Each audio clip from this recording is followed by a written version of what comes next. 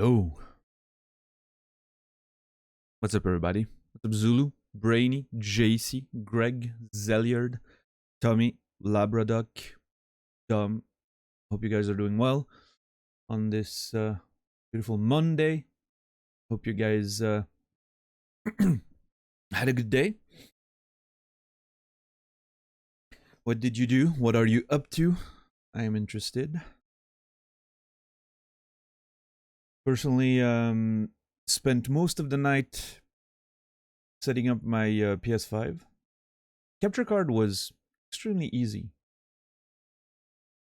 Literally, I have those clasps, in the case, so it was like dunk, remove the old trash one that I used all the way back. That is 720p, 30 FPS or whatever. Put the new one in, clasp in, and that was done. Now, the PS5 was in itself was super easy. However, now the actual streaming of the PS5 is going to be a tiny bit more complicated than I was hoping. And it's mostly a matter of sound. Because in order to capture the sound, I have to like feed it through the source on OBS, right? Like you get the source and then you can feed in direct sound or wave out or whatever it's called, which works reasonably well. There was some cracking and popping, but I was able to more or less prevent that by changing the samples, like the sample rate, make it matching between all the components on my computer, which that was relatively easy. But there's a slight delay, which I can honestly only hear when because I'm also using the headphone out on my monitor where the PS5 ends up entering to send it back to my audio card. And that's usually how I played games, because I want to be able to listen to streams on my computer and all that while I'm playing games on PlayStation, which is how I used to play PS4 games. Sorry. And so I had that direct sound going on. However, I don't think this one gets captured. And plus, when my OBS is open at the same time, I get some insane buzzing. I think it's because of the webcam.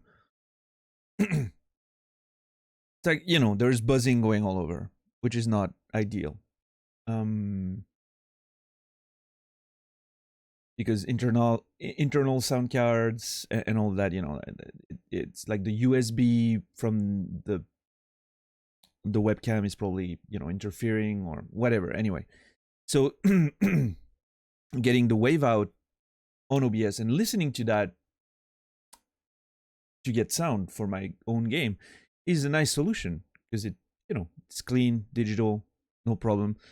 But there's a very slight delay, which if it stayed like that, very slight delay wouldn't bother me too much. Like it's so minimal that I can really only notice it when I'm,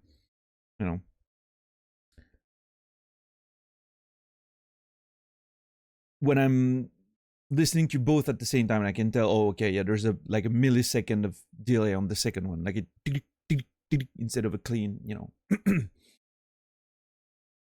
However, it seems that the delay is increasing over time, sometimes for whatever reason. Like after a few minutes of fiddling around with other settings, then suddenly I click and it's tick, tick, tick, tick, instead of the very short delay that used to be before. I'm worried about that, and I'm not sure how to solve it yet.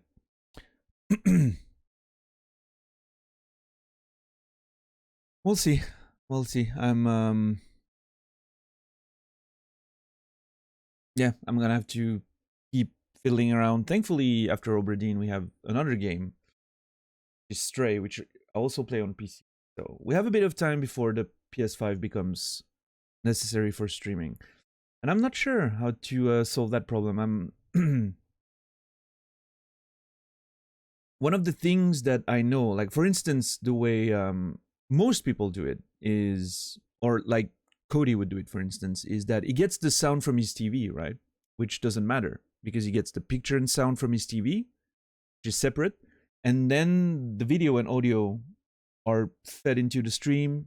They're synchronized with each other, which is all that matters. Even if he has a slight delay, doesn't matter too much. Like half a second of delay is not going to matter too much for our experience as viewers because he's going to react to things maybe half a second later but or earlier, but it doesn't, like, we don't see the difference ourselves. But if it's basically for my playing experience that it might be problematic if the sound keeps delaying. So of course the alternative would be that whenever I play PS5, I switch my sound to my monitor. I literally plug my headphones into my monitor, which means I completely bypass the issue in the same way. However, then I don't hear my PC sound anymore, which means my alerts, my music at the beginning of the show, and I'm not sure I want that, So yeah. If only there was a way, and maybe there is, but I'm not sure. Maybe with virtual audio cable, I could do that. Find a way to me not hear. No, because it's just a single source. Side OBS, that wouldn't work. I don't know. Another option would be to get a cheap mixer, like a I don't know, a Zenix 502 from Behringer. Like just tiny, cheap. Get the computer sound in. Get the PS5 sound in from the monitor. Get that back to my headphones. No, because I would still hear the sound double. I would hear the sound double.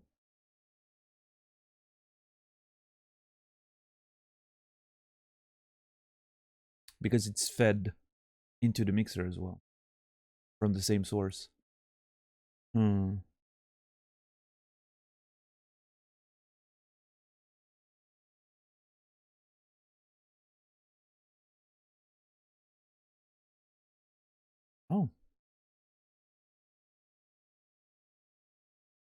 How?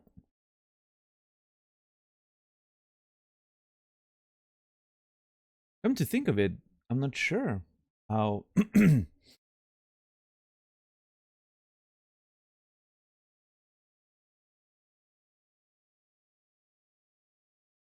How would an HDMI splitter help in that regard, in that situation? I'm not sure. What's up, Brendan? What's up, Natus? What's up, Feardodon? What's up, Dread? What's up, Electron? How are you? How are you? I don't know if Casey can really help. It's like a more specific issue. It's not just a sound issue. It's just, proper. I mean, he might have ideas, but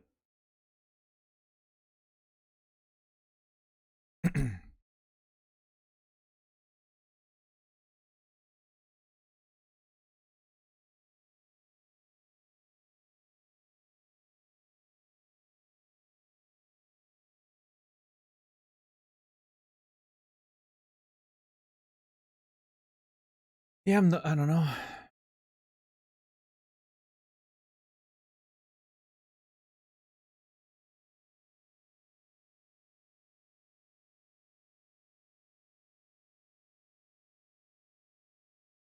I would I would absolutely know how to do this if I was using a multi computer setup that would just feed the audio out to a streaming PC, and I would only get like the alerts and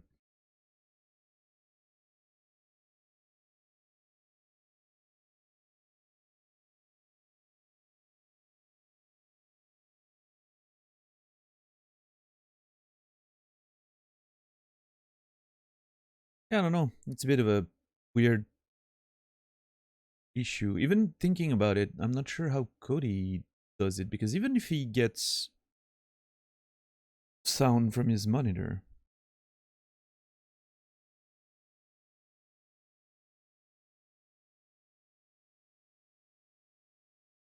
well, that's my capture card has a pass through, so I don't need an HDMI splitter. I I'll explain how I do it and what's the problem, because you might have missed the beginning of the conversation. PS5 goes to the capture card. Pass through goes to my monitor. So, removes the need for a splitter, because I get the card is basically doing the job of the splitter, right? It's just feeding my monitor. No, I get it, but it's the same result. You get both the sound and the picture going to the PC, and or am I missing something?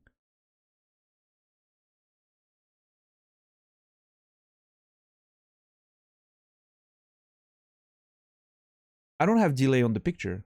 The picture is perfectly fine. I get a direct HDMI connection because it's going through the pass-through, so it doesn't delay anything. We're purely talking about a sound delay issue. And I get the sound delay issue by doing exactly what you're doing, which is using the capture on, instead of using the software, I'm using a direct like wave out on the source on OBS, which feeds the sound into OBS, which is what I listen to. So the audio also comes from my PC capture card, which is what I described, except it has a delay. Maybe you don't notice it because you haven't listened to both at the same time, but there is a delay. It's so very slight. You won't notice it by just, pushing your buttons and seeing, oh yeah, the sound's synchronized. But when you listen with the direct audio, which I also have feeding into my PC, because I have a setup with analog cables going into my PC from my monitor, I can hear there's a very slight delay, which is, not even a tenth of a second. So you wouldn't notice it by just playing normally, but like playing both at the same time, you can listen, it does tick, tick, tick, instead of a proper tick, There's like a tiny delay, which, I mean, yes, Brainy, I can mute my, that's not the problem. I can mute my analog sound from the monitor, but then I know that I'm playing with a delay, which one is annoying, and two, like I said, it after like 30 minutes of fiddling with settings, the audio delay had increased to just a bit more. It wasn't tick anymore. It was tick tick tick tick, which, extrapolating, if that issue is something that's building over time, and I have to like reset my display every 2 hours to make sure it doesn't delay up to half a second. Like I don't want to play with half a second delay of sound. For you guys, you're not even gonna see it because the picture is always synchronized with the audio. But me as the player, I will notice it, And I'm not sure if the delay was caused by me fiddling with settings. That's very possible. Like it micro freezes the picture, so it delays a bit more. The capture, so it delays a bit more every time. So maybe if I just, maybe if I just don't touch anything once it starts, and I just play, and that's what I'm gonna test tonight. Maybe it'll just won't. I can deal with 0.1 second delay. I mean, I'm probably not even gonna notice it, but it's there. There is if you use the if the sound comes from the capture, there is a delay whether you hear it or not. Like it's not instant.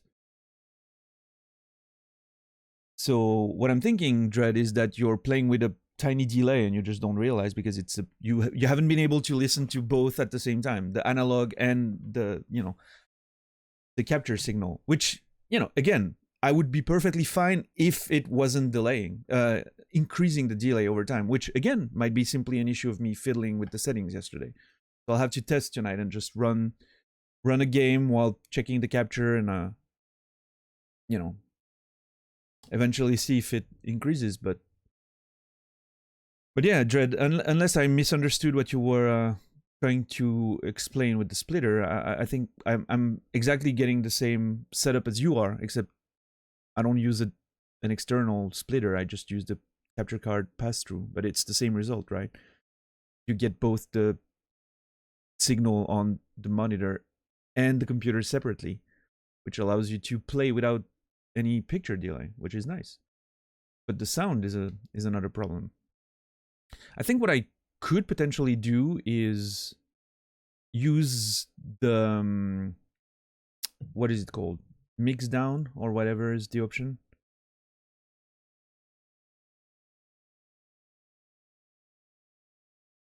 Stereo mix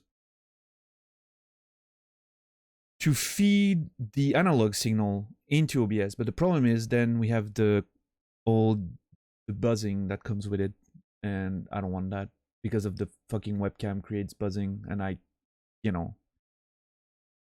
can't avoid that. I would need, well, no, even if I got a mixer, I still have to feed the sound back in, which would create a buzz.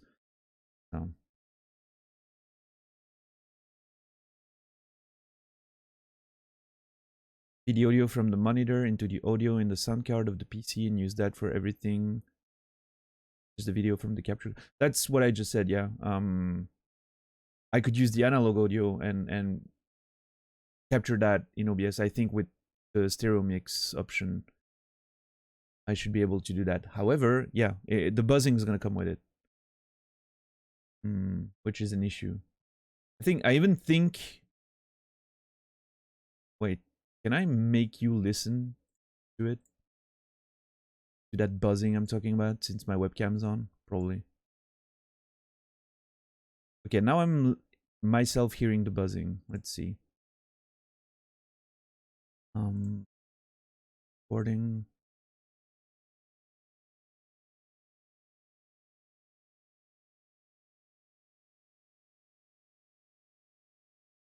Stereo mix enable.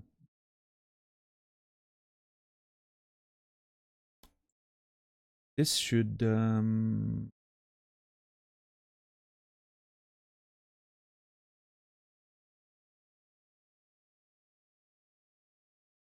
no, it doesn't. Maybe it's, yeah, I don't know. It's a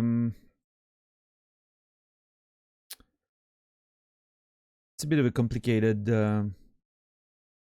situation there.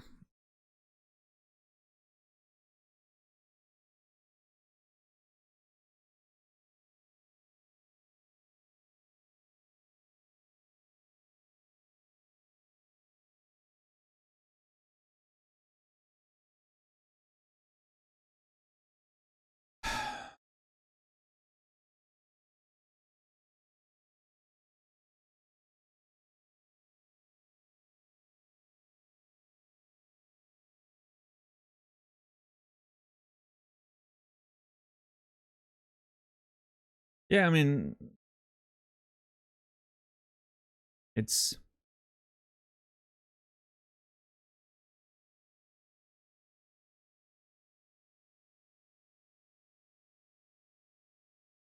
I think if I can manage to make the audio delay stay constant at the very low rate it starts with, that should be fine. I don't care about, I'll know it's there and it's gonna annoy me a bit, but I'll probably forget about it.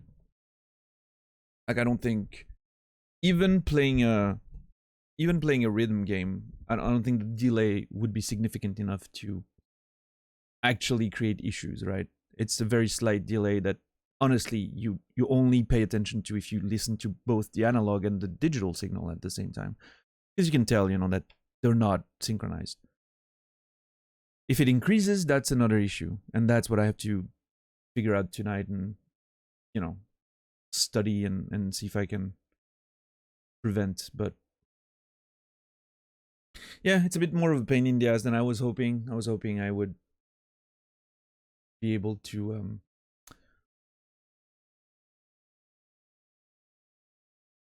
do that a bit more easily, but it never is it?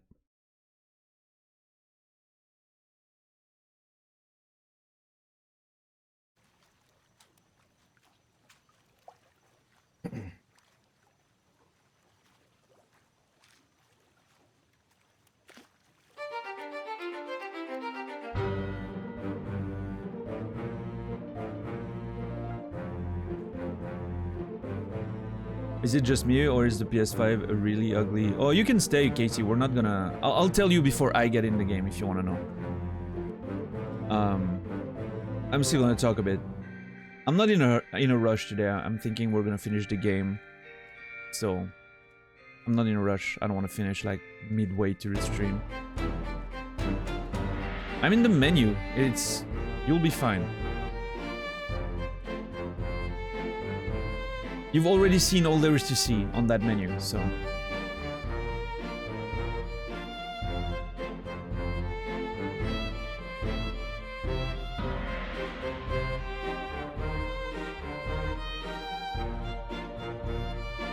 Yeah, Casey, me too. Hopefully we can watch each other's stream in a while. Playing Stray next, probably starting tomorrow, so... Tomorrow's gonna be weird. I have stuff to do. I need to help my mom with some, you know, cleaning up and sorting out some old stuff. So I should be starting later, probably. Tomorrow I'm probably gonna start later than usual, but yeah. I don't know, JC. I think it's looking actually quite nice. I like the design of it. It was a lot bigger than I thought it would be. Like, I knew it was big, but I did not expect it to be this big. Like, it was insane getting it out of the box. Like, I was like, holy shit, what the hell? Yeah, Brendan? Nice.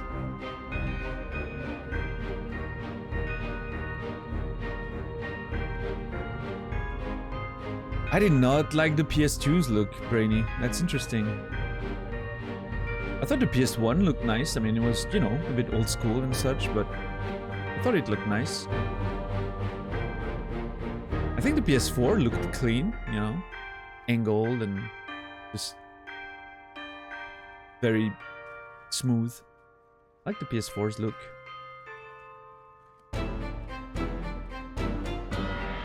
PS2 was a bit weird, I don't know. PS3 was weird, like the first version was... You know, looked like a... I don't know what it looked like. I remember people saying it looked like a piano, which... I understand why, but... And the second version of the PS3 was pretty smooth, you know, like just generic, you know. But yeah, I don't know. I like that. I like the PS4. The white is nice. Controllers are nice. I like it.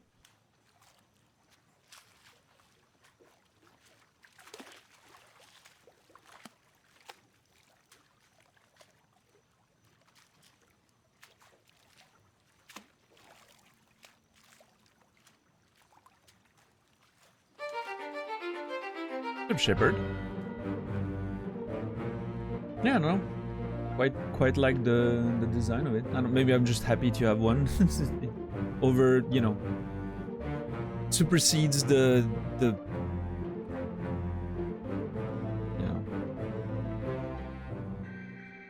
know. No, go ahead, Casey. Even though, you know, like I said, I'm just struggling with things. So I don't know if I have the best information to give you, but.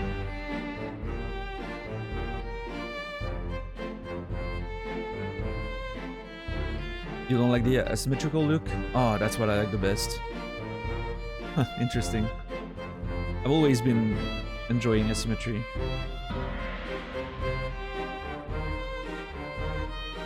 Really, Brainy? Wow. Jesus.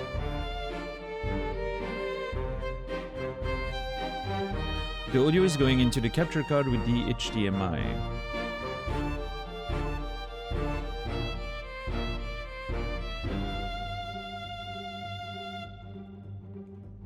Oh, it is directly captured, Casey. So basically, I'm gonna summarize again since you weren't here at the beginning.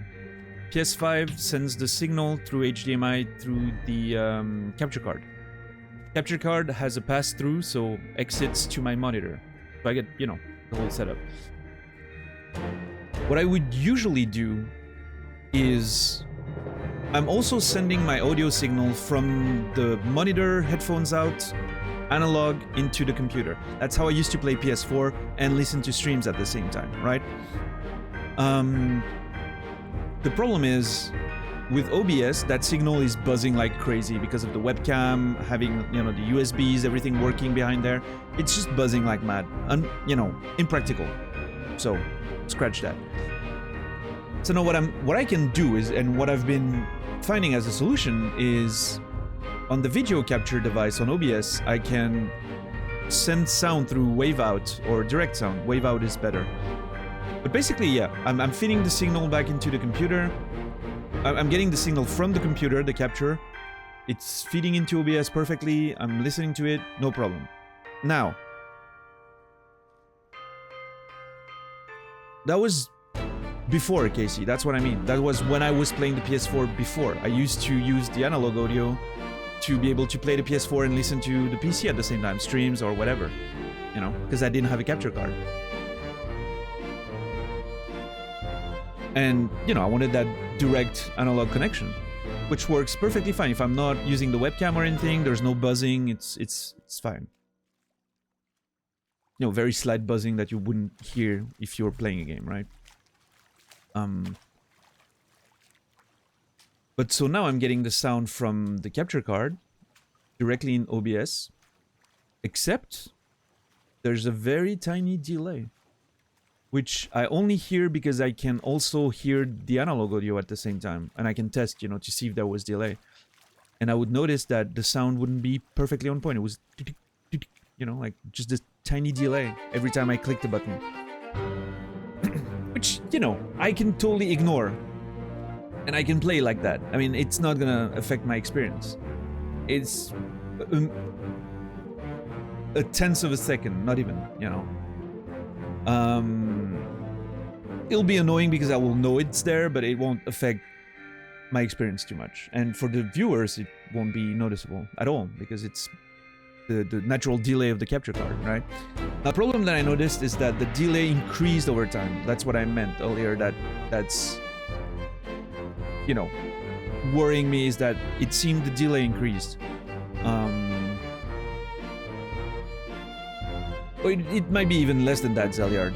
You know, I didn't measure it. It just, I can tell that it wouldn't bother me because when I turn off the analog and I'm just, you know, moving around in the menus and stuff, I'm like, yeah, it looks normal to me, you know. But if the delay increases, and again, I'm still not sure if it is because I was playing with the settings and it created some buffering and delays, but if the delay increases, it's going to be a problem. If it doesn't, we'll be good. But I'm basically doing what Nasrallah has been doing. And I asked Naz, do you realize there's delay in that? And he was like, oh, nope, never noticed it. And I'm like, oh, that explains a few Sekiro deaths, I guess. Of course, I'm just giving him shit, but, you know.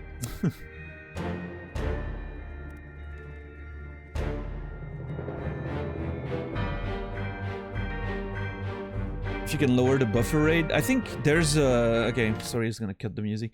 There's a buffer, let me look at it. Buffering disabled. I completely disabled it. So, hopefully that...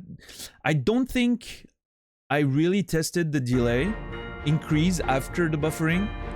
But I know at least without the buffering, the delay was, like I said, like barely noticeable. That was, you know, when I clicked the button.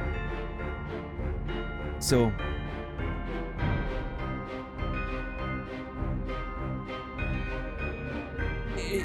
hopefully, you know, buffering is different from buffer rate. And where can I play around with that? Where is the option there?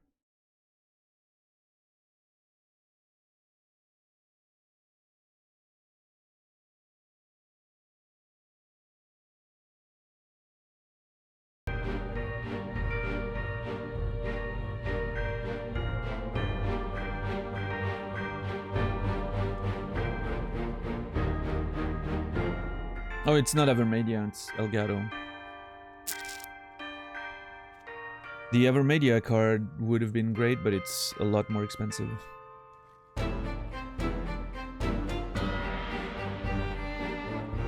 and I don't need 4K, and you know, Avermedia only had 4K cards. None of them worked on Windows 7. Yeah, I'll look into it in the things. I'm gonna keep experimenting with it after the stream tonight, so.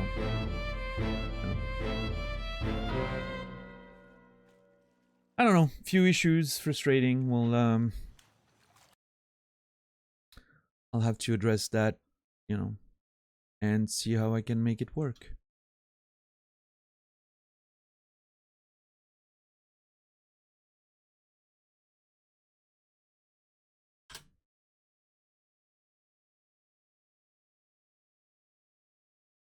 Hopefully I find a way. Yeah. No, it's fine. You're fine, Casey. You're one of the rare people that I'm glad to talk tech issues with.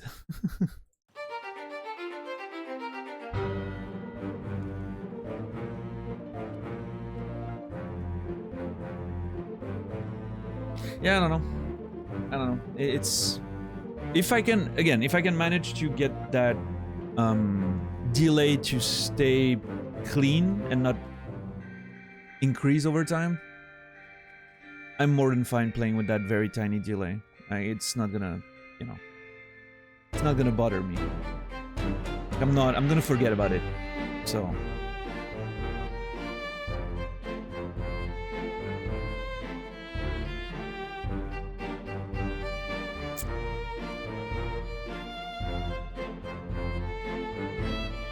Now what I'm wondering is, yeah, no, it's gonna be the same problem. I was like, I could get a mixer to get the sound from the computer and the sound from the capture card, and you know, but it's gonna be the same problem. I'll hear the sound double if it comes from both the devices. Since I have to send the signal to, actually, I know how Cody does it with when he's playing on the TV with the TV sound, you know, like he's got the sound coming from the TV for himself, and then there's a whole computer setup that also is feeding sound.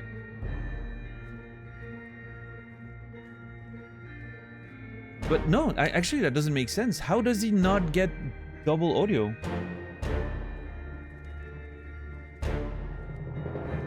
He's not using a dual PC setup, so his PC must have audio coming in for us to hear it.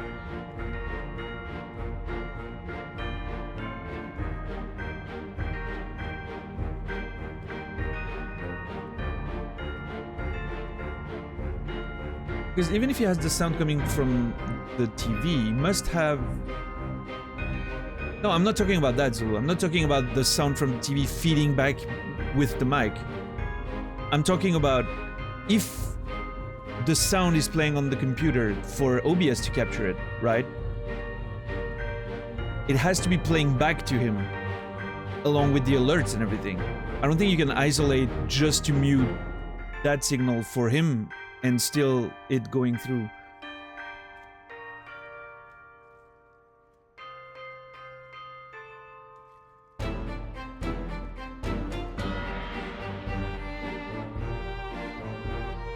Just don't have monitoring on, but it's part of the desktop audio is what I don't get. I can't isolate just that.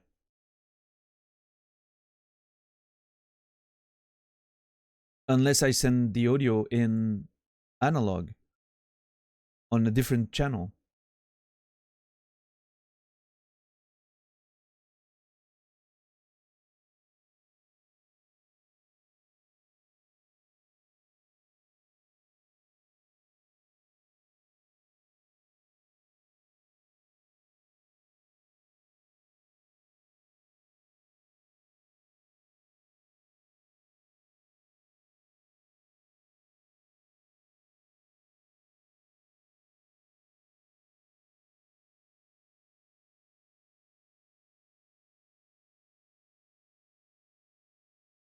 Split the audio out of the HDMI before it hits the capture card. Then you would be getting the direct signal with no delay, which again I can have because it's in my monitor. But I would still hear the sound on the computer because again, it's not like I'm not monitoring it separately. It's just part of the desktop audio. So unless I have a way to separate my desktop audio in different channels,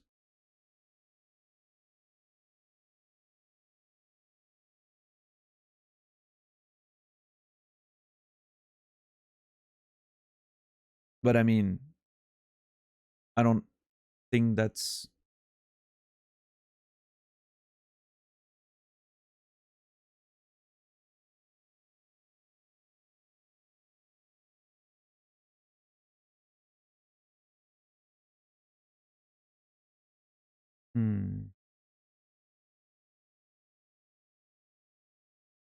Maybe I need to use VAC, I guess.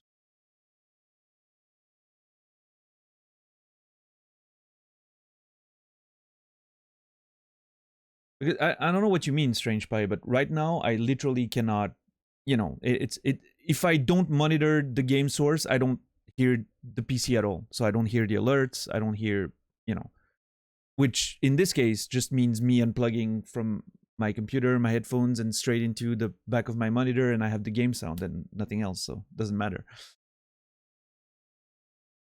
But the idea would be that I can still hear my alerts, but works differently for my... I don't know, which one do you have?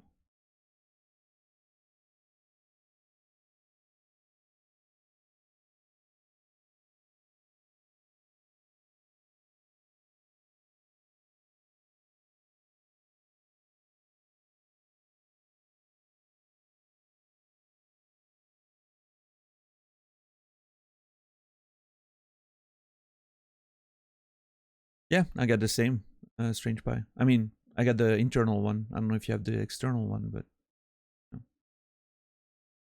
I don't think it would change that. But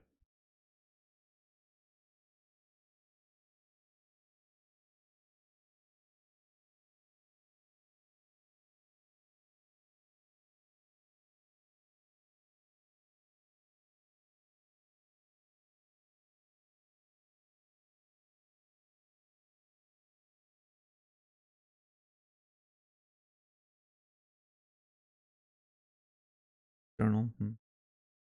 And how do you acquire the audio for OBS then?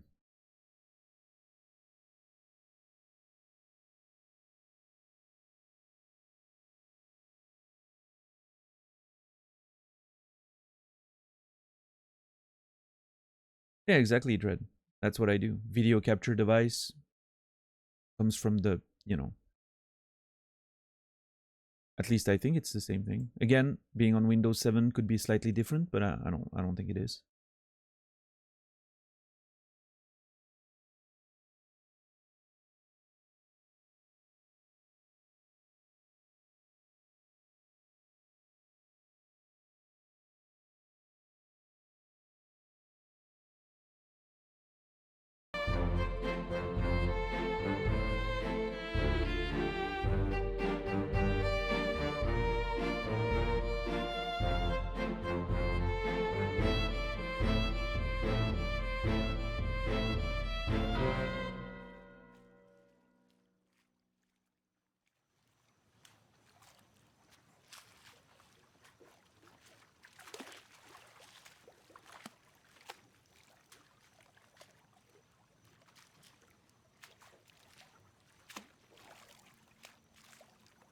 What's up, Glagger?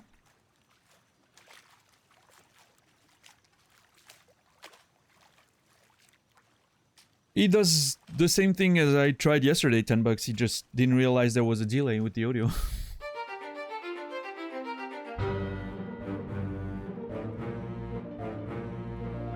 Which, again, if stable, would not be a problem. And the instability isn't proven yet. Maybe I created it myself by fiddling around, which I'll have to try again tonight. It was getting late yesterday and I didn't continue. So. I mean, there has to be a way, Casey. Like, I just don't know how right now.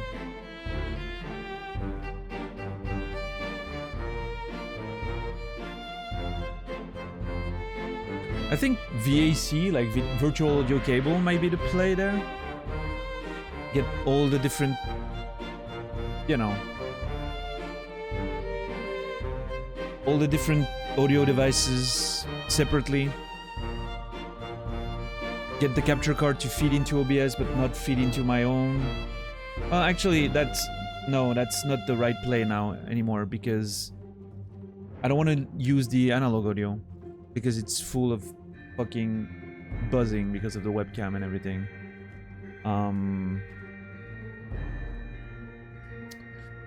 So I think, I mean, I could use a mixer, but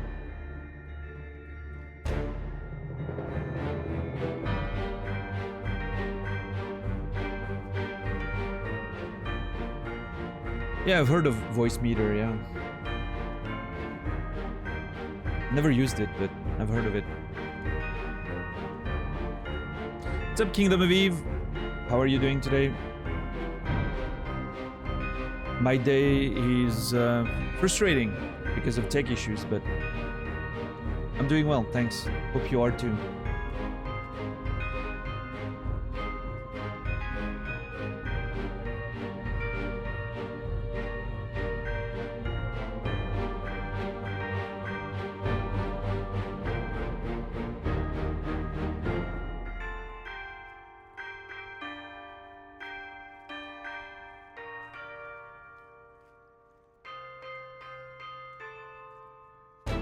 Yeah, I don't know. If I can get that delay to stay consistent, at least, you know, I'm sure I can train my brain to forget that there's a few milliseconds of delay and not be too annoyed by it, but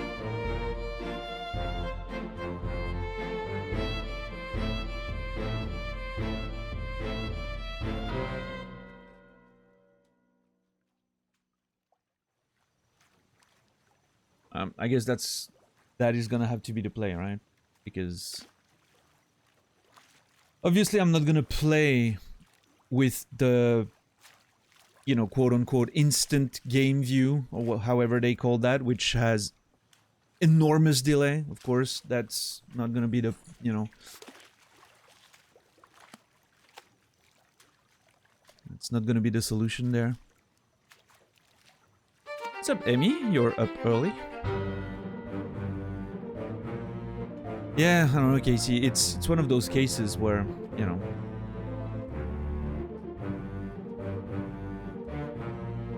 perfectionism is just taking over.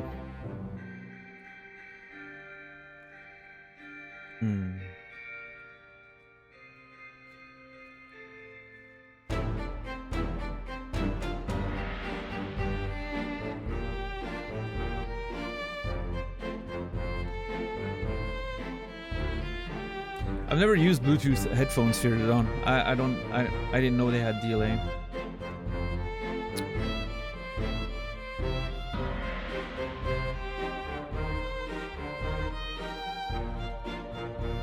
Yeah, I don't know. I need to think of the best solution for this.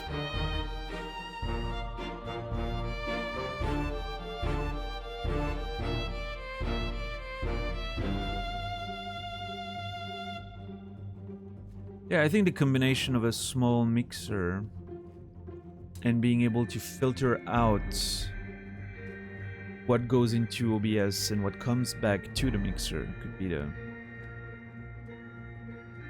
Yeah, but the problem, Brendan, is we're trying to get delay going the other way.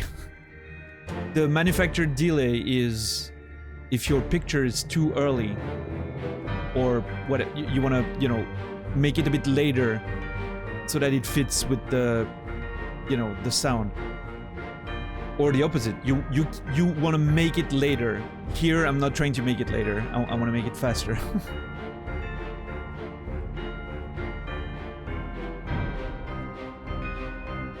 Basically, when you manufacture delay, it's to make it later so that the viewers get both at the same time, and you don't care about the delay. You're not watching it.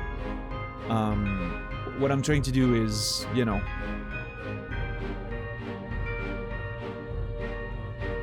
make it faster so that my playing experience gets... Your viewing experience will never be in doubt. It will always be smooth. everything I'm talking about here is my playing experience.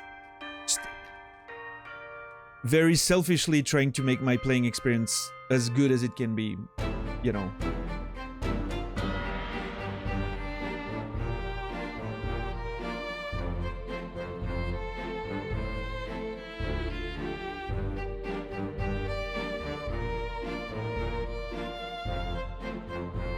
Yeah.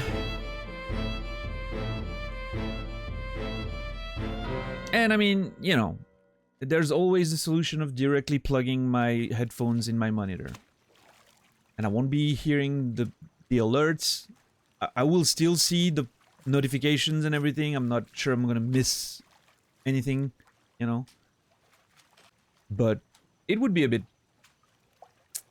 immersion breaking, you know, for me to not hear the alerts when I'm streaming and all that. It's not quite the vibe, you know.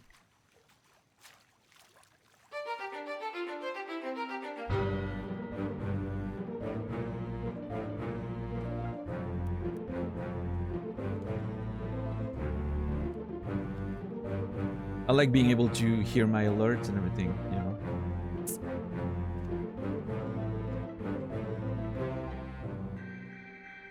I mean, I'm never gonna miss the alerts, Elliot. They're literally right next to chat.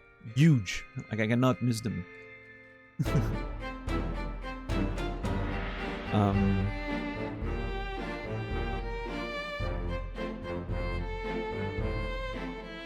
But as far as sound goes, no, I don't want to listen to my own stream, you know. And I don't think just getting the notifications from Stream Elements is gonna work on the phone. It's not how it works.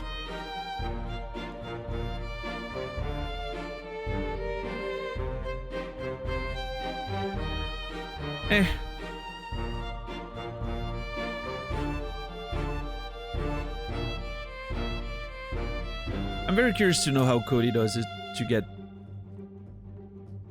It might be...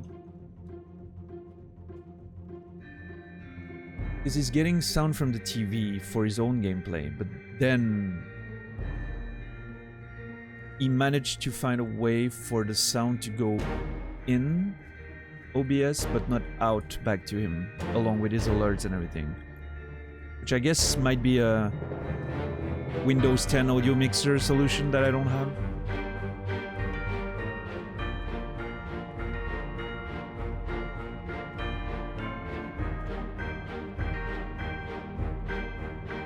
Well, Casey, the problem is that it's not...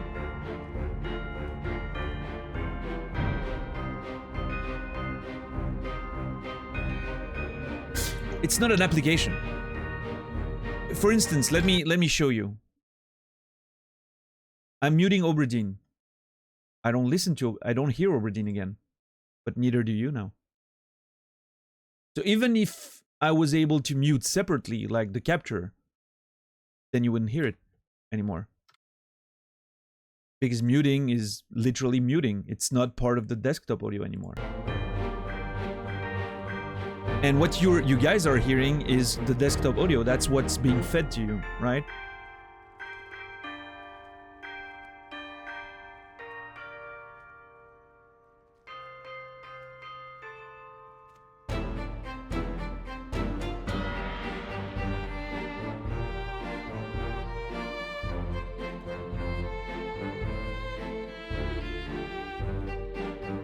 Well, this is a PC game, yeah. But we're talking about potential game capture. However, the sound that I'm getting from the PS5 is directly in OBS right now. That's what I tested yesterday. It's being fed by the video capture device, direct, you know, audio out. I could potentially get the sound separately from the capture software, which would be an option. However, I can't have the capture software running and get the video captured on OBS, both at the same time. It considered the device already in use. And I don't think there's a way to only get the audio on a separate external software. Which, again, even if I did, And if I were to mute it, then OBS wouldn't hear it anymore. So it wouldn't matter.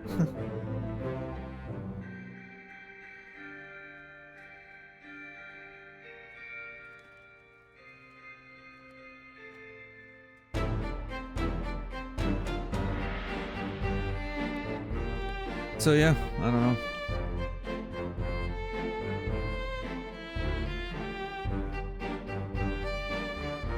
I'm just going on that screen so the music doesn't start again after it.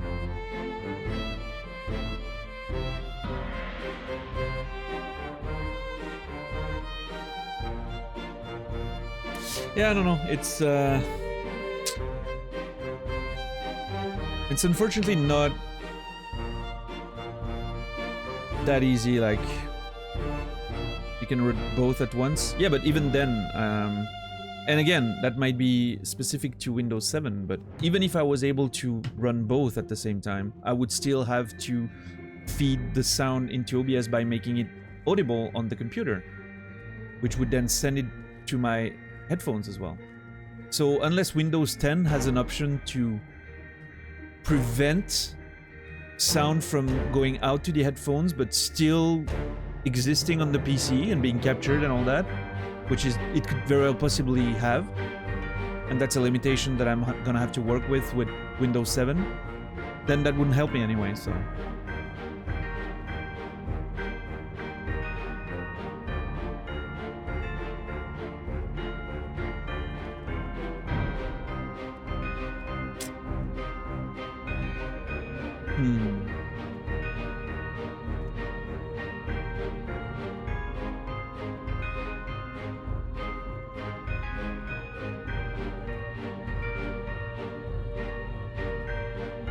I don't know, maybe I need to try something with virtual audio cables. That could potentially help, I think. I remember using that a lot back in the day and it was very flexible and nice.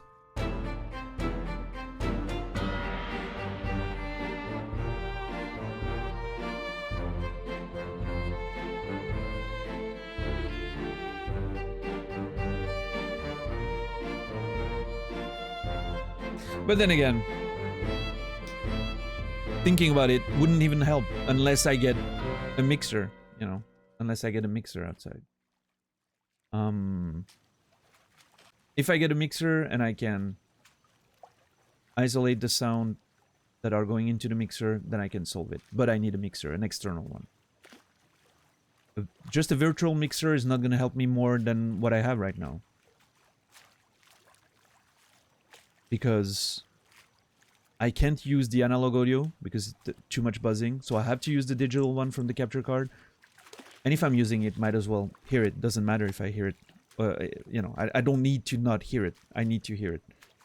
But then we go back to the delay issue, which is the only problem. If there wasn't any delay on the audio at all, we'd be fine. And I'm pretty sure I can deal with the very little delay there is. NAS does. Most people who do that thing does. They probably don't even realize there's delay because they haven't been able to listen to both signals at the same time.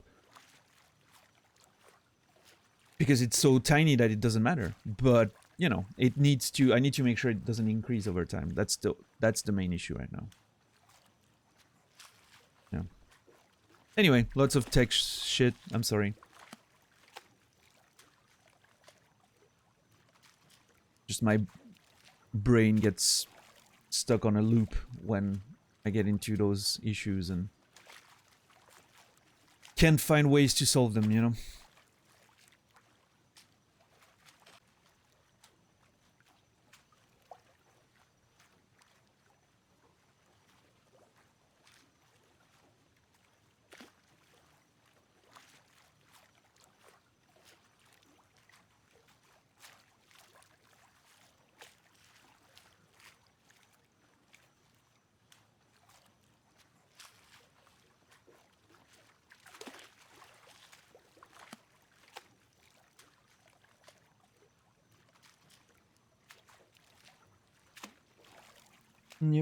Yep.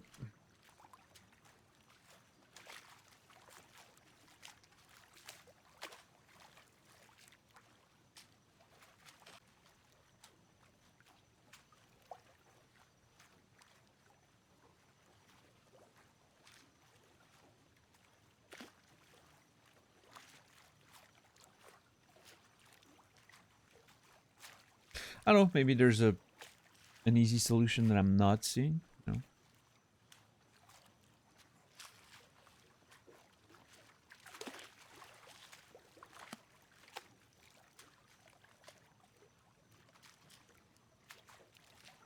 But it doesn't seem like it.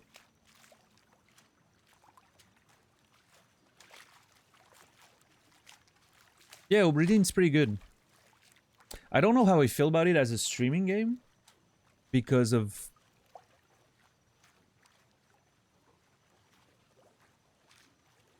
So...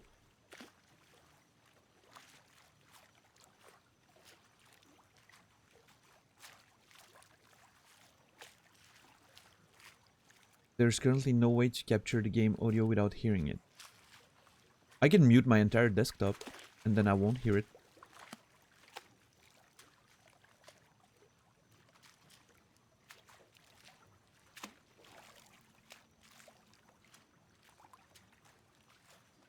Because the capture audio is part of the desktop audio.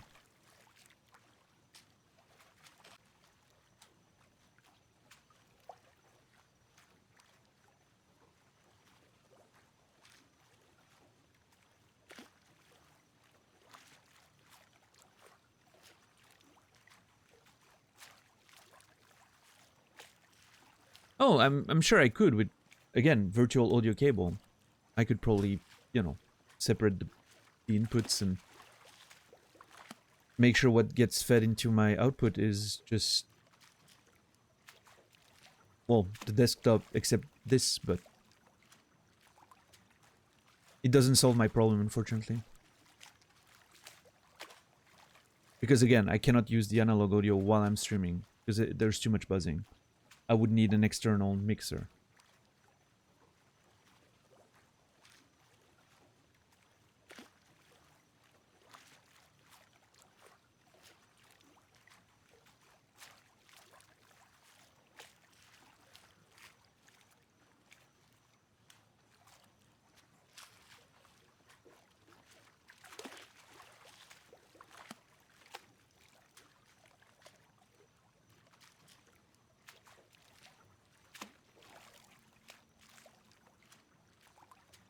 But yeah, by default, Windows 7 doesn't have a lot of audio options. That's the reality of it.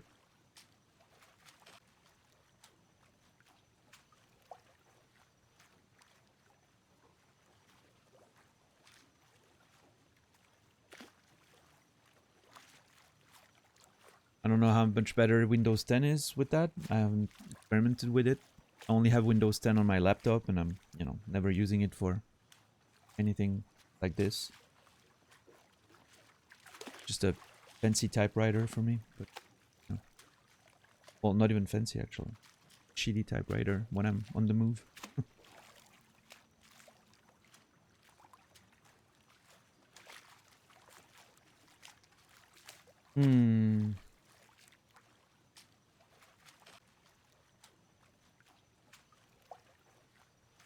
Yeah, I don't know. It's just, you know.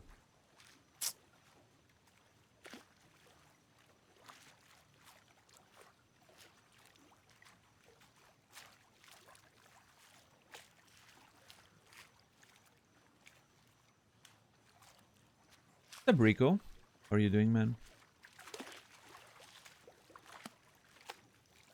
Yeah, I mean, the mixer convo is actually pretty simple for me, based on my budget. I would get the smallest working mixer possible, Behringer 502, the mini thing, two lines in, get the audio from the computer, provided with VAC I can remove, you know, whatever.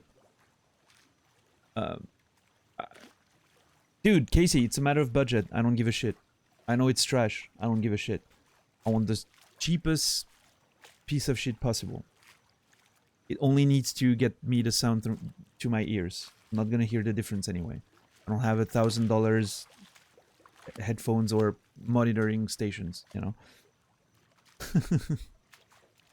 It costs $50. That's all I want. Get the signal in from the monitor to the mixer to get the PS5 audio. put my headphones in there, and that's all I need. I don't need anything else.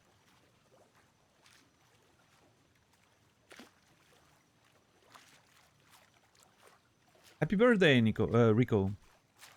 Enjoy it, man. Hope you had a good day. You need something with an interface? No, I just need audio in from two different... Like, I need 2 audio ins and a headphone out. That's all I need. And knobs to adjust the volume. I don't even need anything that can, you know... I don't need the EQ, I don't need anything. Just 2 ins, 1 out. That's it.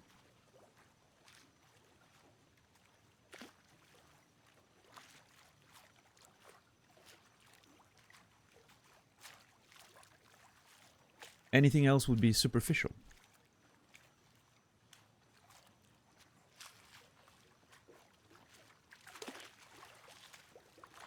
And again, this is reliant on me.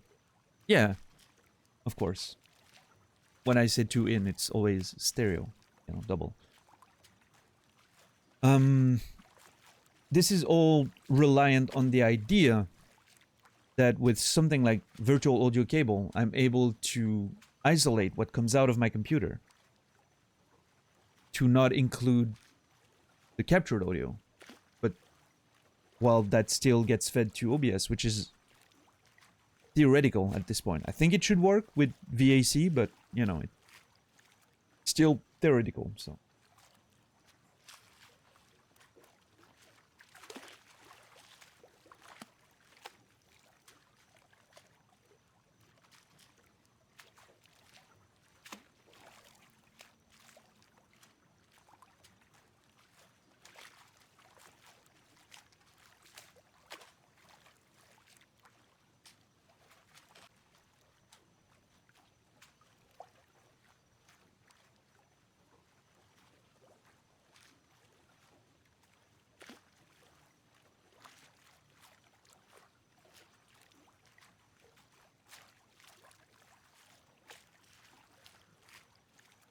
Yeah, I don't know.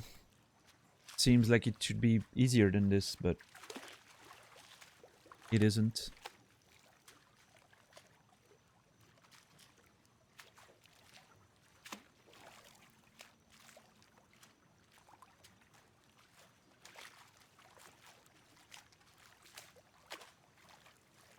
And I'm sure Windows 7 is part of the problem there, but not gonna change that for now.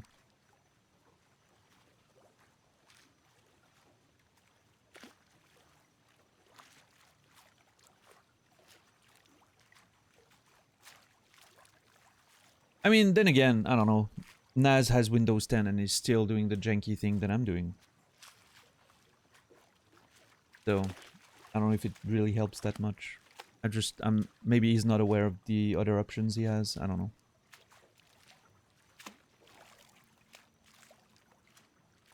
Yeah, I have reasons to not upgrade. Some old legacy software that I'm using. And I have no plans of upgrading for now.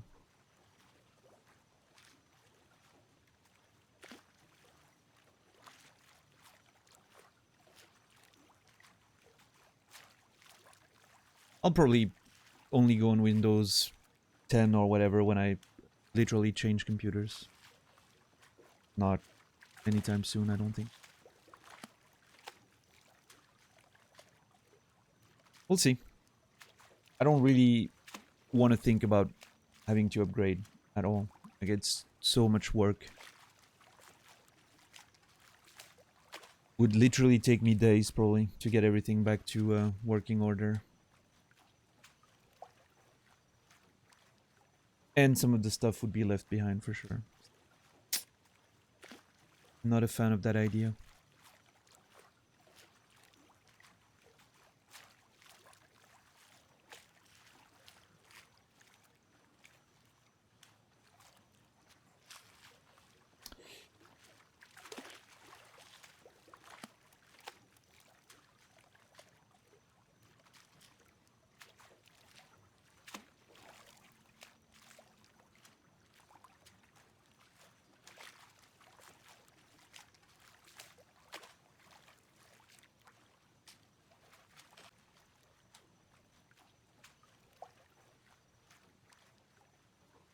Anyway.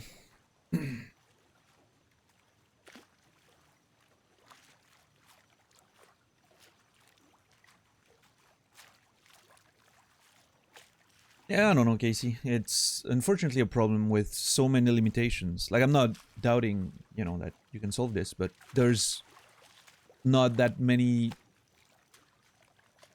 paths because of how limiting the whole setup is. Without, you know,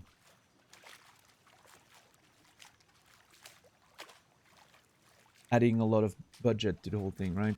Which money is always a solution, but in this case, not relevant. But we can talk about it, but, you know.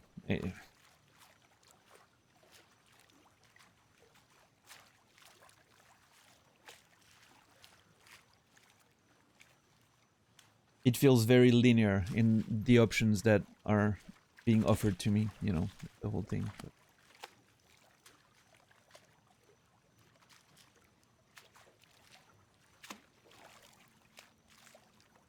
no, that I understand.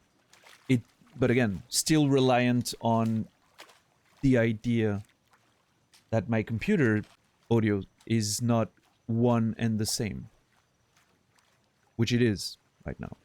My computer audio as an out is only one signal with everything mixed together.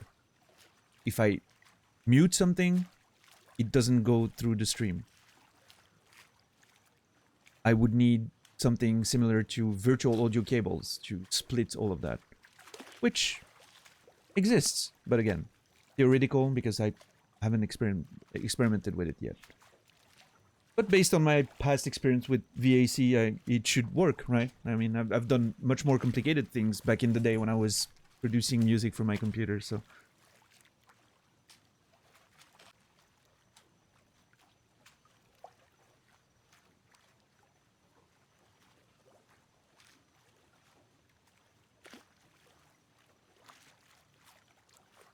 Just need to try some things tonight. Which, again, will only be useful if I decide to get a mixer. Which is a big if, because... already made a lot of purchases lately and, you know, not looking to spend too much more money for gear right now. So we'll see.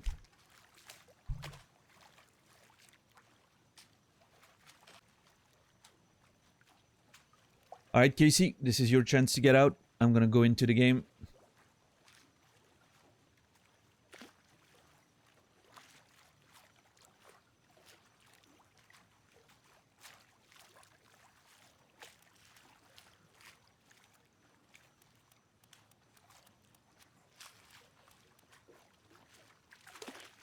Wait, what the fuck is this?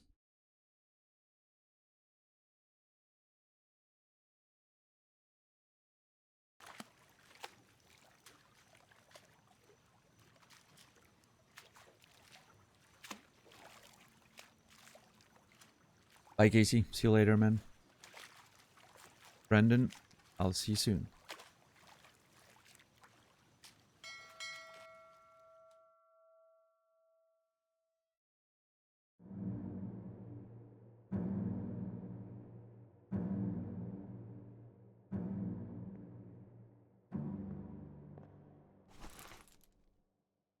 Alright, let's see where we were. And so now that, you know, we're in the game and we can talk a bit spoilers and everything, here's, you know, here's my problem with this game as a streaming game. I feel like the interaction with the game stops very quote-unquote early in the process, right? You're watching all those situations and everything, and then suddenly you've pretty much seen everything you need to see, and you still have, like, when we finished yesterday, when I was done watching the scenes, except, you know, the bargain, which I'm not, you know, we'll only figure out later. Then it's just like, okay, I've solved around 20 things. I have 40, you know, I have 2/3 of the things to solve. And I've seen all there is to see. Now it's just purely figuring stuff out and process of elimination. And I have all of it. And so yesterday, like for the most part, was just me looking at this and going over the names and being like, making mental checks in my head, you know, which doesn't translate into streaming very well. And explaining the thought process would, verbalizing it would be problematic because in my head it's very visual. It's not something I can easily translate to words. And if I was trying to do it, then it would disrupt the thinking process, you know? It's not like, compared to, we were comparing it to Outer Wilds a bit, right? Outer Wilds is constantly interactive. Like it's always, there's something to do, there's interactions, there you figure stuff out as you're exploring and looking at things move, and it's a lot more organic. This feels like, okay, I've got all the information in front of me. It's like a wall of post-it, and now I need to put like the little threads, you know. Except you can't see the threads because it's all in my head. And explaining them is like, oh yeah, okay, so I connect this with this with this. It's just a random bunch of, you know, faces and names. Like I can't even. So it makes for a weird experience once you reach that point. Once you reach that point where you've seen the scenes and you're just like checking out those boxes, I think it becomes a very difficult streaming experience, and it's hard to translate for the viewers what's going on. At least for me, the way I'm, you know, my brain works and the way I think, and I can't just that easily explain what I'm doing, right? So yeah, I don't know. It's a bit of a frustrating overall experience in that sense.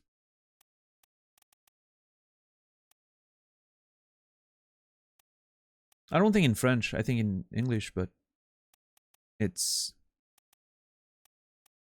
when I say translate, it's because it's visual in my head. It's almost purely visual. I'm like literally seeing a board with threads and ticking boxes, and you know, there's no way for me to do a verbal picture of that. Like it doesn't matter. Like it would take too long, and you know. Oh, I don't think I need that, Brainy. No, it would take me, you know, it wouldn't help with getting it done.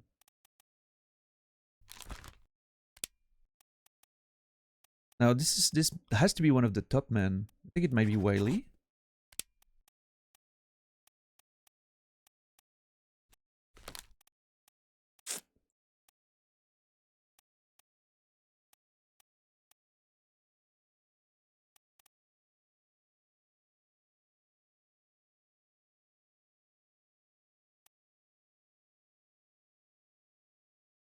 Yeah. I mean, I've certainly enjoyed playing the game, that's for sure. But it feels like as a streaming game, it's a bit of a rough experience for me. I'm not, you know, it's fine from the beginning up to the point where you've seen the scenes, right? That was fine because there's all that observing the scenes and exploration, and it's awesome. And then suddenly that completely goes to a halt, and you're like, holy shit, okay. Now it's just pure brain works, you know, like how do I make that interesting to watch? And yeah, I mean, I'm sure some people manage to. Just it's probably not. I need the game to give me a bit more, right? So, but today, what we're gonna do is we're gonna have to re-explore a lot of the scenes, because you know there's a lot of stuff that I don't remember, and it's definitely, you know, we're gonna re-explore a lot of the scenes, and it's gonna be fine. Okay, this guy could be Alexander Booth or George Shirley. I think he's an unknown seaman for sure. I'm pretty sure he's a seaman.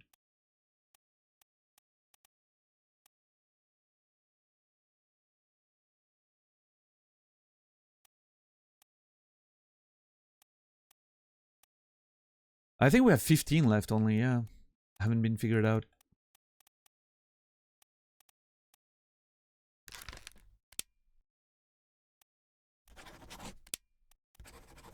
I don't know why this. I think this guy might be the the Russian one. It might not be the case at all, but this one could be Russian, right? Like a nice beard.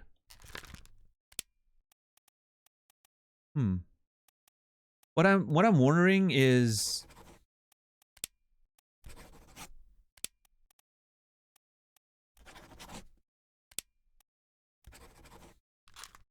there's a notion of, I don't know if I said hi part-time, but hi part-time. Hope you're doing well. There's a notion of the people who were together against the captain. I don't know if it was like a big team of people that were organizing a mutiny together with, what's his name? Nichols? Or if it was a matter of them just being the last one alive at this point, because this guy was involved. And this guy was involved. So what I'm thinking is, there's a good chance they were all Englishmen, right?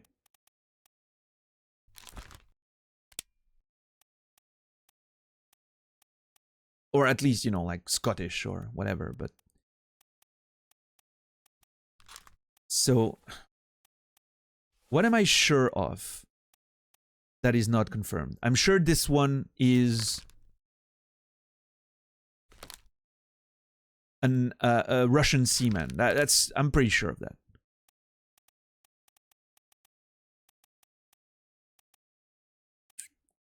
I'm pretty sure this one is the last midshipman, because they're together, like the nobles that are here to learn about the whole thing, you know, it's... Pretty sure of that too.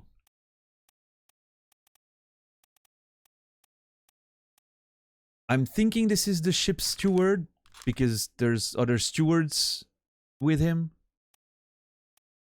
And he's supposed to be Indian, and this guy, I guess, kind of looks Indian if we compare to those faces, you know? The way they're represented in game. I don't know who else it could be, really.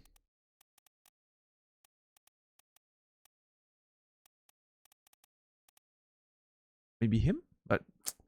Oh no, this was confirmed. Sorry, my bad. Yeah, so I'm pretty sure of that.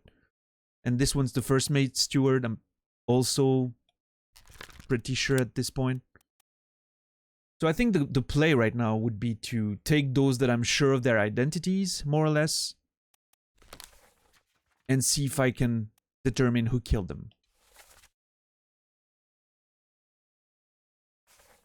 So I think he gets... Right. Let's extract this. I haven't found tattoo guy either. Tattoo guy was the Scottish man.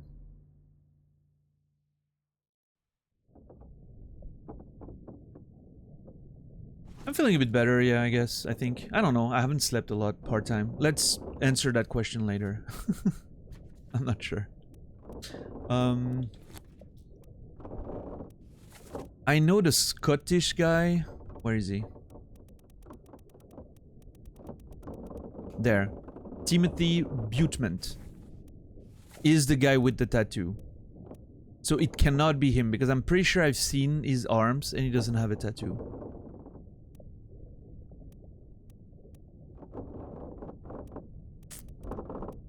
So this eliminates a few options. Could this be the Scottish man? There's not that many of them left, right?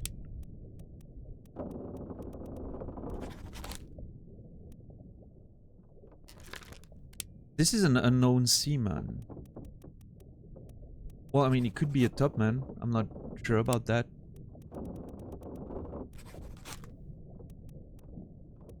And I'm not talking about this tattoo guy, by the way. I'm talking about the one with a...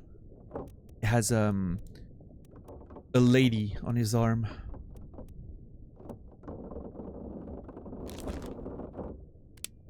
This one is the top man. He was electrocuted. Pretty sure he's the top man.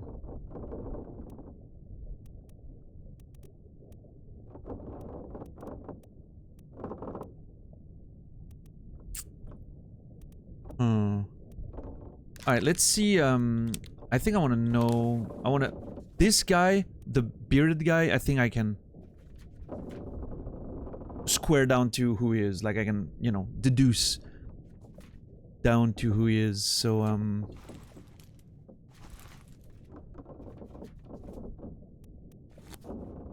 let's see if I can find his. Where is his body again?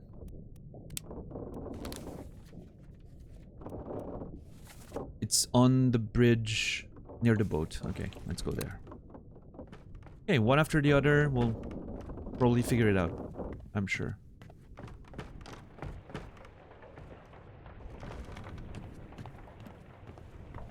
There's a lot less options now at this point, right? Like, it's... We're going down the drain of how many options are left, so... Last one. Move quick. You'll not take the last boat. The guy screaming, "You'll not take the last boat," certainly has an accent, but I'm not sure what it is. Oi, you'll not take the last boat. Who's this guy? Yeah, see, that's where it doesn't work. There's no way this guy... Like, is that a Russian accent?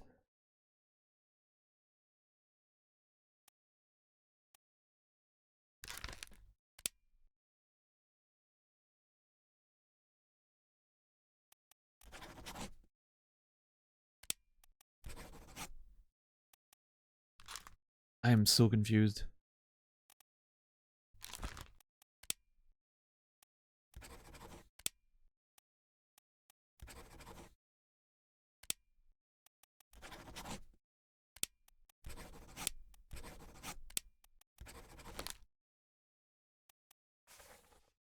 Because...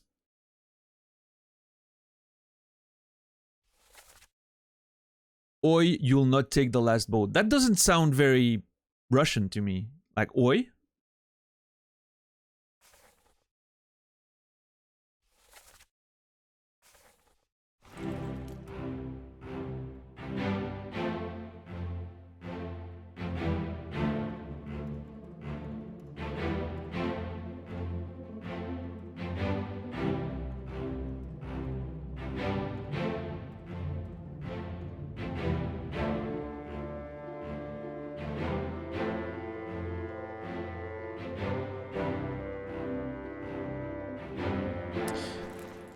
I need to know more about that guy. I need to observe more scenes with that particular asshole. Let's see.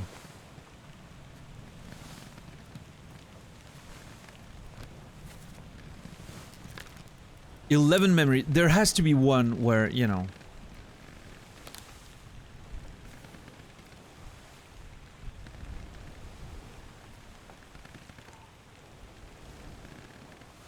See, that's where they're talking to each other. "Stop your cheating, worry about yourself."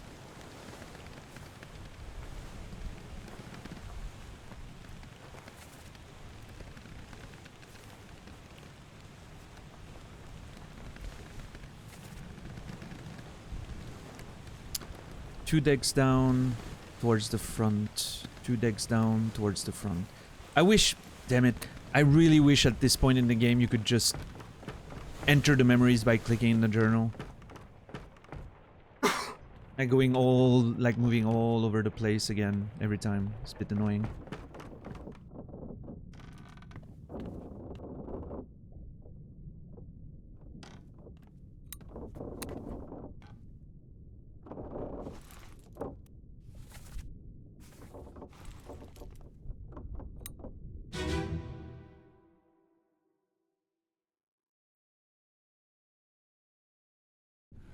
Эй, наплевать, привязывай.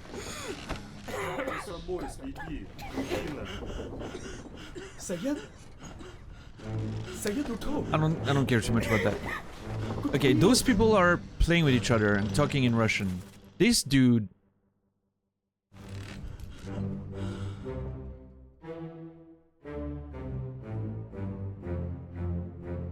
Stop cheating, worry about yourself. Okay. There's one option there is that one is that O'Hagan is actually this guy. No, this guy.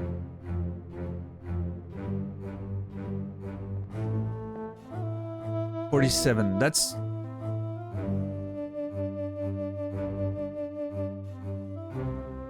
wait. Wait. 47 has a pipe. There was a dude with a pipe on the boat. But no, 47 is confirmed to be Alexei Toporov.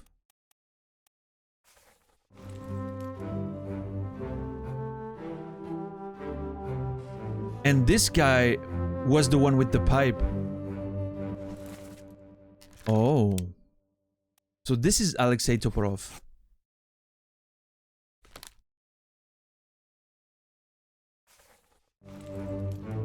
Which means this is O'Hagan? But wait.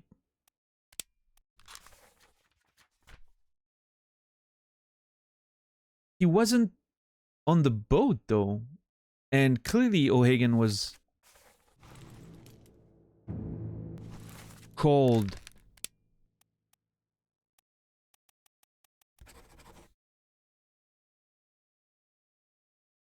While they were on the boat, it was cold. Like it was, you know, someone called him.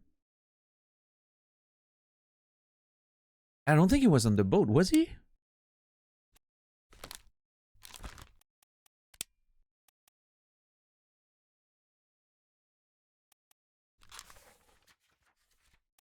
Let's see. Oh, he wasn't.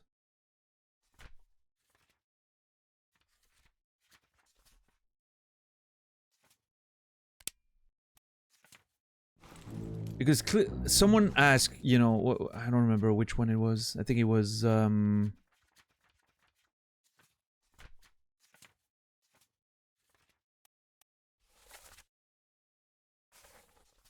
up, Warren? O'Hagan, you still breathing? Can you row? So, see, he was not in that scene. So O'Hagan can only be this guy. It's not this guy. It's not, or this guy. So it is. That's O'Hagan. That's has to be.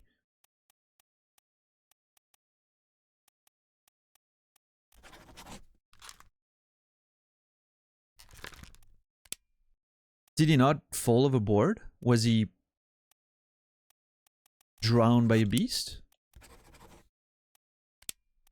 I think we determined that falling overboard was the right solution for those.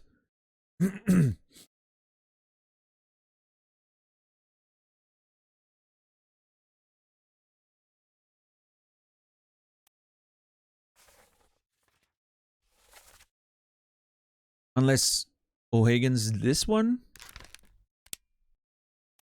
and the other one, you know, ask if he's still alive because he doesn't know he's already dead.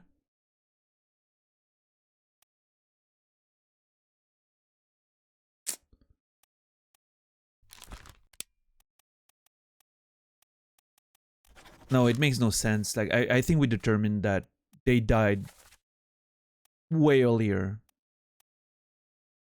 So there's no way he would have called him out, you know. So no.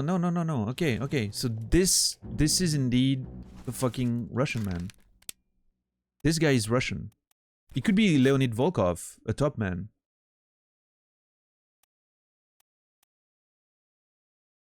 Because after all, he was in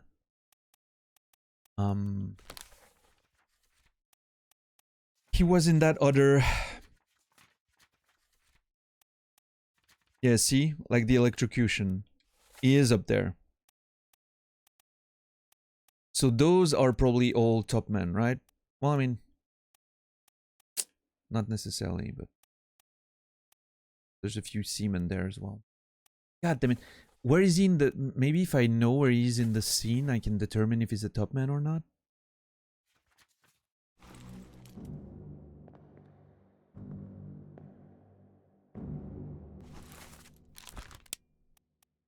How many other Russians do we have? Is that it at this point? Yeah, that's it. So it's one of those two.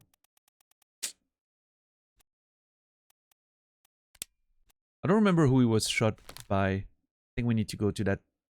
Let's go to his death again, actually. Yeah. The body's right next to it. Perfect. Let's see.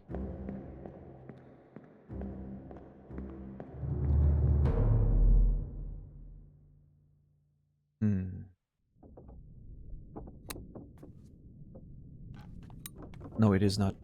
God damn it. Hey, Nami, what's up, man? Thanks for the host, dude. Hope you're doing well, buddy. I don't know if you can watch this or not, so... I'm just gonna hope you're alright.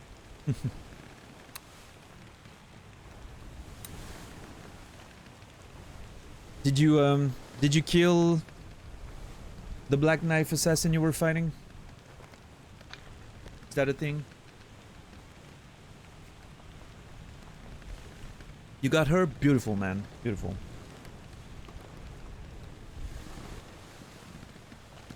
What's up, Brucey? So good. No worries, no worries. Hey, Nami, you were using a capture card for the PS5, right? Well, I mean, you're using a PS5, right? You have a capture card and everything.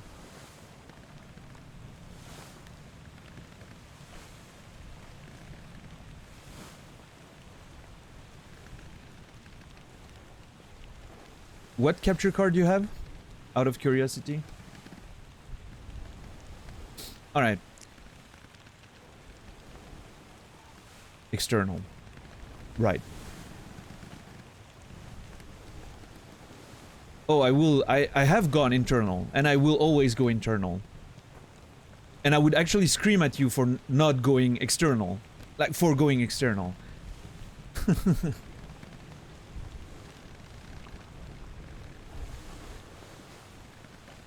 Internal will... At equivalent equipment and budget, internal will always be better. Now, you know, I'm not saying... Elgato is hit or miss, right? Some are complete trash, some are good. Sometimes on certain computers it works, sometimes it doesn't. But internal is always better. I mean, Cody has an internal one right now. That works perfectly, so... No, internal will always be better for everything, but anyway, that's not the point. You feed your audio... Like... The audio you're listening to is on the computer, right? No, but I mean, Cody's an exception. I think his Elgato was either defective or just something was wrong with his setup, is what I mean. Like Naz, you know, uses an internal Elgato, has a few standard capture card issues, but nothing that you can notice.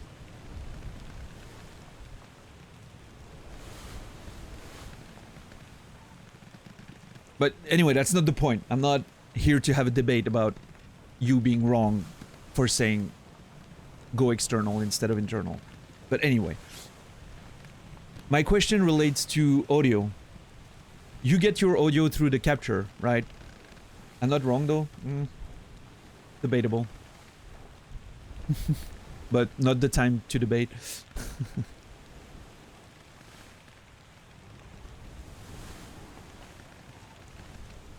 I mean, it's a matter of speed. You have more speed with a PCIe than you have with a USB. So it's obviously, you know, that's only variable. Better speed, better bandwidth equals more effective capture. Yes, speed.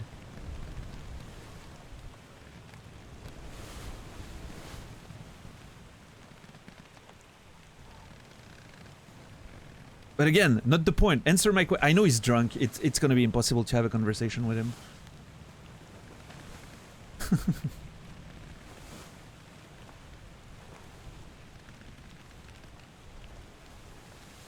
What's up, Bryboot? What's up, Insanity? Lobster? Toxic?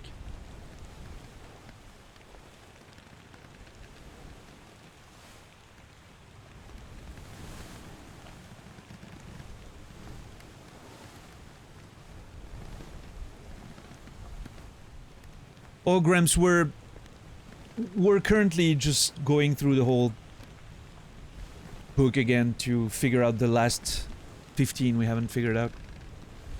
So answer my question, Nam. You say you're not drunk, you still haven't answered my only question. It wasn't about a debate about which card to get. I'm perfectly happy with that.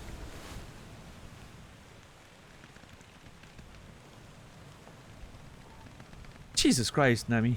What the hell?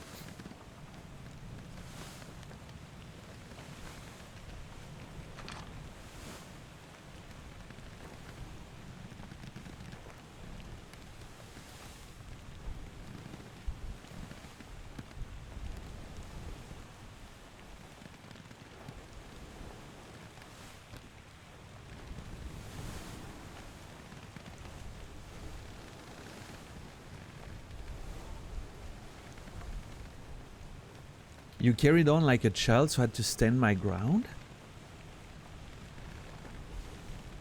You started screaming at people to not do something that's been proven over and over to be better when no one asked you about it. And I'm the child? You're the kid going to the playground being like, oh, my dad's better than your dad. Like, shut the fuck up, cunt. We're playing with sandcastles right here. What the fuck?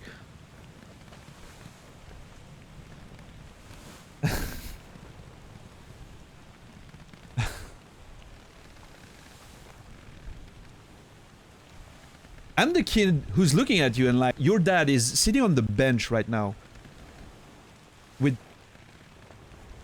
you know, newspapers over himself. My dad's currently running Amazon. What do you mean your dad's better than mine? That's what I did. You're the cunt who brought up your dad into it. I just answered with the truth.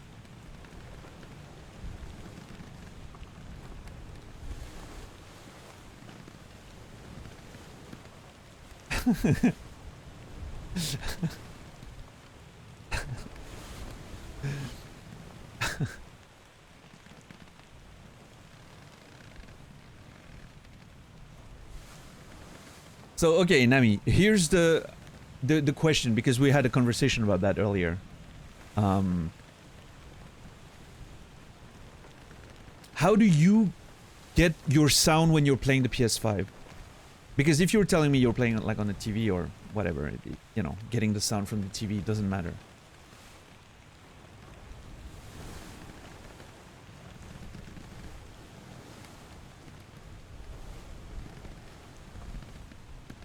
Alright, but so the video, like the video you're playing on, right, is a pass-through directly in your monitor, correct? And then you get the sound from the Elgato directly inside OBS and the computer. And you're listening to that at the same time. Yep. Okay, so you're one of those people that never noticed they played with a delay. Nice. Another one of these. Yeah, you're playing with a sound delay, by the way. Sorry to fucking ruin your life, but not much. Nothing that would be too noticeable. But when you listen to both the analog and the capture audio, you can tell that there's a very slight delay that is killing my perfectionist brain. Oh, there is. Yeah, there is. He's gonna say no, but yeah, there is. It's very tiny, like it's, you know, like if you click a button, it's, you know? So you wouldn't even, you keep thinking that? No, I mean, it's, you know, that's how capture works, right?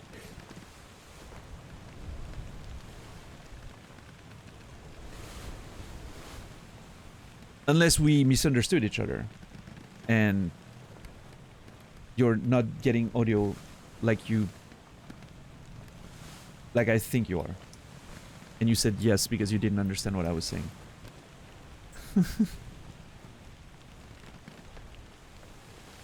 So basically, Nami,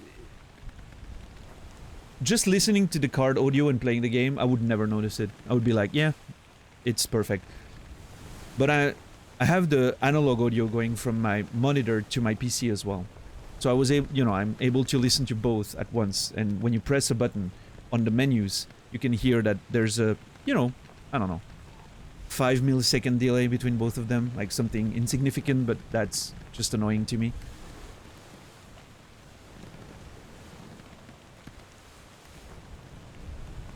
And I was curious how you did it yourself.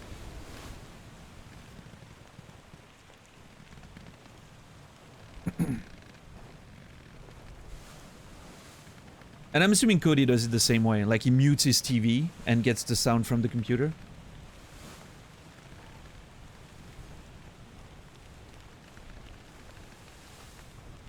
Nope. Okay. Interested.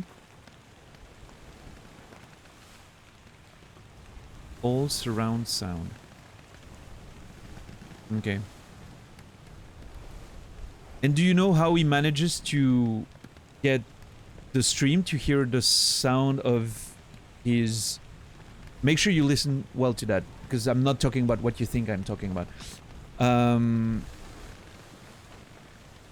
that's not... Yeah. That's not what I'm talking about. How does the stream hear the capture card audio without him hearing it as well as a player?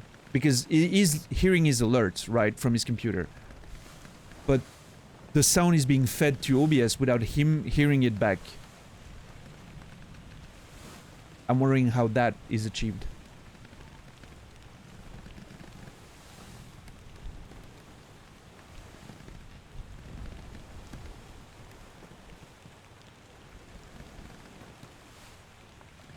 So he hears double sound? Nah, there's no way he would do that.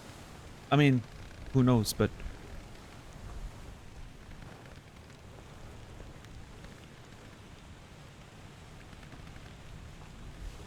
I mean, if he hears the sound from his TVs and audio setup and from his computer alongside with the alerts, it would, you know, he would hear two sources of sound by, you know, definition. Yeah, I mean, it's probably another more complex situation that without actually drawing a thing, we won't be able to understand each other over the internet, but...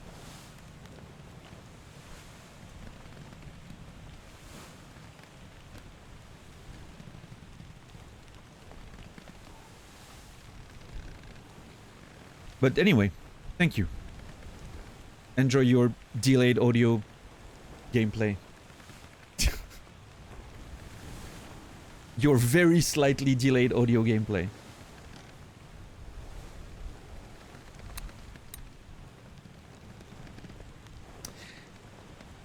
If I do that, Brainy, the stream doesn't hear it anymore. Because as it stands, I have no way of feeding the audio to the stream without getting it back, because it's just audio. It's just like the desktop audio, right? It's a whole thing. Now I could play around with virtual audio cables and shit like that. And maybe Windows 10 does that shit by default. Like you can mute what you don't want to hear back to your headphones. I don't know, but on 7 you can't, you know, you don't have that much flexibility, so... I wonder... Ah, I just noticed something. You can see the time when people died on the watch. I think 10:05. Yeah. Just a few minutes later. He should have died a bit before, maybe a bit later. 10:15. Oh yeah. That first this one, then this one. I mean, I don't think it took 5 minutes for the whole thing to happen, but 10:20. Yeah. I never noticed that. Interesting. I mean, there is a... Oh my god, it's so hard to explain oneself on stream, and people always misunderstand because it's so hard to explain. There is a volume mixer, but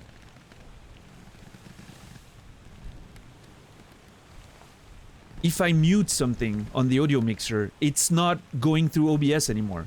If I mute Obra Dinn right now, you guys won't be hearing it anymore.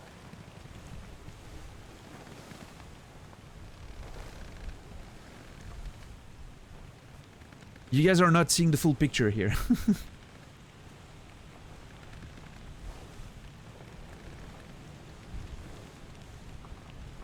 And that would only even be a question if the way that I'm getting the PS5 audio wasn't directly on OBS, which means I cannot mute OBS, because if I mute OBS, then no sounds at all are gonna come through. And the sound from the PS5, as I made it yesterday, comes from OBS directly, fitting, you know, itself, basically, with the capture audio.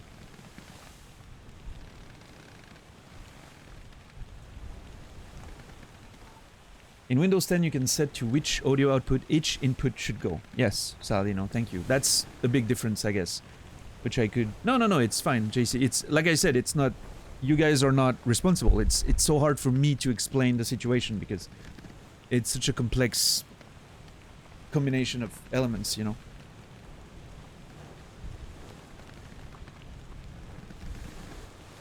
Yeah, for sure, Salino. And that's something I can achieve on Windows 7 with virtual audio cables, which is a program that I could get, and I could do all that stuff, you know, with that. But then, again, it goes back to the problem of me not then having to listen to the analog audio, which when streaming is completely buzzed up because of the webcam and everything. So that's not an option. Unless I get a mixer, but that's a whole different story. And now my controller decided to not work anymore. So it did that yesterday. Jesus Christ, I'm fucking gonna scream, I swear to God. It also did that yesterday when suddenly it decided to just uninstall its drivers, or, I mean, just not work anymore, and I have to reinstall the fucking controller drivers.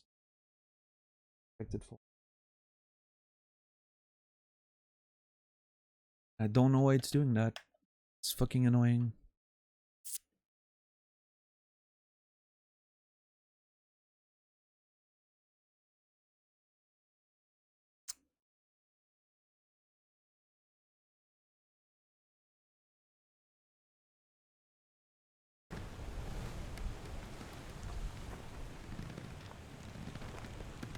What's up, delightful business goose? How are you? Yep, nope, doesn't want to work. How do I even start doing this?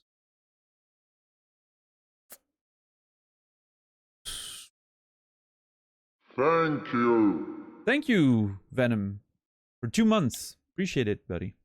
Thank you so much. Hope you're doing well. I do appreciate the support.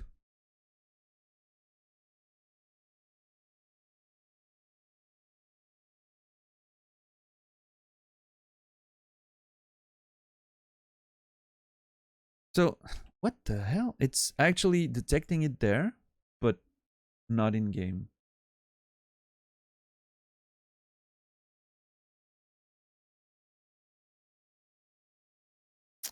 Could not open it. Okay.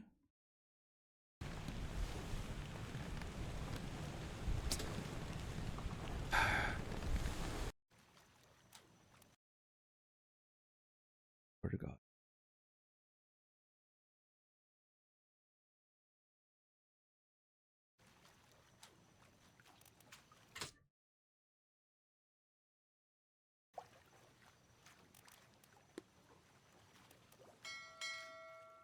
There, sorry.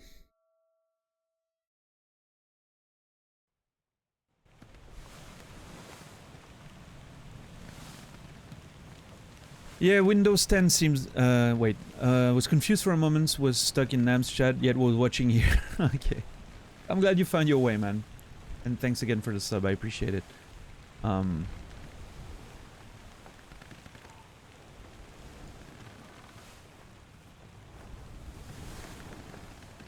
It's, yeah,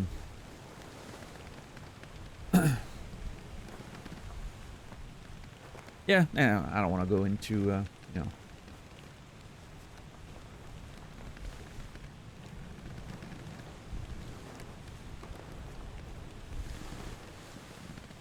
But yeah, Windows 10 seems to have a lot of more of audio options, which is awesome. And one day I'll transition over and, you know, it'll probably make my life easier. But until then, you know, I'll have to work with what I have, so.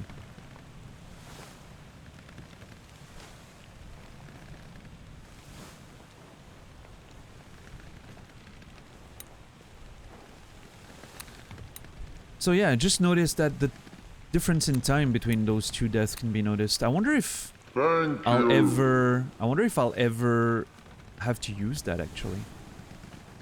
Monsieur JC gifted a sub to Toxic Industry. Thank you, JC. Much appreciated. Congrats on 88 memories collected. That's a whole lot. Been incredibly supportive. Appreciate it, man. Thank you. You're, you know, a big part of the reason why I'm currently struggling with the PS5 setup.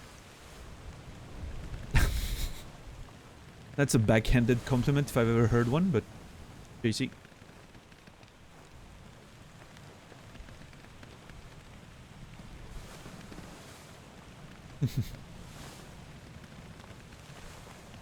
Yeah, Venom, for sure. Like, 7 is so much better for so many things that I'm doing in my workflow, like with writing and all of that, so it's hard for me to decide to go to 10 just for a sound mixer.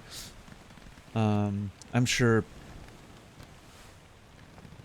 I'll find ways to play around that, but then I would need an external mixer, and then Casey's gonna scream at me for buying a cheap one, and I don't know if I want to deal with that fucking pain in my ass, you know?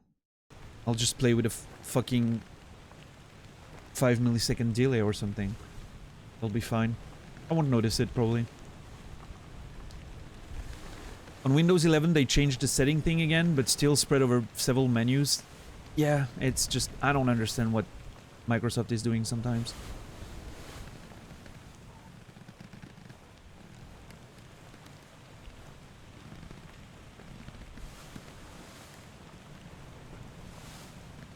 Oh, Go XLR is way over my budget, I think. If I would need a mixer right now, I would take a tiny Behringer 502 with 2 inputs in. Well, I mean 4, you know, 2 stereo. And then 1 out. And that's it. Just want to get the console and the computer separately. And he already screamed in this very chat 10 minutes ago about me considering Behringer, which I know is awful, but still, it's $40. Like, I don't want to spend 100 plus for a Go XLR or anything, even though at this point I'm not even sure it would solve my issue, so.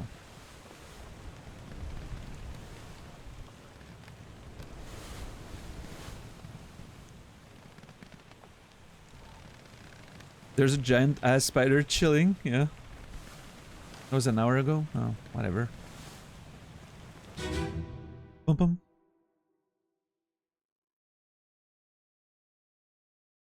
I don't know, I hate talking tech issues, and that's my bad from bringing it up today. I should have known better. I said to myself before the stream, do not talk about it. It's gonna annoy you. And apparently I knew better than myself, so. This is Emily Jackson. Nice, we know who killed him. He was shot by Emily Jackson.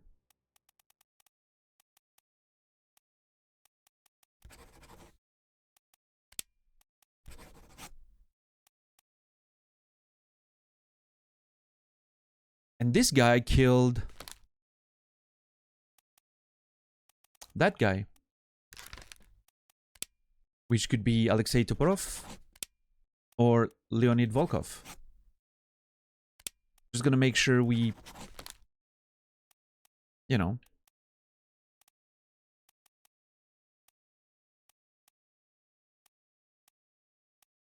keep some coherence there. Now we only need to figure out one more.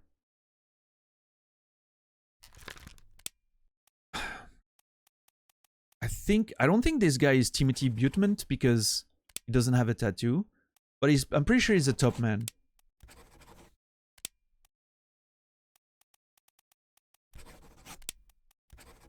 Yeah, this guy's very clearly a top man, and I don't think he's Buteman, so he has to be Lewis Walker, unless he's a Russian guy. I mean, he could be, but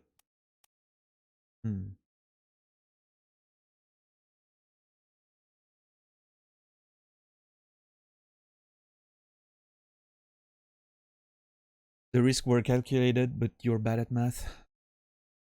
We've been staring at this guy's ass for at least 20 minutes. Holy shit. This is terrible. So, what if now this is Leonid Volkov, and this guy then got killed by Leonid Volkov? Yes, that's it.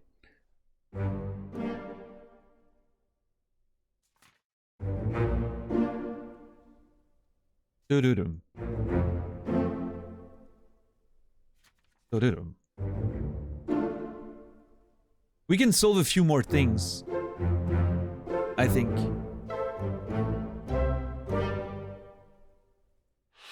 Ah, nice, nice, nice. Progress. Let's go.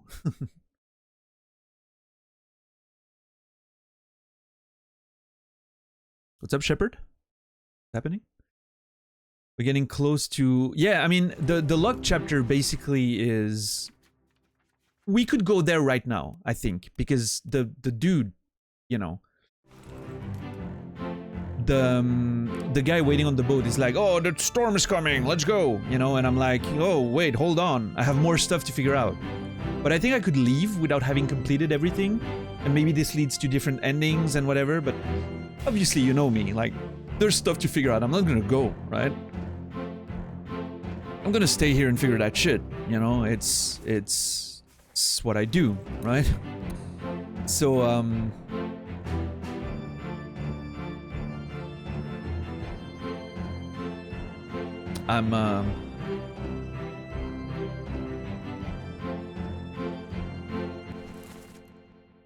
just gonna wait until, you know, until I've sold everything, so. Oh, Shepard, I just... Here's what the deal was. I deduced this guy, Nasrallah, could only be Lewis Walker.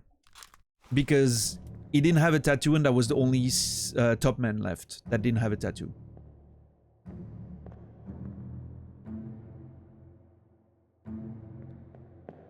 And then, I remember that I solved this one, so I could tell that this one was killed by her. And so by, you know, there was only 2 Russians left. So it was either one or the other. And I thought it was one, and when I changed both to the other name, it worked, so. Yeah.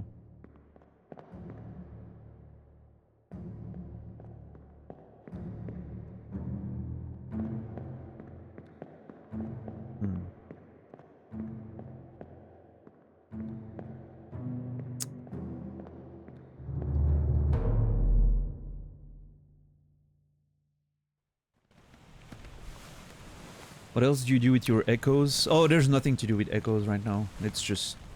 I'm waiting for a good idea to use them. So, until then, just... You know, there's just nothing to do, right? You just hoard, I guess.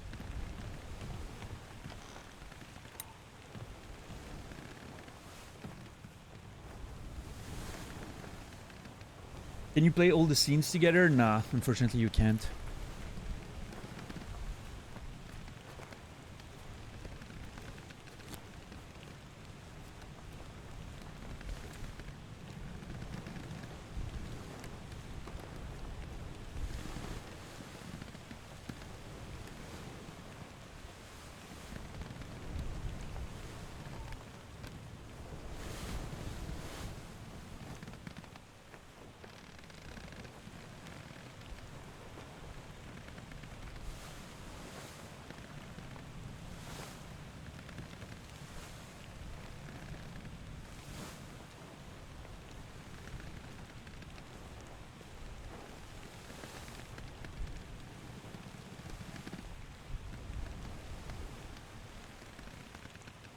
I might have found a way to set up an audio source in OBS so you don't hear it, but it still outputs to the stream. Using an external software? Or not? Because if it's using an external software, I know how to do it. I have solutions, but...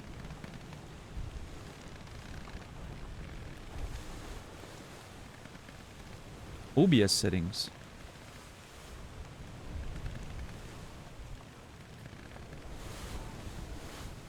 Listening. I mean, you know, not that it matters. I would still need to get a... I would still need to get a mixer, but at least that would help. So, yeah, I'm listening.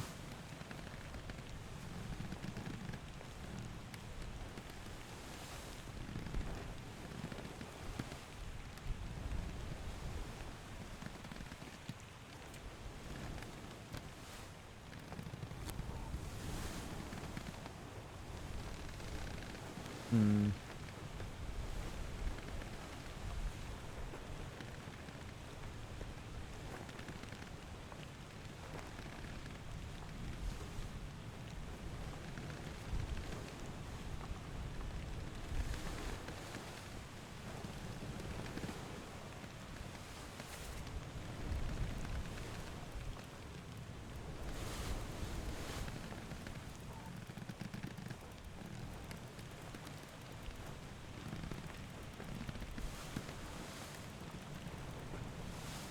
So there's an interesting thing that happened in chat there. And I'm curious to see if I'm going to be proven right or not.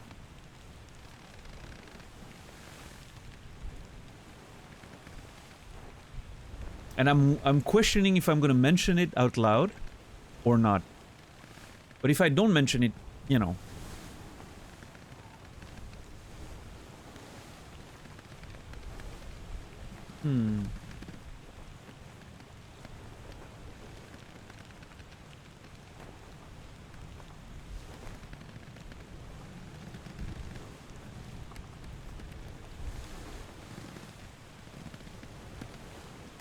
I'm not gonna mention it, but remember... I'm gonna... Oh, that's a good idea. I don't know what's gonna happen if I do that. If the stream freezes for a second, don't worry.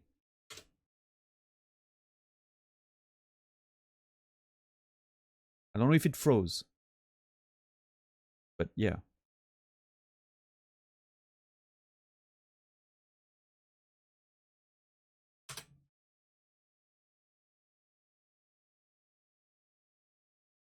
Right-click the source. Go to Properties. Check Control Audio via OBS. That's not an option.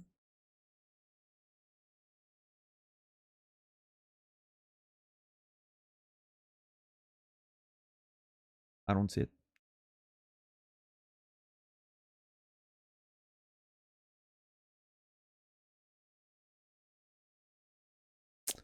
Properties. Check Control Audio via OBS.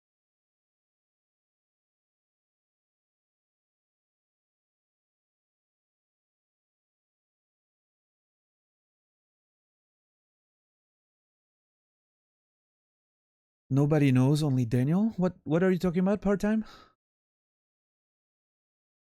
Different OBS version? I don't know. I have the last one. It's perfectly up to date. Standard OBS with Stream Elements add-on.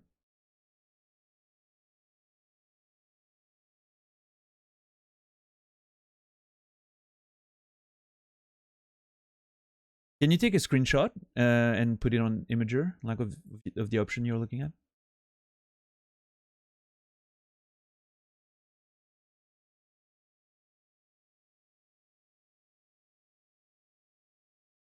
Maybe it uses the Windows 10 functionality. That's maybe.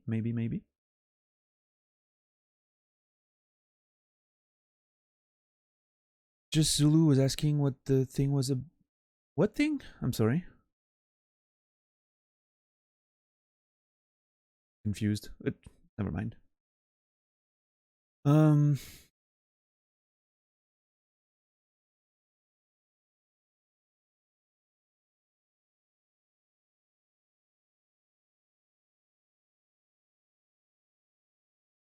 Yeah, I don't know about the options,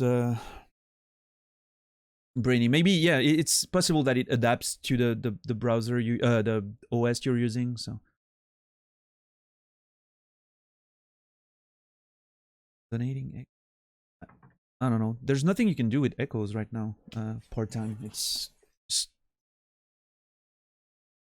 like I said. The day I find a good idea, I'll do something about it. But you know, until then, it's just gonna be, you know, sitting there, I guess.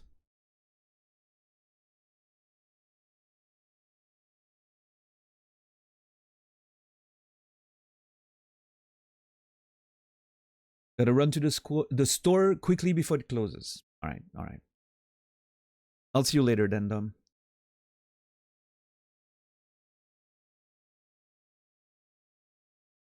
Yeah, I wonder if OBS takes exactly like Shepard said, like maybe it makes uses of that function, but at least, you know, on my end, I can't do what you mentioned.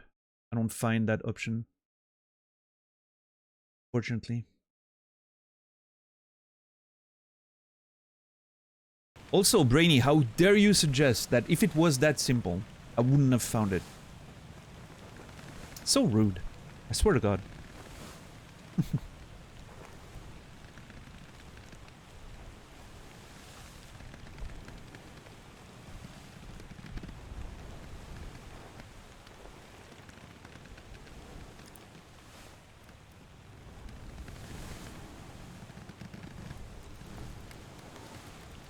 Took you 10 minutes to find the option?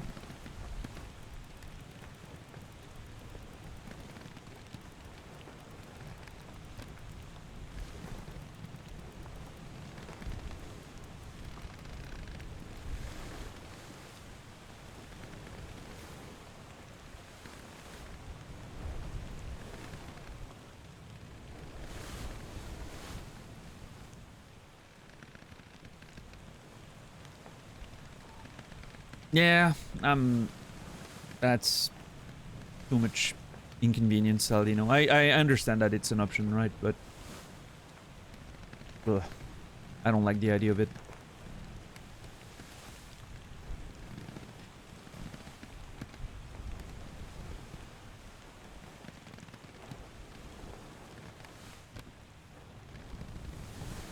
I will resist installing Windows 10 for literally as long as I can.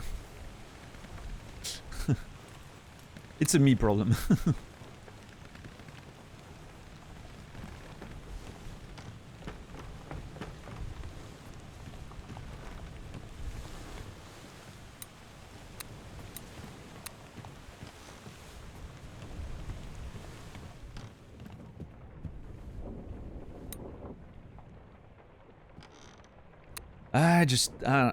I just don't like it part-time, and I have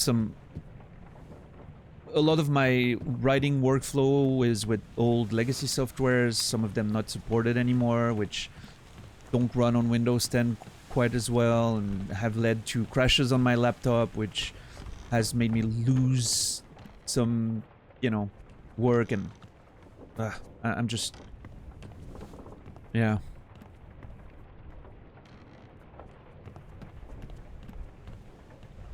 Because my laptop's on Windows 10, but, you know. Because I bought it like this, you know, was against my will. I know I'll eventually upgrade when I, you know, decide to change all my workflow and upgrade change some of the software, but it's a pretty big investment, and I don't know, I'm not looking to do that now. Both in time and money, you know.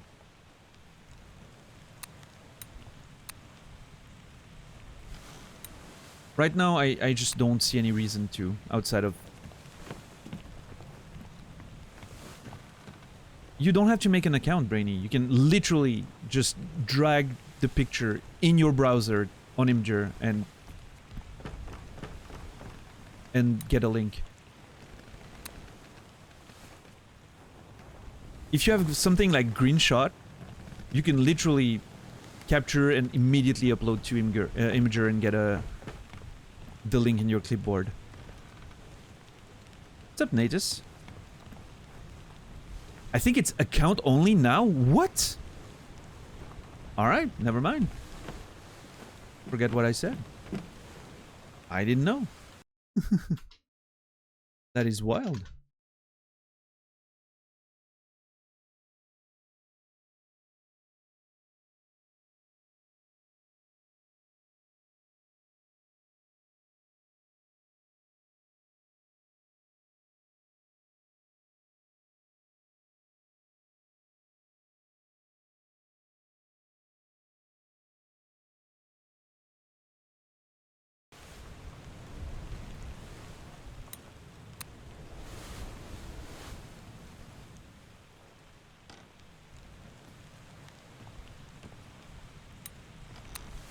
Alright, let's see.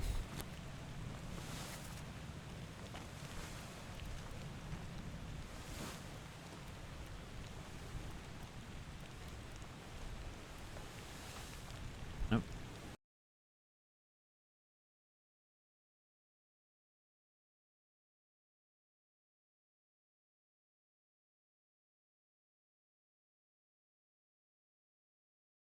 Oh, that only works with browser inputs, Brainy. I also have that option for browser inputs, meaning I could, for instance, mute the alerts to not hear them. It doesn't work on game capture or video capture device. It's only for browser inputs.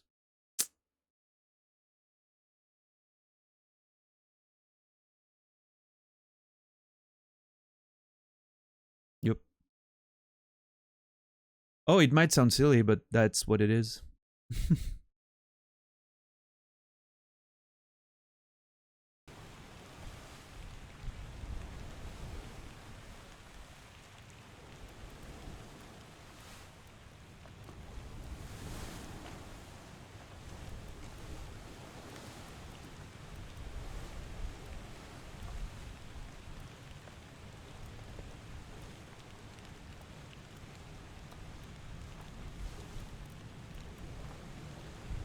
Okay.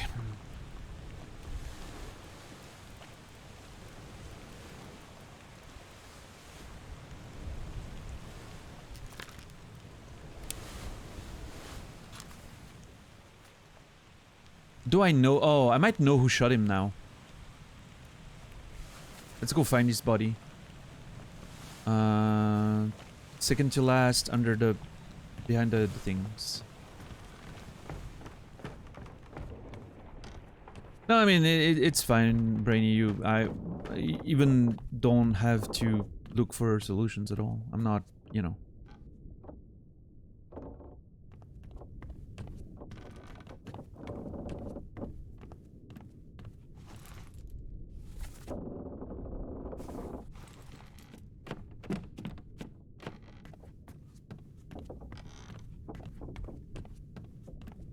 I know how to do, you know, what you're trying to do within OBS, and it wouldn't change the fact that I would need an external mixer for that option. I'd much rather use the normal standard option and deal with the tiny delay of audio. It's not something that's gonna bother me if I don't, you know, actually compare both sources, so...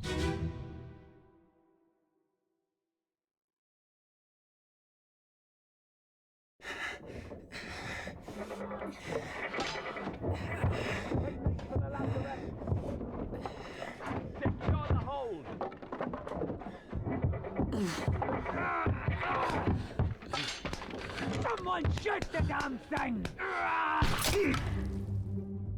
Alright, so who shot him?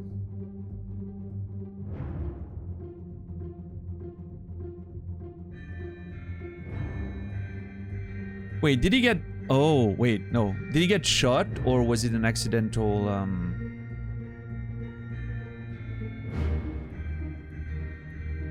Huh. I can't go around.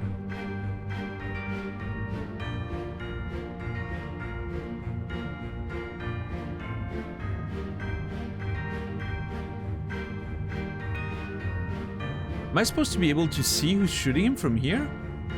I guess, okay, there's definitely a projectile going through here. I guess this guy's the one shooting him? I mean, it would be awesome if I was able to...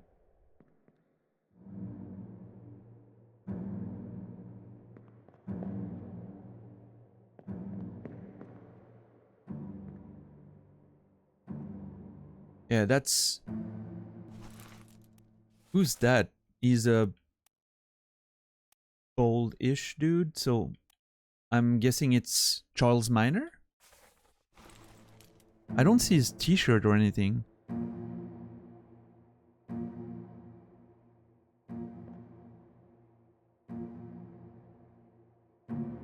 So, Jimmy.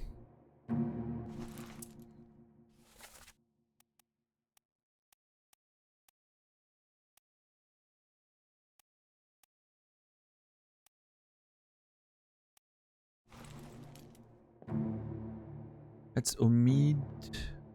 Has to be Charles. Maybe it's in the middle of the night, so it doesn't have... I'm gonna confirm by going to a different scene.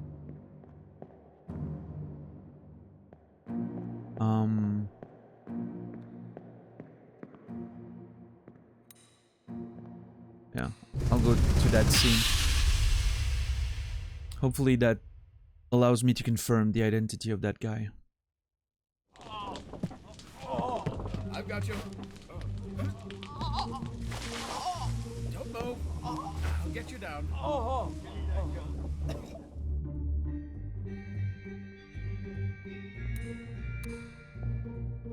Okay, this takes place at a different time, right?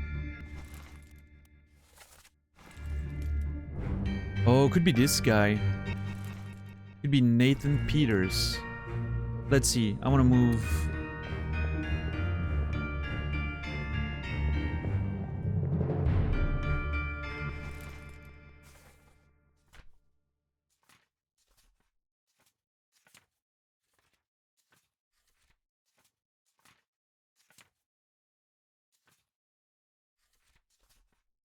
Part 8. Yeah, I think I need to see part 8. Where's the thing? All the way at the bottom. The spider. Okay, okay. Let's go see the spider all the way at the bottom.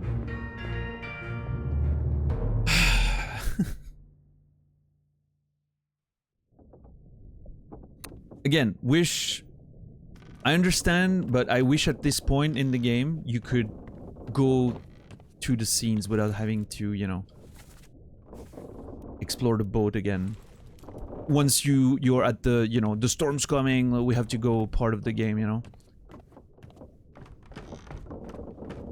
Just make for a bit more smoother experience, like having to all the way, like, explore the ship again and again and again.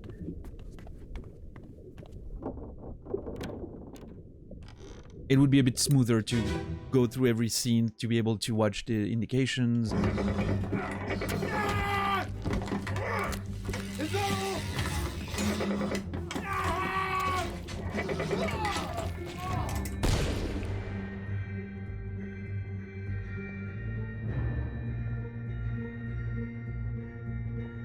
Wait, how is using the mouse quicker?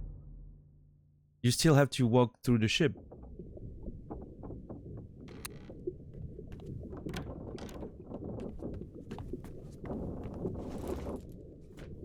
Am I misunderstanding something? Turning around. Oh, I could increase the sensibility. That's something I do for, you know, flavor, because it's smoother and I like that better. But yeah, I guess turning around would be faster with the mouse. That's true. Not that turning around is really the problem there. It's the actual walking to the place, you know. What would be faster is clicking here and then having an option like go to that scene again at the press of a button. That would be fast. And at this point in the game, you've explored everything, right? It's just figuring stuff out, so there would be no downside to doing that, I don't think.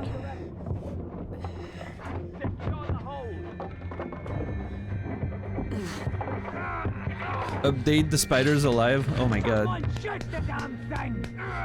Someone shoot the damn thing, Lobster. In your situation as well.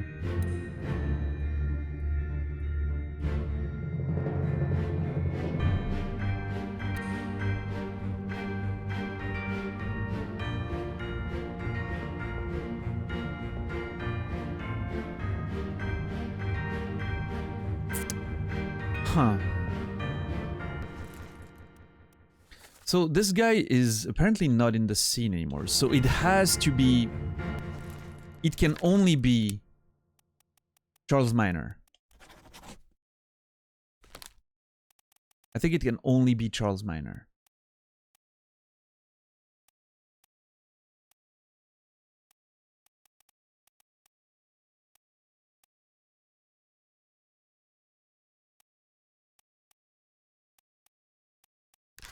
So this guy exploded. We're pretty sure of that. He could be Timothy Butemant. Don't think he's a Russian guy. Alexander Booth maybe, or George Shirley, right?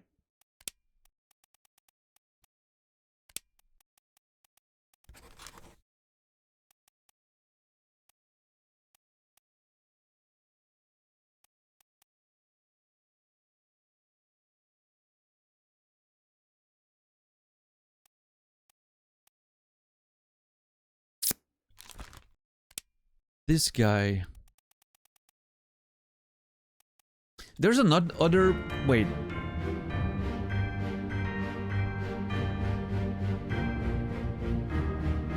I mean, I don't think that looks like... Oh, I can see the stripes. Yeah, that's him. I can see the stripes. They're so very light, though, at this distance. With the fucking games.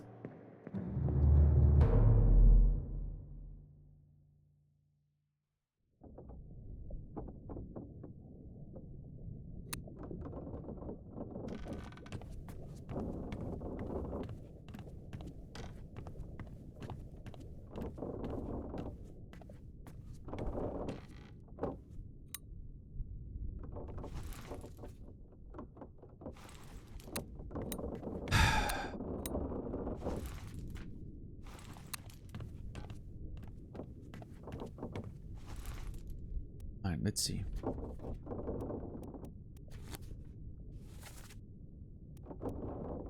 What happened to him? Third mate. We don't know what happened to him. Huh. So his fate, along with...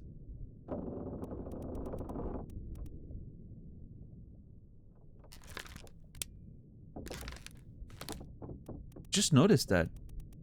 His fate, along with Philip Dahl's fate, is unknown. So I'm thinking those relate to the bargain, potentially. So those two can be ignored for now.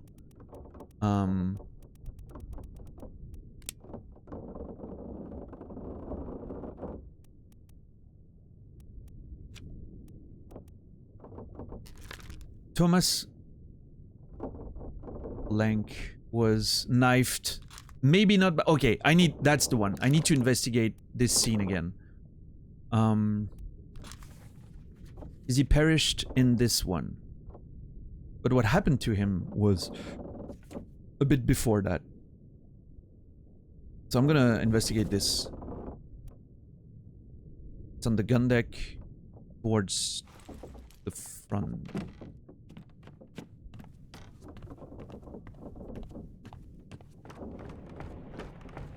Yeah, okay.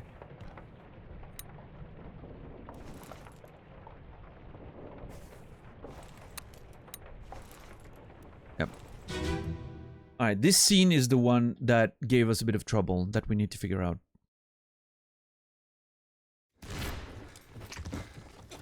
Guy gets blown up.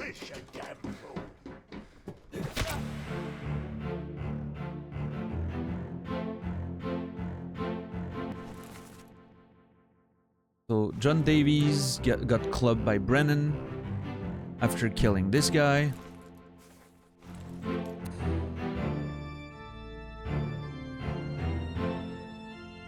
Oh shit, we changed... Wait.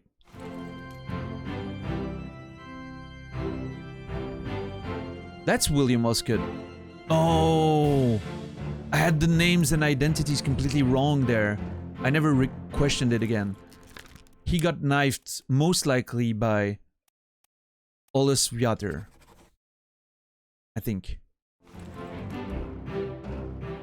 You know, like, mutiny, mutiny, and this guy was like, oh my god. Killed him, and then, you know.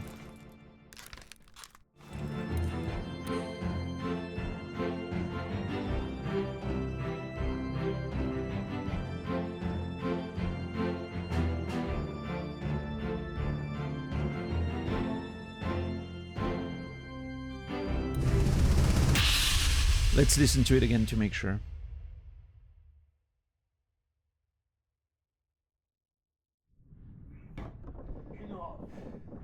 Captain Campbell was You have a plan? Yes. Take ship and sail east. Trade treasured fish and shells for gold. Hey, who's there? Mutiny! Mutiny! Fresh bastard. No!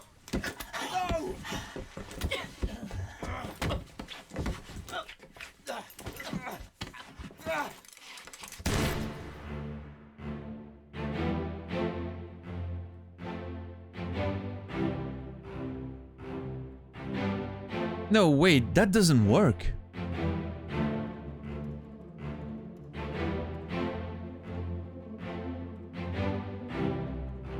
That does not work.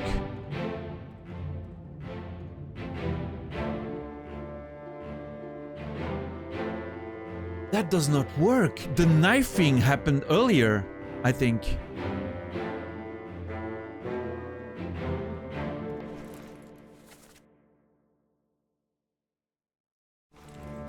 He's the one calling for mutiny, you know, like mutiny is happening, I think.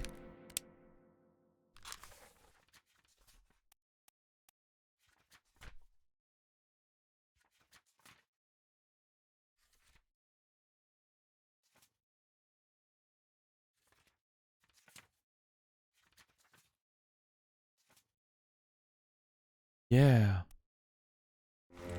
Oh shit, wait, I have too many bookmarks. I'm confused.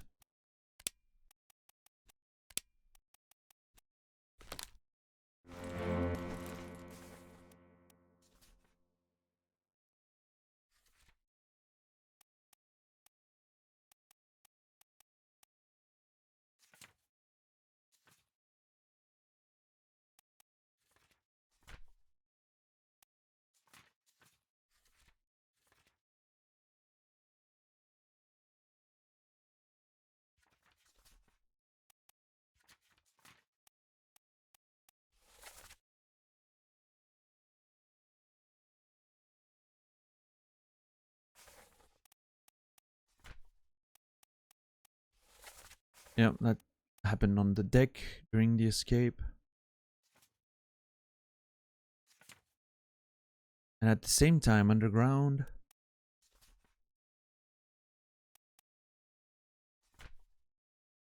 Welcome back, Dom.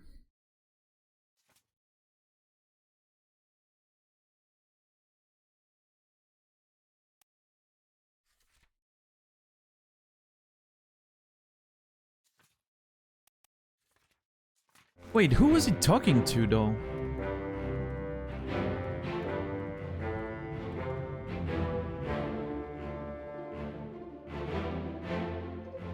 I guess he might have stabbed him just before this?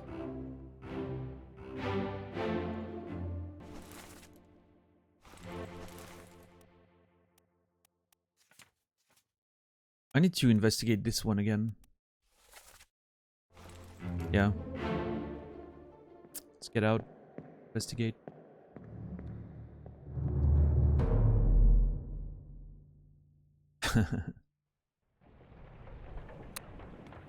Yeah, I'm, you know.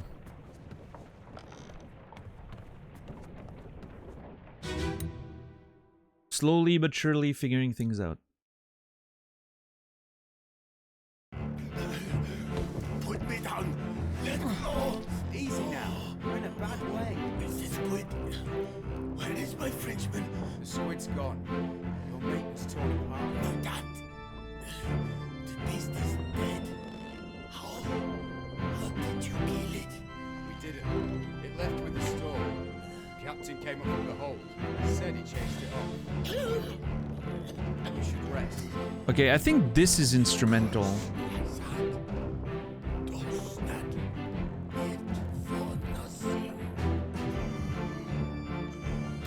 Because between this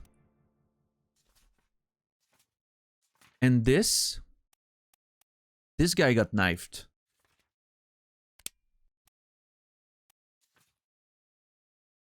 This guy, Thomas Lank, which I think is this guy. Yeah. He got knifed. Is he going down or up? What's happening there? The way he's holding his hand makes it look like he's going down. You know, like he's holding the thing. What's up, Zindern?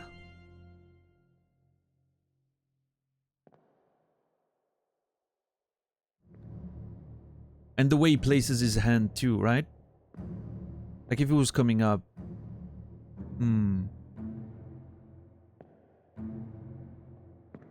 This guy's going up. He's, you know. I think in the next scene.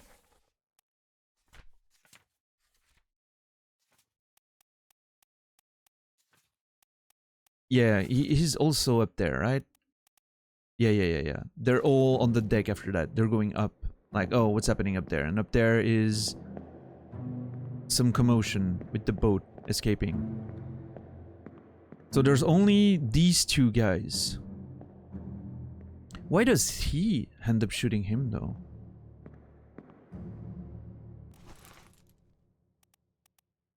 Huh. Yeah, that's an interesting point. What the fuck happened with those two being here and then suddenly shooting each other? Like...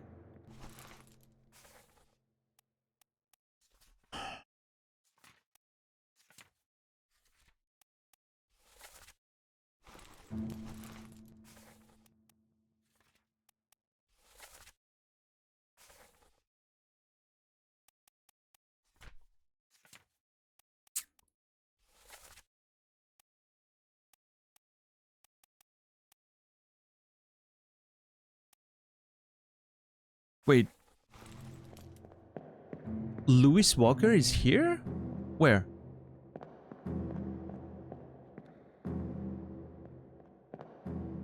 I mean, first of all, the question is, who's got a fucking knife? That might help.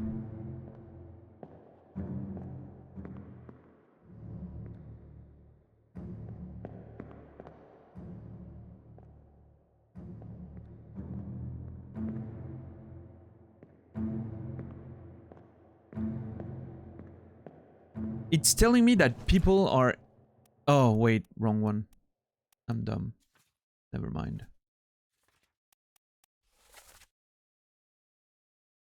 Yeah.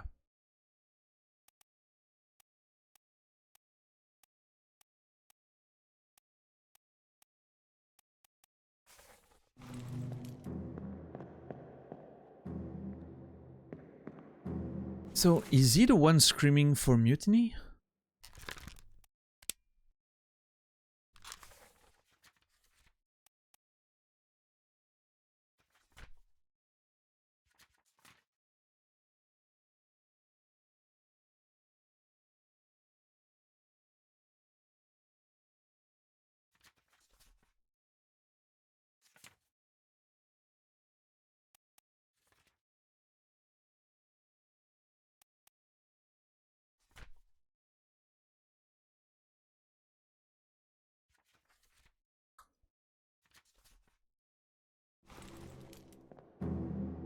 How do they end up fighting? That's what I don't get.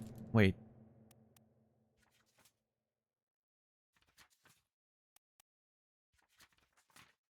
The escape.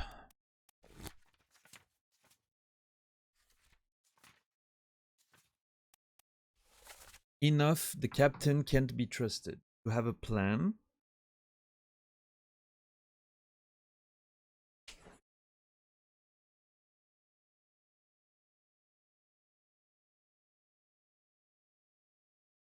There, mutiny, mutiny.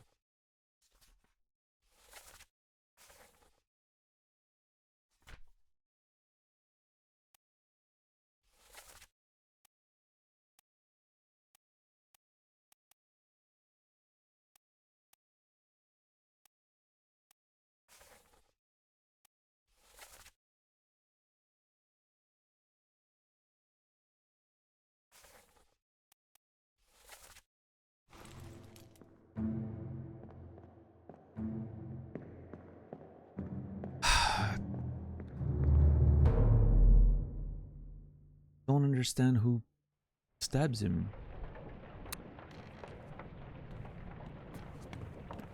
There's so much confusion in that scene.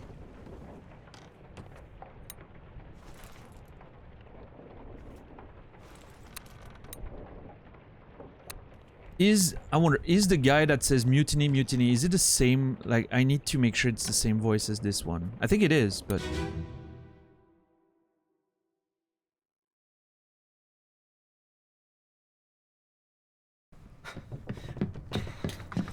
Oh no!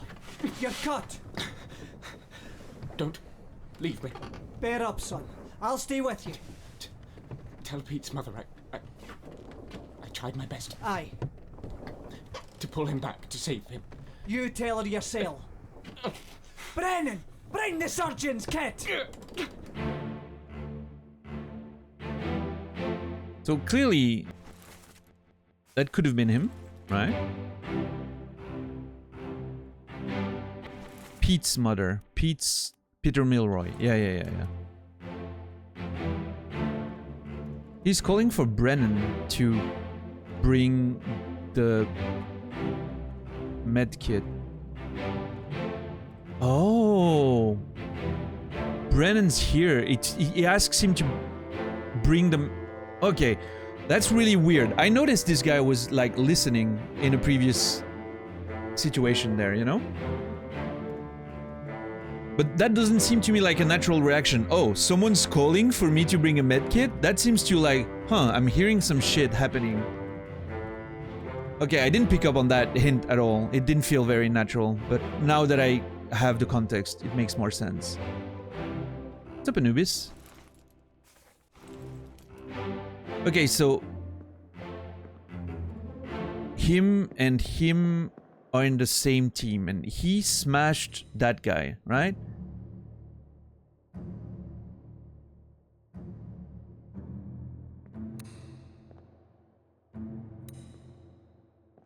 Why did the two of them fight though? What the hell? So, could he have been killed by... If Brennan is on a team with those two there, you know,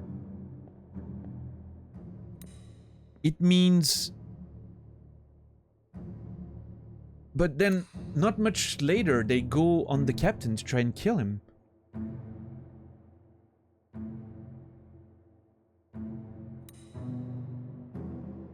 Oh, maybe... wait.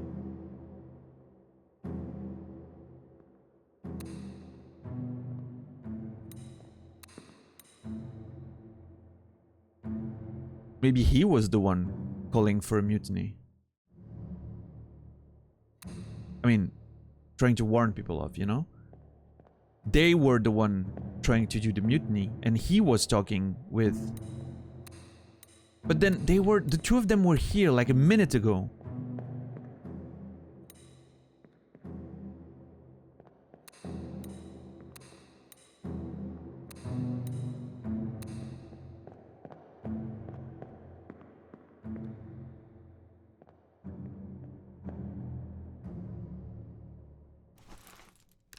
So he was knifed by John Davis?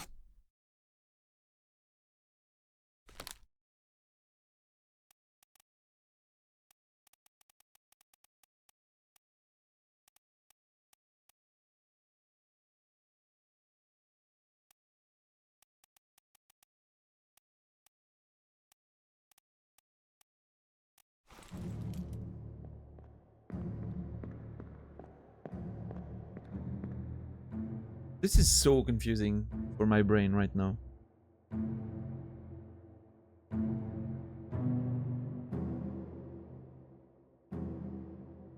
Hey, nice, Anubis. That's awesome. What kind of tournaments are you attending?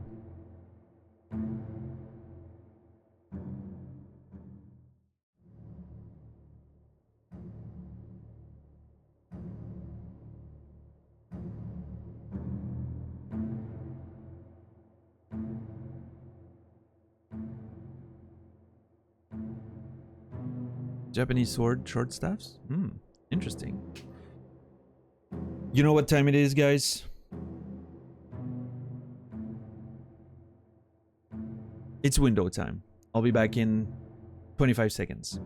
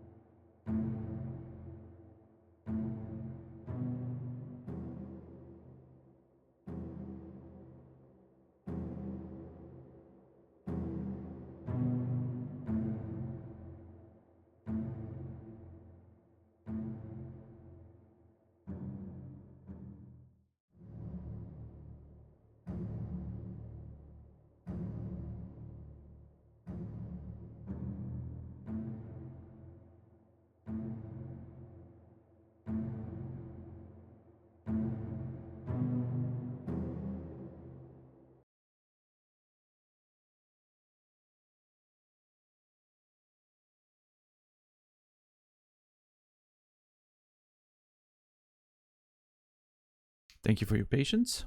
Appreciate it.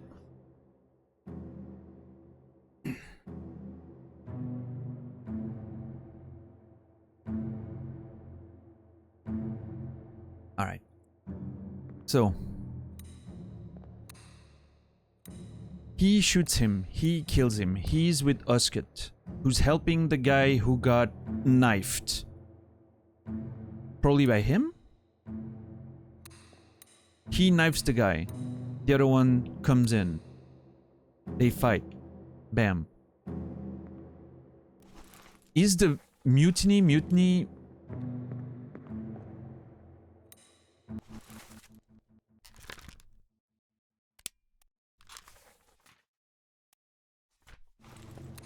Is the mutiny followed by a stab? I need to hear when the stab occurs.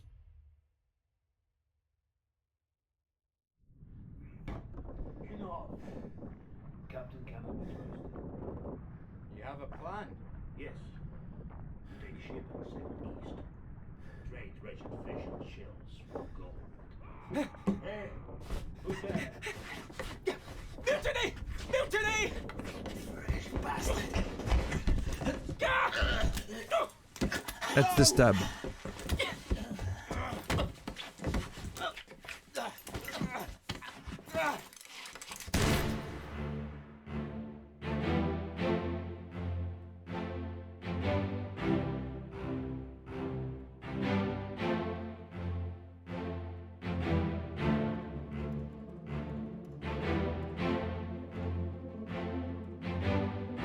Oh, I think those two are talking about the mutiny.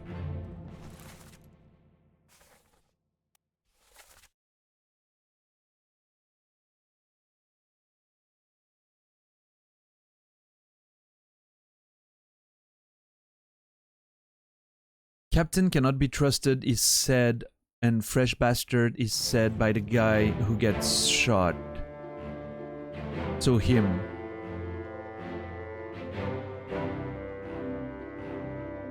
He was talking about the mutiny, right? Because he's the one getting killed.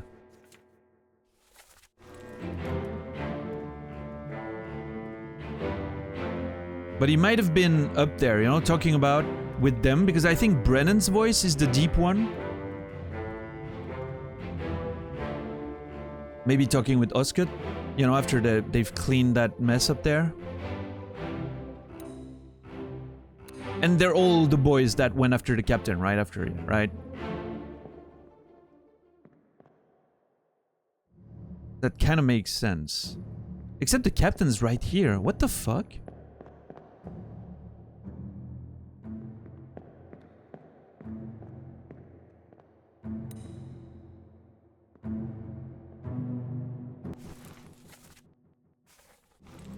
Who's that body again? Can I get just the body, please? There, thank you. That's Leonid Volkov. Yeah.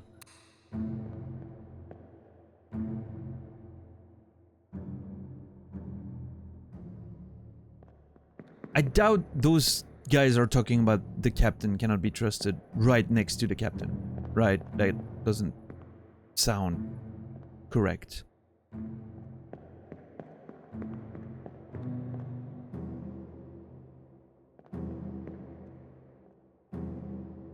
Now, is this guy part of the mutiny or is he part of the...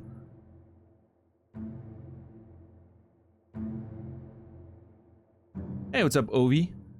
The next game is Stray on PC. Yep, Stray.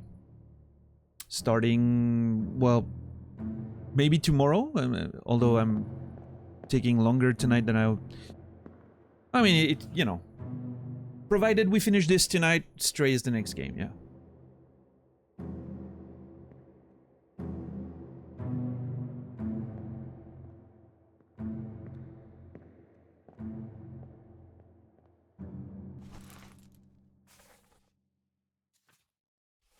Enough, captain cannot be trusted. You have a plan? Yes, we take the ship and sail east. Then the guy comes in. Mutiny, mutiny. Gets knifed, I think. No, or he's talking with him, maybe? So would he be the guy screaming about mutiny?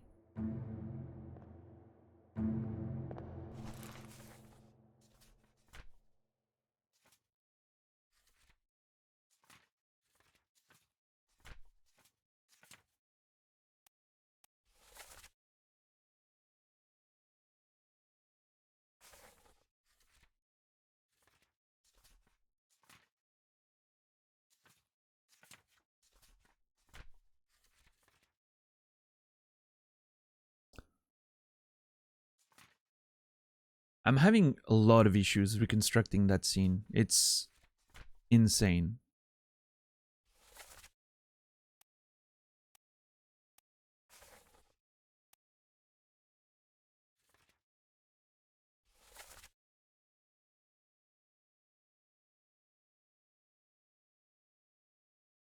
Mutiny, mutiny.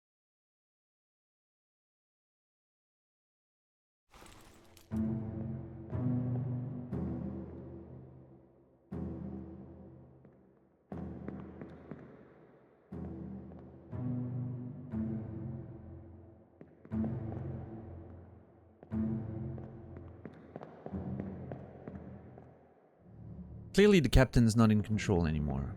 Let them go. But they didn't let him go, right? No. I'm sorry to hear, Ovi. That sucks.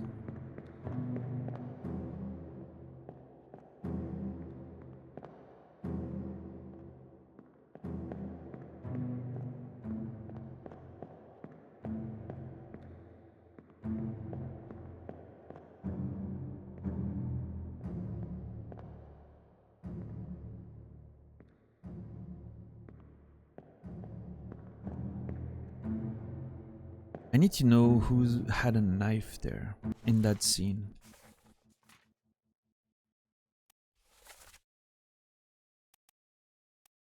Okay, some of the people involved here are visible in the previous scene. Can we actually go down and see them? Okay, I need to go up the deck and investigate those. Maybe I can go down and see what happens in the meantime. I never tried that. I never tried going down and... Wait, where am I?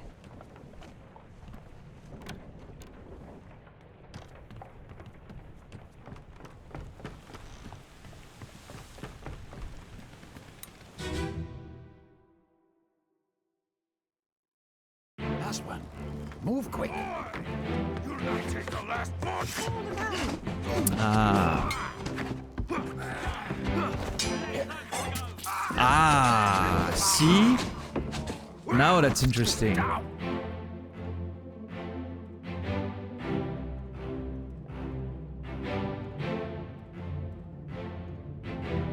Why did they end up fighting then?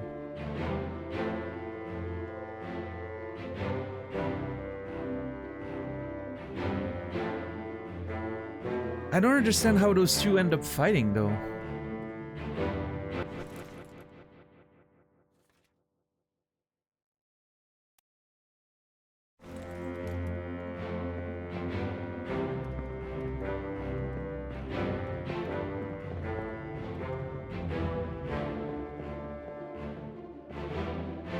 Let's see the other one. The scene right after that. Maybe we make a better sense of the situation.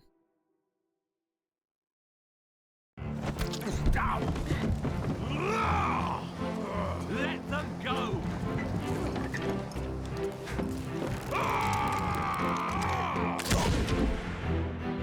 Ah, there it is. Why did they end up fighting after that, though? I don't understand.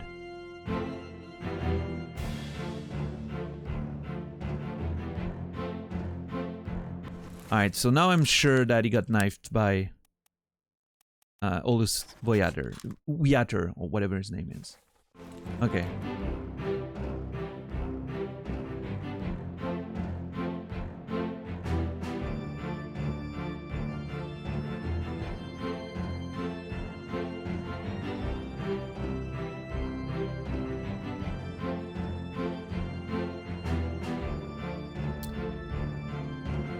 Now, based on their conversation...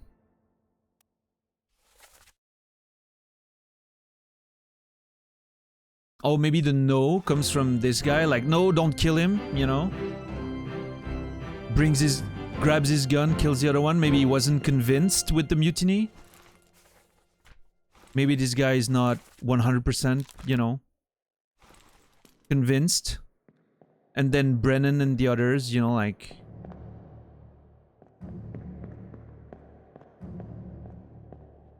Yeah, I think that's it. John Davies might just not have been super hyped about the idea, you know? He's like, oh, do you have a plan? Because, you know, everything's going wrong, but he's not actually super...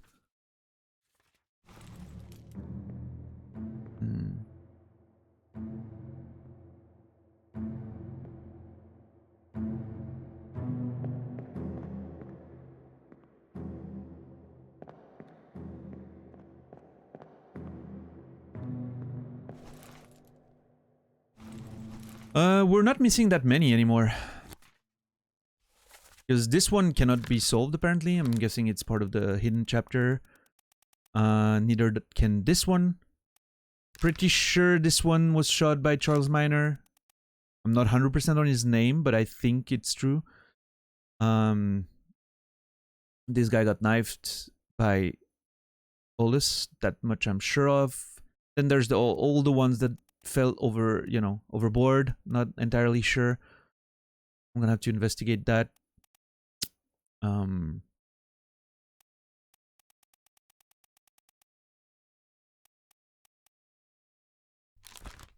I'm pretty sure Patrick O'Hagan fell overboard.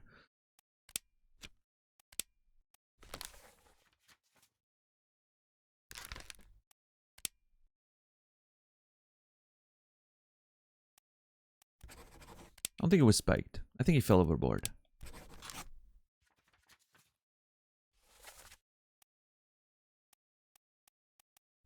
Now, when did that guy...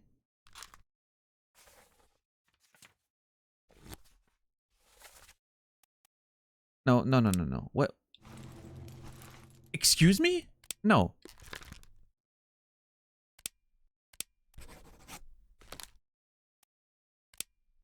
And George Shirley.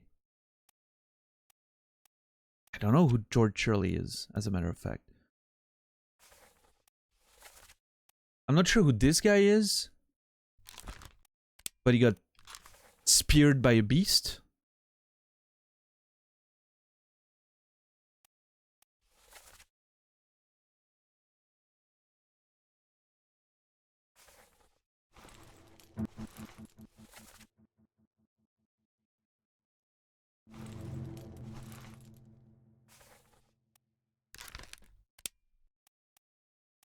He might be Alexander Booth or George Shirley. I don't think he's Russian. Might be Timothy Butman. There's no way he's Patrick O'Hagan. He is! How? Okay. He was... I know O'Hagan was being called on the boat, but how did that... He was dead already.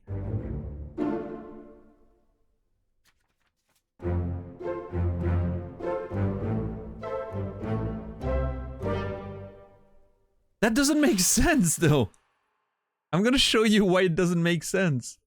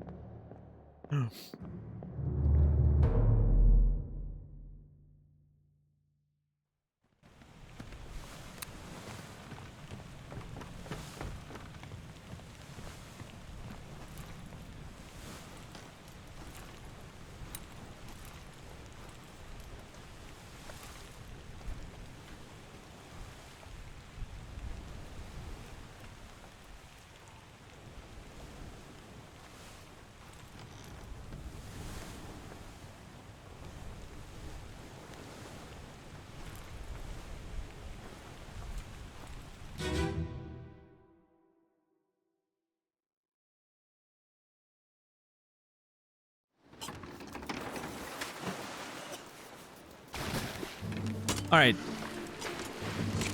Where's that fucker? O'Hagan has been speared. He's been speared for so long.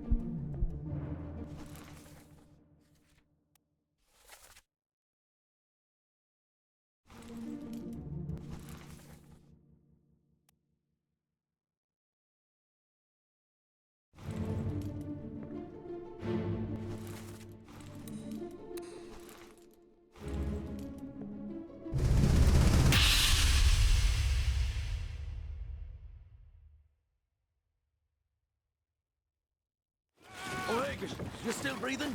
Can you roll? O'Hagan, you're still breathing, can you roll? So, is about to fight with that guy, right?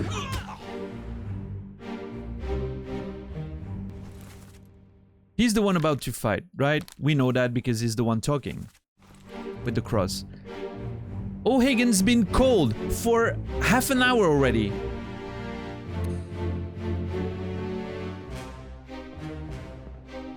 I'm exaggerating, yes, but still. Dude's been cold for a while. He's been speared. He probably saw him get speared. This one was literally rowing at this time. He had his hands on the fucking oar, or whatever it's called. How is he not O'Hagan, sorry. So he's the one with the pipe. So this cunt is the one with the pipe, which means he is Alexei Toporov. Which, you know, I was like, okay, the pipe makes sense. You know, he has the pipe next to his bed, we know his name. It just didn't fucking work with the...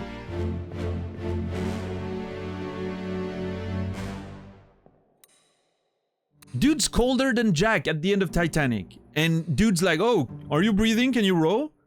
No, motherfucker, I can't. I have a spear through my face right now.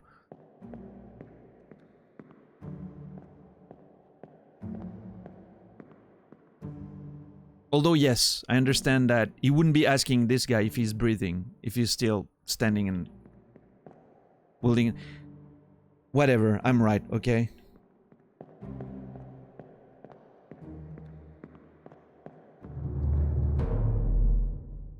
I made sure. I checked the sequence of them dying, and he was clearly aware that the guy got speared. Anyway.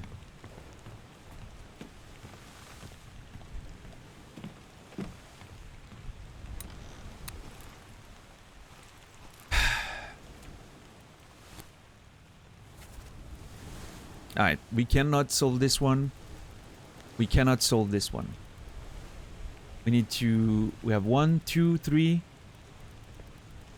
6 more to figure out.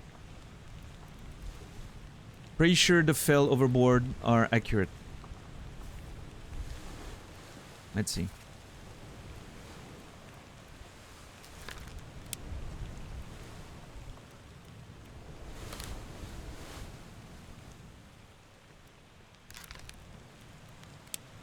This guy got spiked by a beast, right?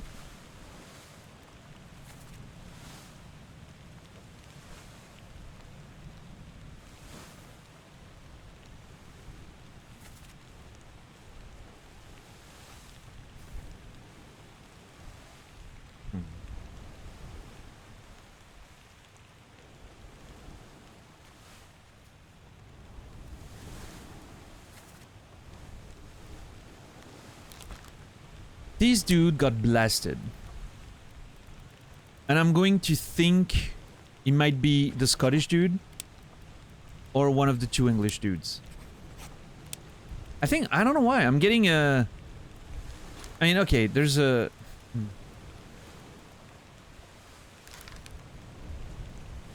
Is there a chance that this is not Wei Li? But rather like...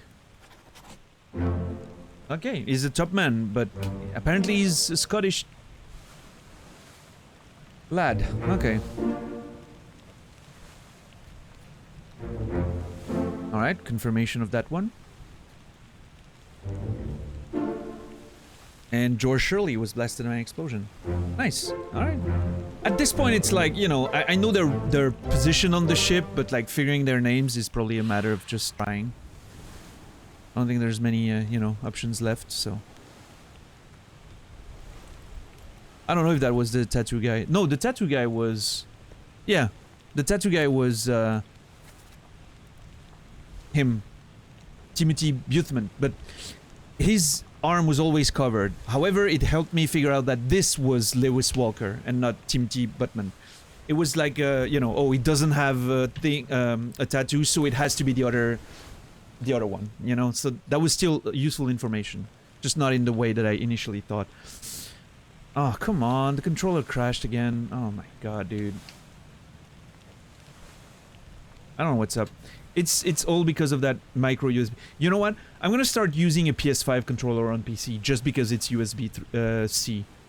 And I cannot be bothered with those fucking micro USB ever again. Even if it costs me an extra controller, because I'm gonna go through a PS5 controller earlier than I would like.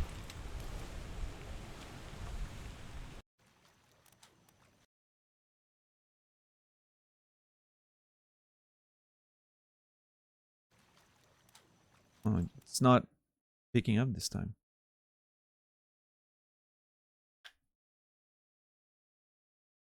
Oh, this time, okay, this time it's like the proper fucking huge crash. I have to actually reinstall the drivers.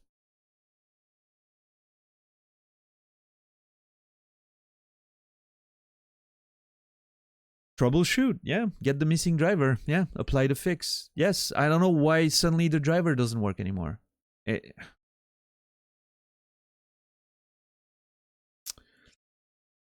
I'm not using the S4 Windows, it's natively, you know. No, dumb. I won't ever use that cheap ass controller. It feels cheap, it looks cheap.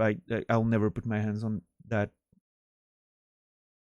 I'm very, very, very difficult when it comes to controllers. Like, it's the main thing you interact, you know, when you're playing a game. So, it has to be something that feels good in my hands. And unfortunately, the Logitech F310 feels extremely cheap. Like, I mean, you know, to be fair, for the price, it's awesome, but it feels its price, if you know what I mean, right? It's light and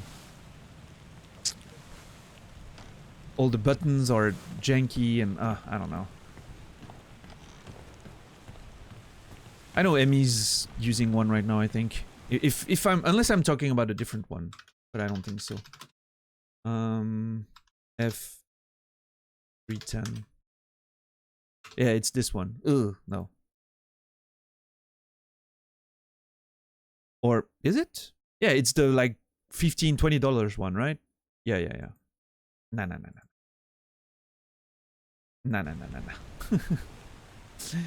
Yeah, I would not want to play on that. It's just, I like my PS4 controllers and PS5 controllers now, you know. I've just been in the menus on the PS5 yet. I've played a bit at my cousin on Astro's Lab, and I like them. They're super heavy, they're nice. I like a heavy controller, you know. Real pros buy cheap controllers, then shove gravel until it weighs the proper amount. What's up, Cotrooper? Good idea, yeah. What's up, Fizzy, man? We're slowly getting there. We're getting there. It's been a few weird, difficult guesses lately, but I made it so far.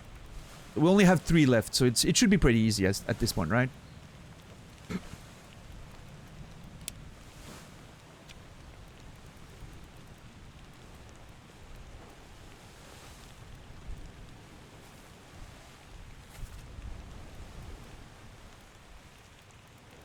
Actually, what's happening there?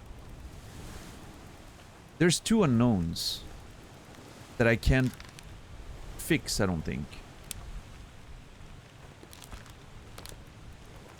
And then there's this one that fell, this one that we don't know yet, and then another we don't know, another... There's 4 more. Huh.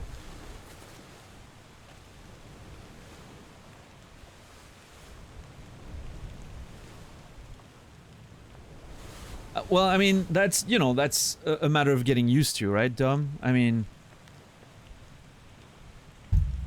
I loved Nintendo back in the day, you know, Nintendo, Super NES, and the Mega Drive, and the ABC, and the whatever. And then the PlayStation 1 came out, and since then, I've been playing almost exclusively on those machines, and using those controllers on PC.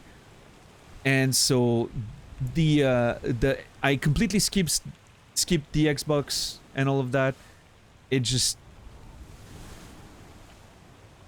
X is on the X-axis, Y is on the Y-axis. I mean, I'm not saying it's not logical. I'm just saying I'm used to, you know, X being, you know, validation, circles cancel, red and blue, makes sense. The Japanese do it the other way because, like, X cancels and I think circle means okay, but I'm fine with circles meaning cancel and X meaning validate. It makes sense to me. Again, being used to. Square is, I don't know, it's a fucking square. It's beautiful. And the triangle means forward, so it's up on the controller, you know? That made no sense, but I'm so used to it now. I mean, playing Tekken for 1,000 hours will get you to many thousand hours on PS1. Will get you to understand those controls. And I'm used to the... And, okay, Dom, please. Why are my analog sticks... I can show you the thing, but... Actually, let me, bring the PS5 into play there. Why would my analog sticks... Oh my god, I'm gonna have to use the black one or the white. I don't know. Yeah, whatever. The analog sticks being asymmetrical? Why would you have an analog stick up there and the other one here? It's so not intuitive. It's so much more intuitive to have the crosshair, like the D-pad and the buttons on each side, and then have your beautiful double sticks in the middle. Makes so much more sense. Oh yeah, it's true, the Logitech has actually the sticks positioned well. But then the buttons don't... I don't know. Dom, I've held it in my hands before. It feels cheap. It's light, it feels cheap. The triggers aren't... Are the triggers even analog on the F313?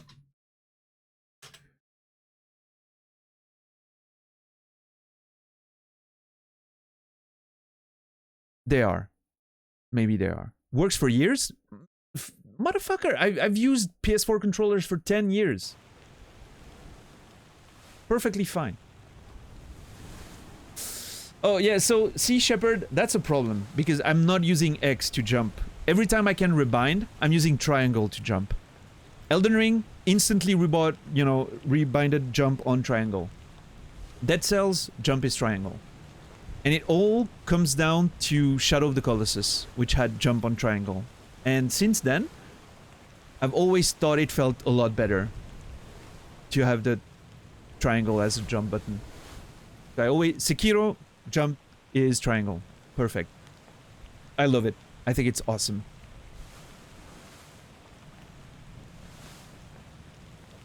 And Elden Ring, if you switch them, then you get pick up items and everything on X, as it should be, and jump on triangle. It's perfect. It actually turns out to be perfect. I don't know, the triangle is at the top of the controller, you know, like you roll with the circle, and when you go above, you jump. It makes so much sense. So much smoother also, like you can roll and jump with without moving your thumb at all. Like it's all, you know, like roll then jump. You don't have to move your thumb. If you want to roll then jump, you must move your thumb. It's just impractical. Yeah, triangle to jump. That's the... I'm someone who used to jump in Quake 2 back in the day when I was playing semi-competitively. I used to jump with mouse button, by the way. Right mouse button was jump for me in Quake. Always had weird setups, so...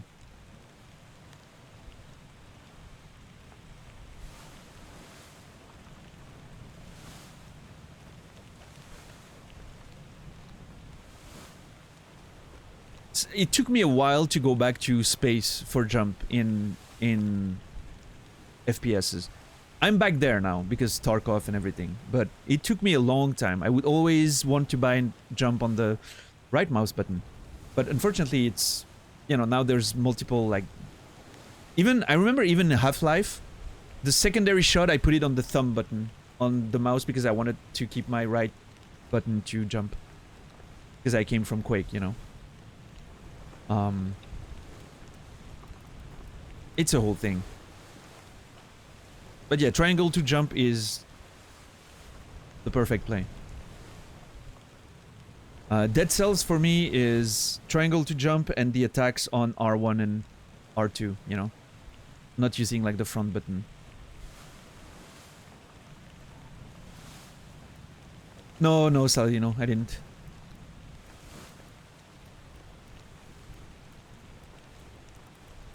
I played a few runs with Naz because he wanted to try the game, and then he didn't like it, so we moved on. So there's this guy, so those two together, and then this guy, and who's the last one that I haven't figured out? This guy. So this guy is a Chinese individual. That much is pretty obvious. Is this? I think then this guy should be a...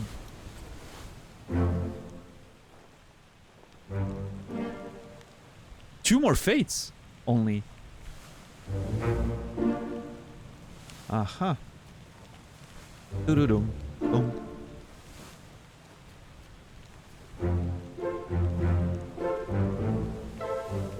Alright, two more, let's go! Should be pretty easy, right? There's not that many options left.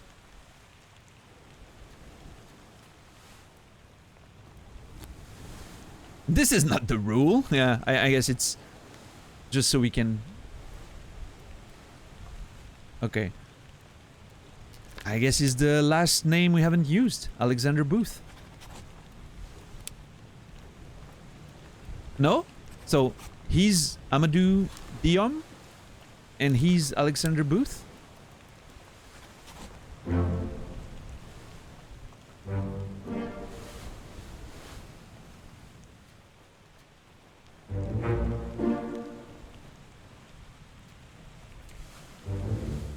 All solved. Let's go. Oh my god, let's move on. This is gonna be awesome. Boom, boom, boom.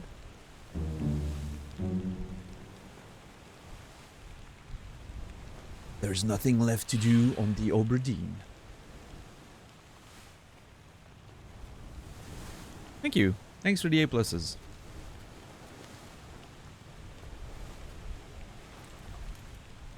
Am I gonna get an oi from the old mate down there? No? Thank you, thank you. Very proud. It was, you know, some of them were... I kind of found them by, you know, elimination process, which... A couple of them didn't feel so good. Like I could have... Like the Brennan thing with the ear, I could have figured that out more naturally. I think that's the big one that I'm a bit sad about not figuring out more naturally, but... It was still, you know, like... all logical conclusions by trying stuff out and...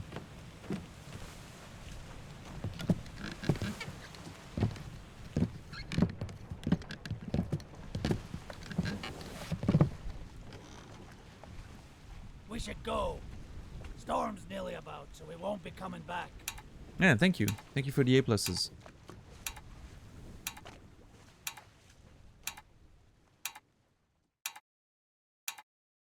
Finally. Sit down so you don't fall out.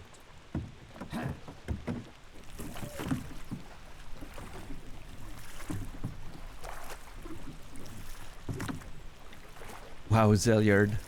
Can somebody give 30 seconds to Zelyard, please?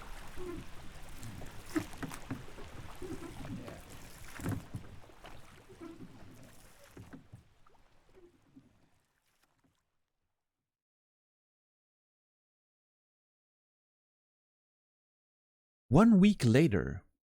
Oh.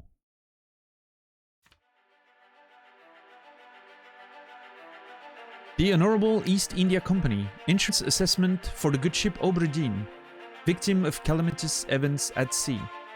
Prepared by the Company Office of Investigation.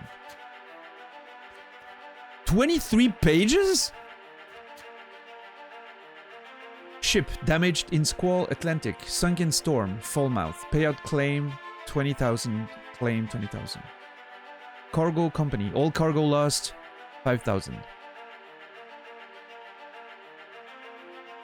Oh, it's not about being funny or not, Zelyard. Puns are punished here. Pun intended. That's the whole thing. It's the whole joke. But I guess my mods are not currently available, which is fine.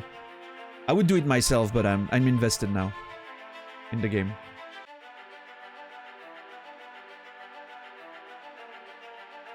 It's a matter of principle, yes. Cargo, Crown. All cargo lost. Captain Robert Witterell, sorry. Suicide gun, criminal findings, murder of crewmates 4, estate forfeited to the crown. William Oscott. Fate, shot, gun. Criminal findings, attempted mutiny 25.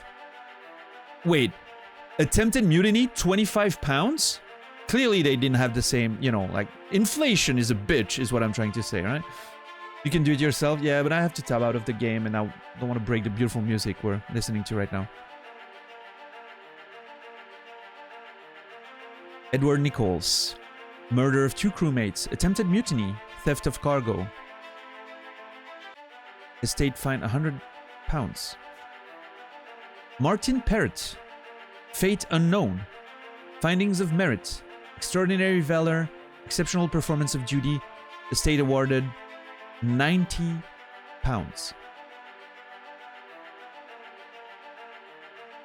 John Davies. 4th mate. Murder of crewmate 1. Estate fine. Dude, I'd murder a cunt for £15.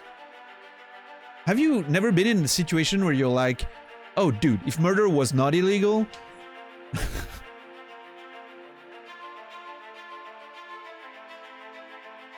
£15? Come on. No, I get it, Anubis. I get it. Of course. Whoa. No, I know, Anubis. That's why I said, you know, inflation's a bitch.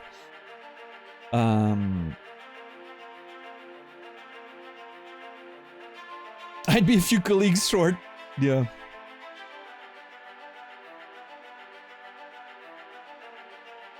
Yeah, the whole ship was 20k. Yeah. Yeah, at the time, a pound was literally a pound of, you know, the equivalent of a pound of whatever material they were using. Yeah. Sterling silver, that was it.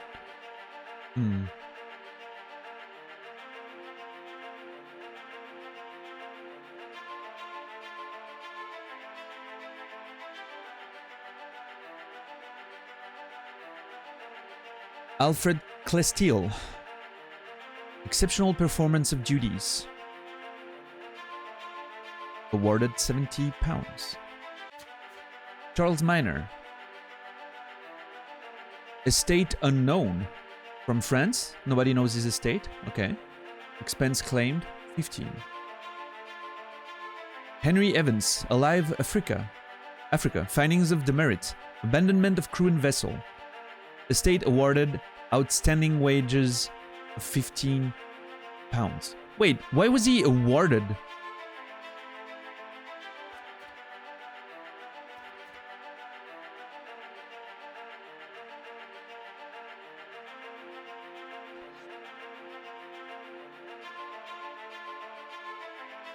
Successful escape? I mean, I don't know. I don't understand. Whoop. James Wallace. Extraordinary valor. 50 bucks. Winston Smith, the carpenter. Extraordinary valor. Awarded 60. Oh, outstanding wages and reward. Okay, because he's alive, you know, is awarded outstanding wages, but...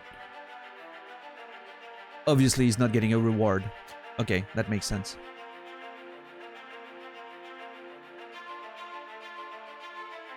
Marcus Gibbs. Estate unknown. Alright. Donated to pension funds, $30. Right. Thomas Sefton, the cook. Nothing special about him.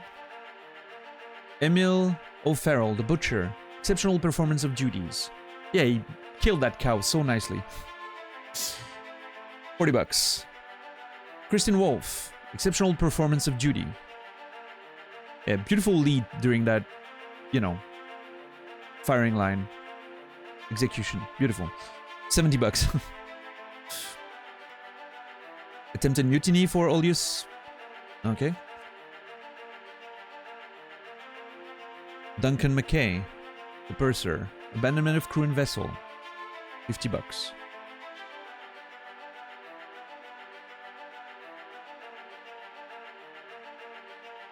Finley Dalton. Drowned by the beast. $30 of outstanding wages. The artiste got crushed by the beast while taking a shit. Gets $50 for it. Abigail Oscott Witterell. Crushed by rigging. No claim made. Nunzio Pasqua. No claim made. Emily Jackson. Alive in Africa. Finding of demerit. Abandonment of crew and vessel. Fine $35. See? Where's the fucking...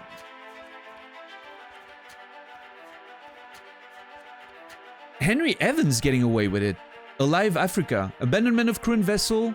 Awarded outstanding wage of $50. I guess because he was working, so he gets the wages. Emily Jackson was a passenger, so, you know. Yeah, I'm guessing that's the thing. We did identify the Indian crew, yeah. We've identified... Basically, we just left the Obra Dinn. We did all that could be done on the Obra Dinn. The only thing we're missing is the hidden chapter, which I'm assuming we'll get after this, right? So... Yeah, they're only passengers, which is... They don't get wages, right? Yeah. Ovi, I'll see you soon, man. Good luck out there. Stay safe.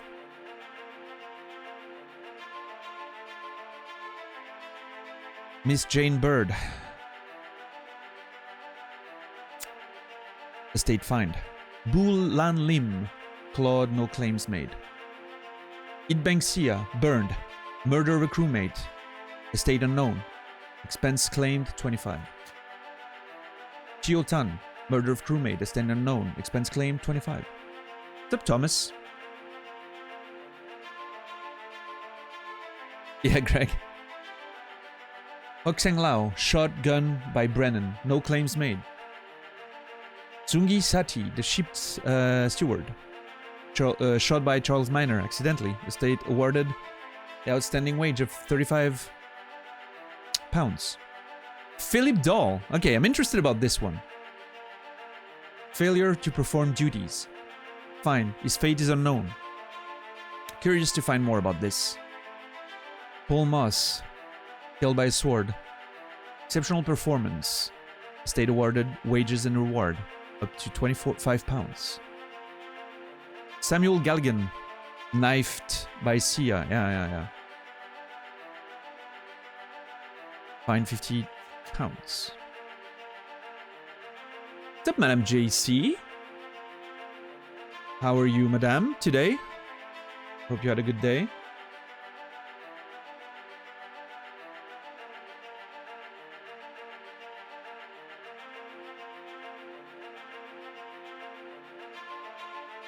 Better than you were yesterday? Awesome. I'm glad to hear. Crushed by a cannon, awarded $10. Davy James. Abandonment of crew and vessel. No claim made. Peter Milroy. Blew up. $40. Thomas Lank. Knifed. I mean, shouldn't he be rewarded for trying to stop the mutiny? Trying to call out the mutiny? Questionable, I guess, but...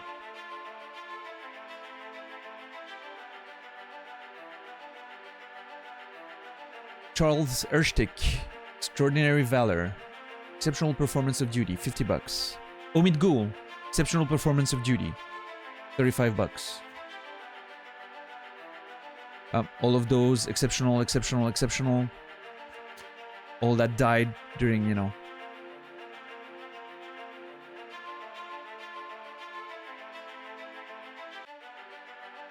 Li Hong, Topman. Attempted mutiny, okay. Must have missed that detail.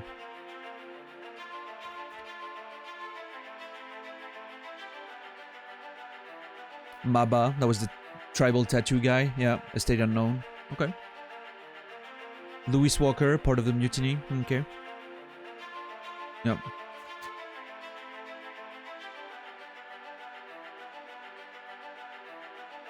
Did we? We never figured out who the guy in the barrel was. The one that tried to get in, you know.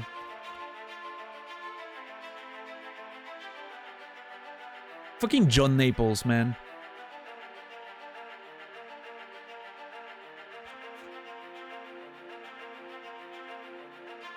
So Brainy posting that emote leads me to believe we're gonna find out more about him in the future there.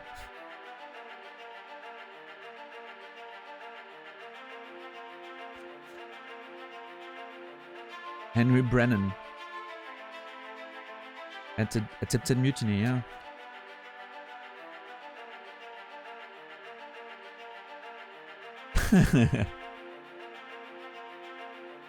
$10 is $2.30 back in the 1800s.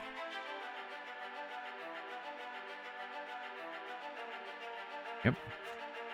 All preliminary draft of this assessment has been approved by the Royal Trade Guarantor. Total claimed 29,285. On behalf of the Honorable East India Company, I certify all statements as accurate and declare this matter closed in its entirety. That's my signature.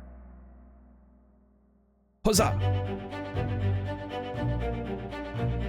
The pocket watch remains in your possession.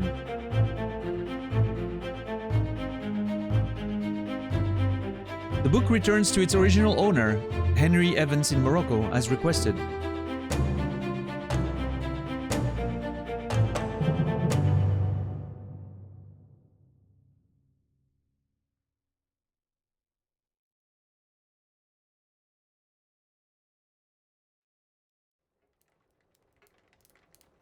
One year later. Oh my god. Okay.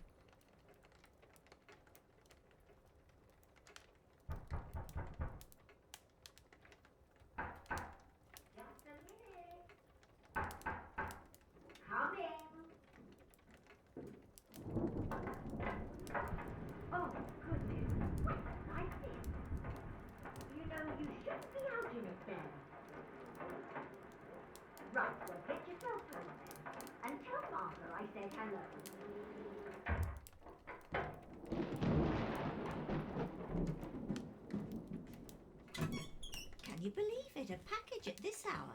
Oh. Oh, the thing smells just dreadful. Better you don't open it inside. I'll be turning in now. Tea's in the kitchen if you need more. Aha!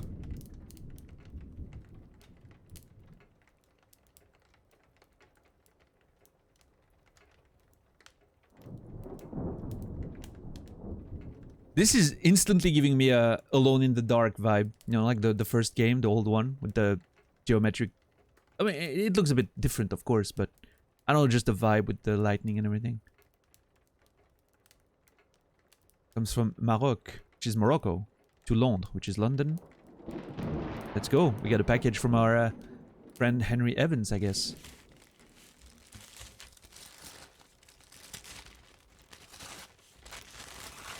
Oh, we still have a secret chapter part-time. Game's not over. Chief Inspector, I write to you with the unfortunate news that Dr. Evans has passed away. He succumbed to his illness shortly after receiving your package. He was very pleased with your correspondence and asked that his gratitude be expressed by returning that book to you, along with the means to complete it. As for the three of us that remain, the Obra Dinn is a distant memory and a dreadful chapter in our lives that we wish to forget. Do not write back. Regards, Jane Bird. Perfectly timed lightning strike there.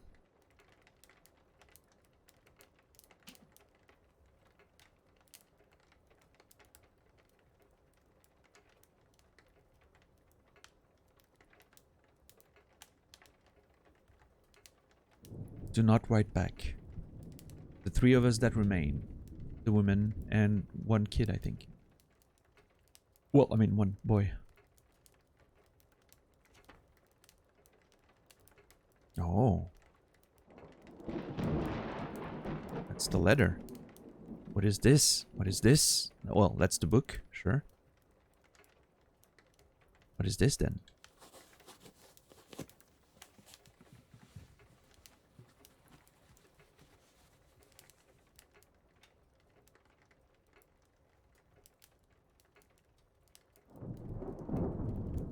Is that a hand?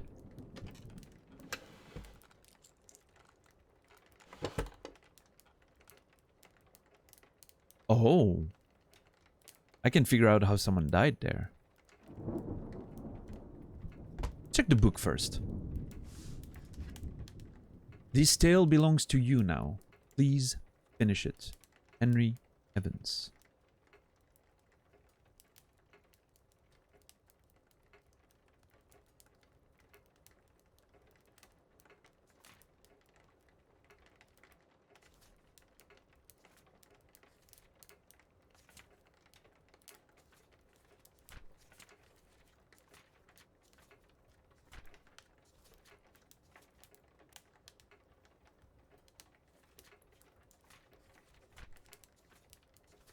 Wait, I want to do something first.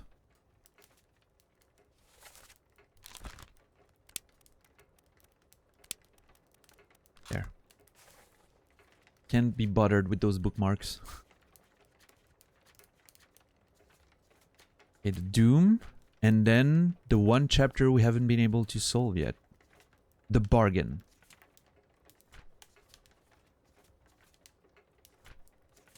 Which is still empty at this time. Alright. Well, here we go, boys.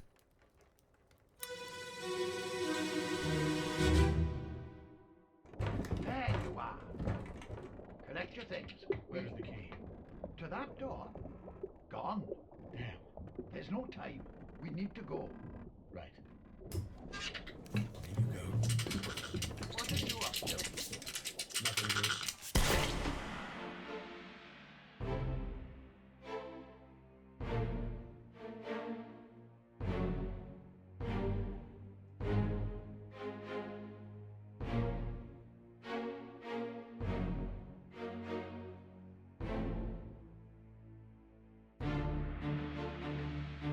What the hell? That was a monkey's paw. Why would you kill the monkey?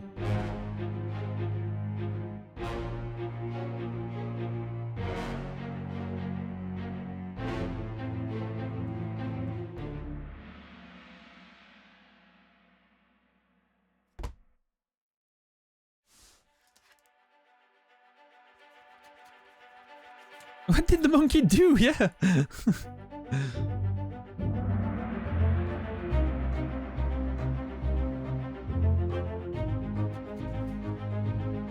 I thought it was a shriveled hand, but now it makes sense that, you know. A friendly but not entirely pleasant monkey companion was sacrificed in the pursuit of knowledge. Oh, that's how you're gonna justify it.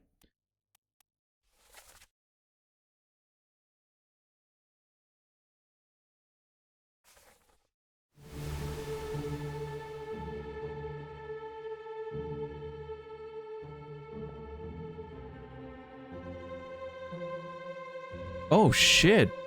Oh shit, okay, his hand is fucked up. He burned. Poor dude burned.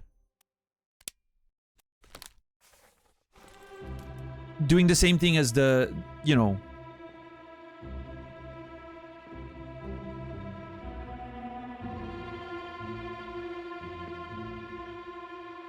This poor guy got spiked. Martin Perrot. Poor little monkey. Wait, is killing, is like the death of the monkey, like in the pursuit of knowledge? Like, is it relevant to something that's gonna happen here?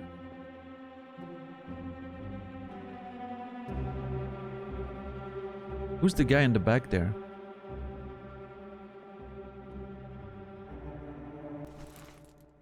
That's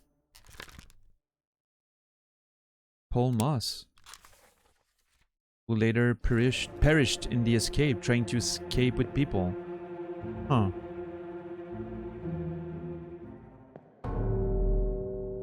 Alright, I guess this body then.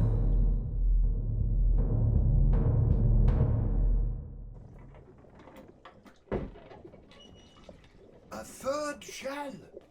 Captain didn't toss them all. Leave it. Help me lift this.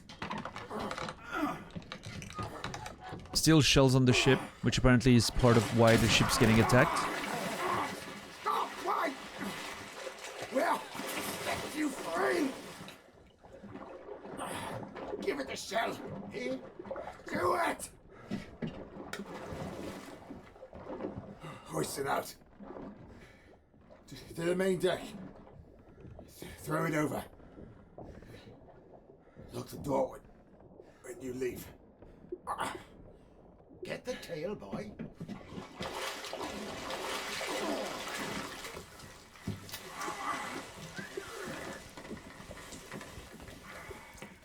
In return, the ship. The Obra Dinn. See it home.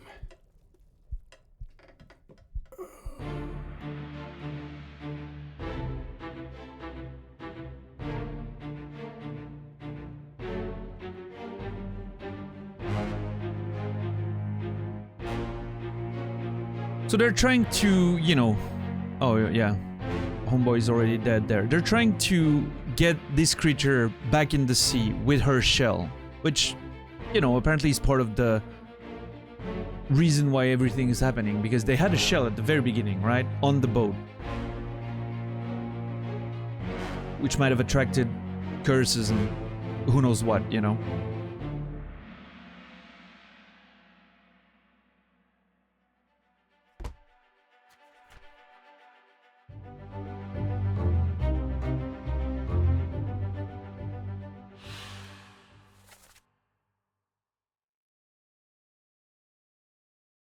Help me lift this. Stop, wait, we're here to set you free. Give it the shell. Okay, set you free, so talking to the creature, right? Hoist it out to the main deck, throw it over, lock the door when you leave. In return, the ship, the Obra Dinn, see it home. So he got spiked by a terrible beast. I think that's the key there.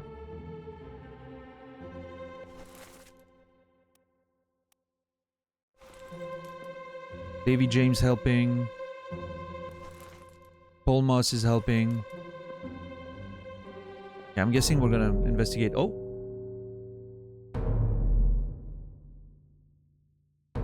Wait. Oh. We're investigating one of those creatures now.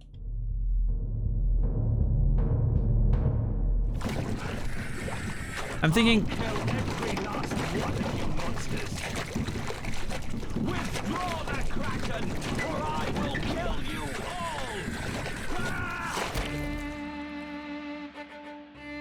all! That's what the stick was.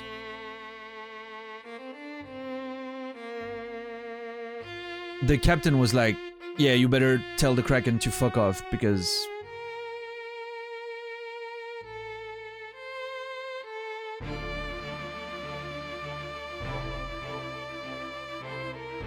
Yeah, we figured the captain did something, right? To get the Kraken to leave. Did not expect that it was just murdering. I was thinking, you know, the bargain sounded more like it was... having a proper negotiation. That's a negotiation like Bruce Willis in The Fifth Element, right? Captured beast fought against its jailer, was speared for the trouble.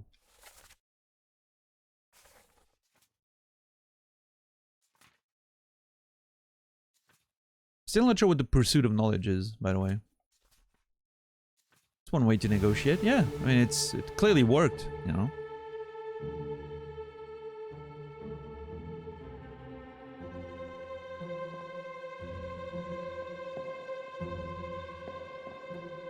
Alright, I guess him now? Still not? Oh my god, okay. Really segmenting this story there. This is your Kraken. Yeah. You brought it here. Send it back.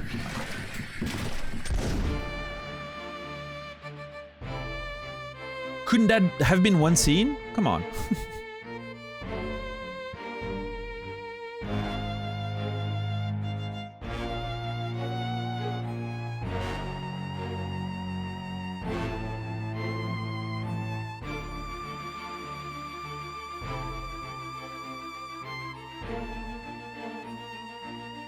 Murdering two, one of them tried to get freed.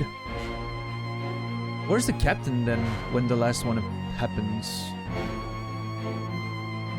Back in his cabin, I guess?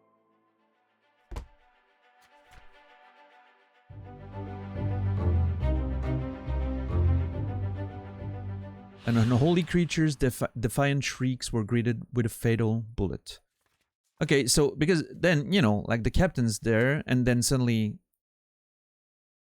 that's a bit later, right?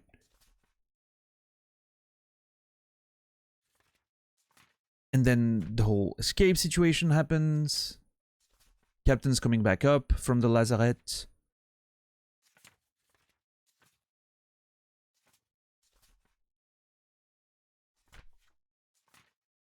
And then at the end, lest we break it down and take more than those shells. You bastard, you may take exactly what I give you. They wanted the shells at this point. There's more shells? They suspect that there's more shells on the ship, I guess? That the captain got them back?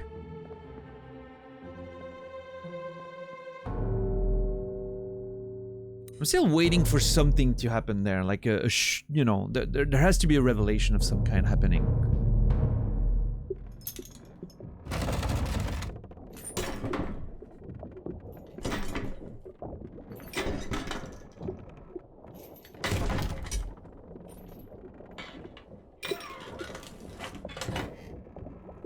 This? Quicksilver. Mercury? Not Mercury.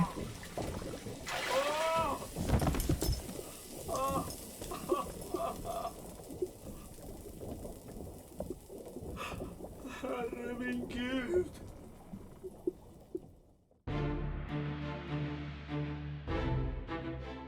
So he thought it was Mercury and put his hand in, but got a shell from it, but burned.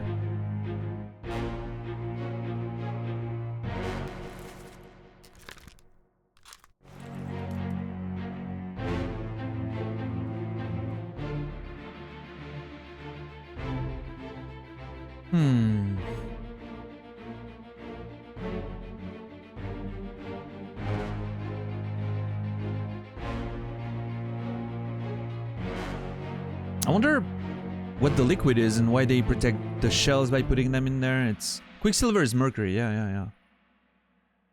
I mean, touching Mercury is not great, but not as bad. If it's not like prolonged contact, right? Not as bad as... You know, like you can get away with touching it a bit, right? If you have no wounds and... Which I'm not... Like, he probably has arms scratched and everything from just working on the boat, but yeah.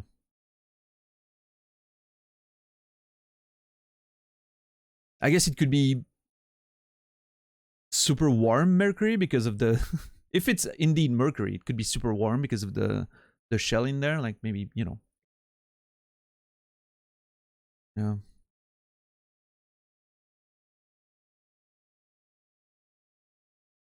Yeah. I mean, you see a ton of, you know, science on the topic on YouTube, like people putting gloves to handle mercury and all that, and some of them are just like touching it with their fingers. They're explaining that, you know, as long as they don't have cuts and don't touch it for a long period of time, they're probably fine. Probably. But, you know, I wouldn't recommend it. But all the fates are correct. Yeah, exactly. It's too big to penetrate the skin, unless I guess a long time would be enough for some particles to get in, or maybe if you have a wound, or, you know. Hey, that's the whole thing, I guess.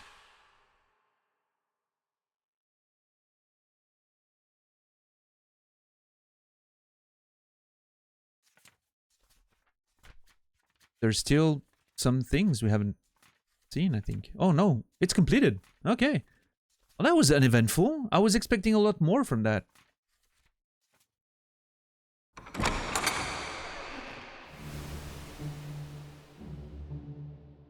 Oh.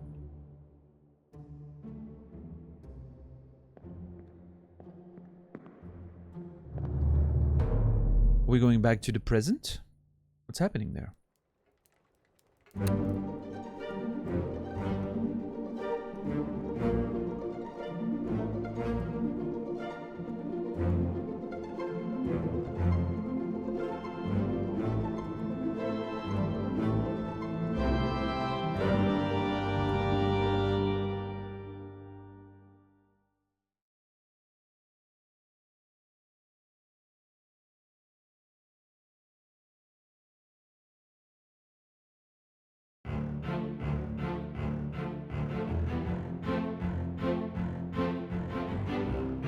I'm sorry. Excuse me?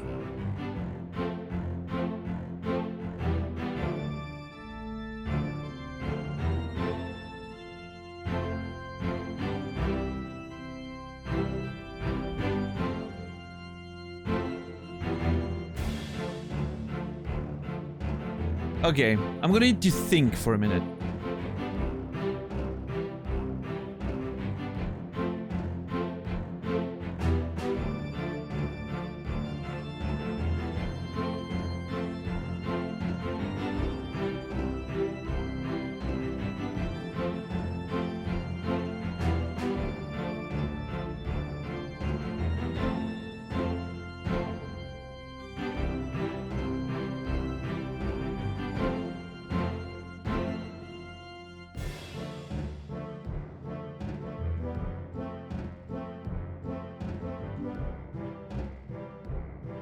Let's see if there's like a post-credit scene or something.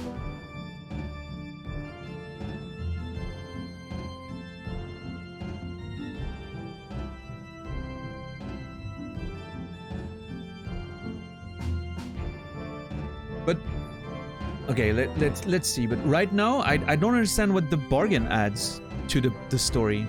Like, it's nothing that I couldn't imagine, you know, like it didn't reveal anything, it didn't.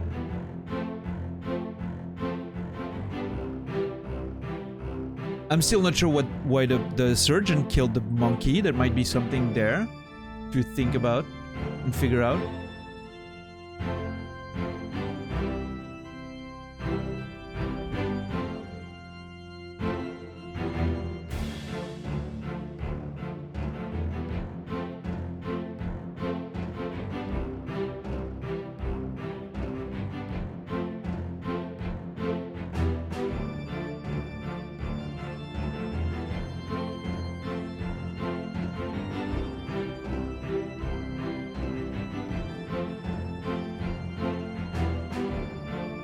So my instinct tells me that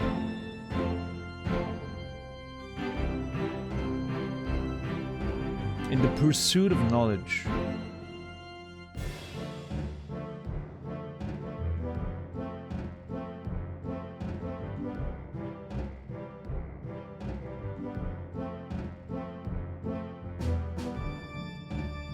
well, I mean, Dom, I'm still currently in the process of, you know, putting it together in my brain, so I'm not gonna want answers now. Give me a minute, all right? Yeah, let's think about this, and then we'll talk. No, that's it. Completed save. Rewind?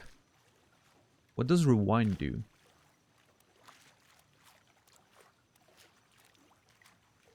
What does continue do?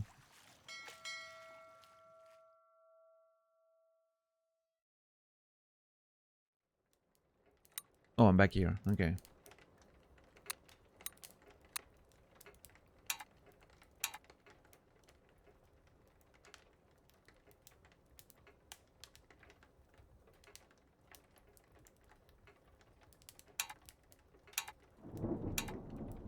Oh, that's, I guess, to get the credits again?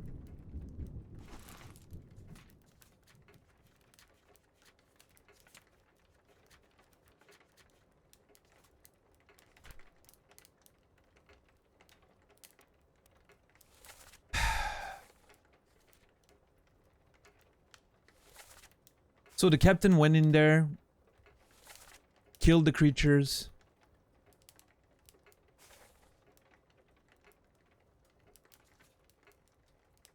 Okay, I have ideas.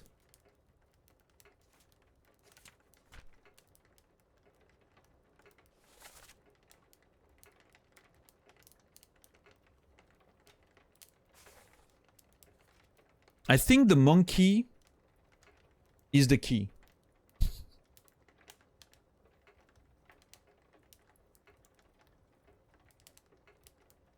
Somehow.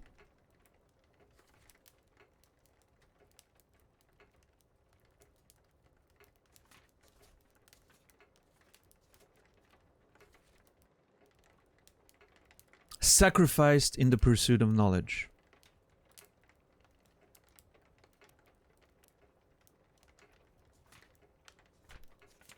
I'm thinking he killed the monkey. I don't know how it connects, but I'm thinking he killed the monkey as a way to make the Kraken go away.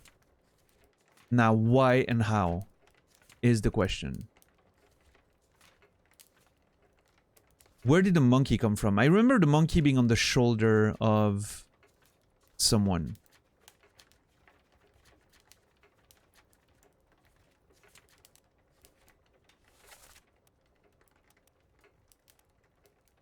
I'm not sure if the monkey is on the picture at all.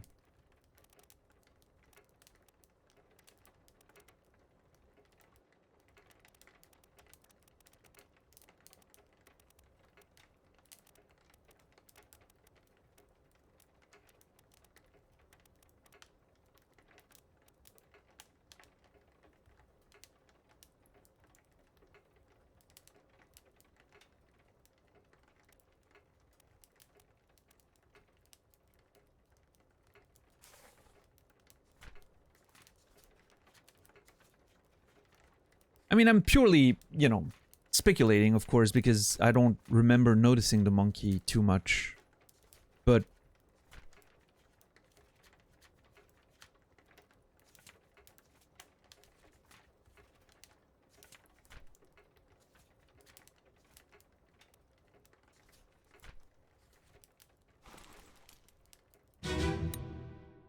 let me listen to that again. There you are. Collect your things. Where's the key? To that door. Gone. Damn. There's no time. We need to go. Right. Here you go. What are you up to? Nothing good.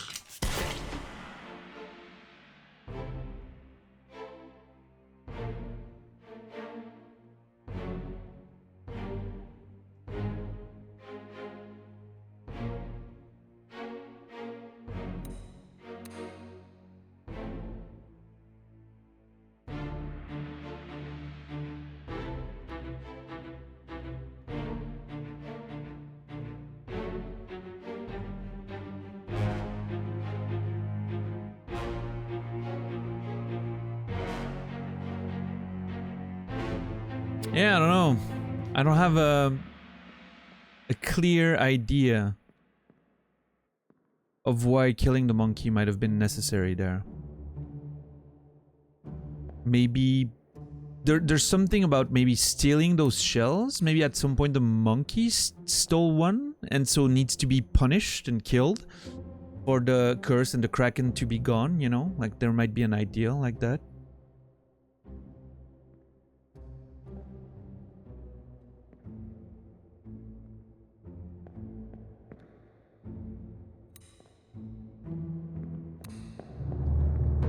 I wish I could go back and see all the, you know... Oh, maybe... Wait. What if...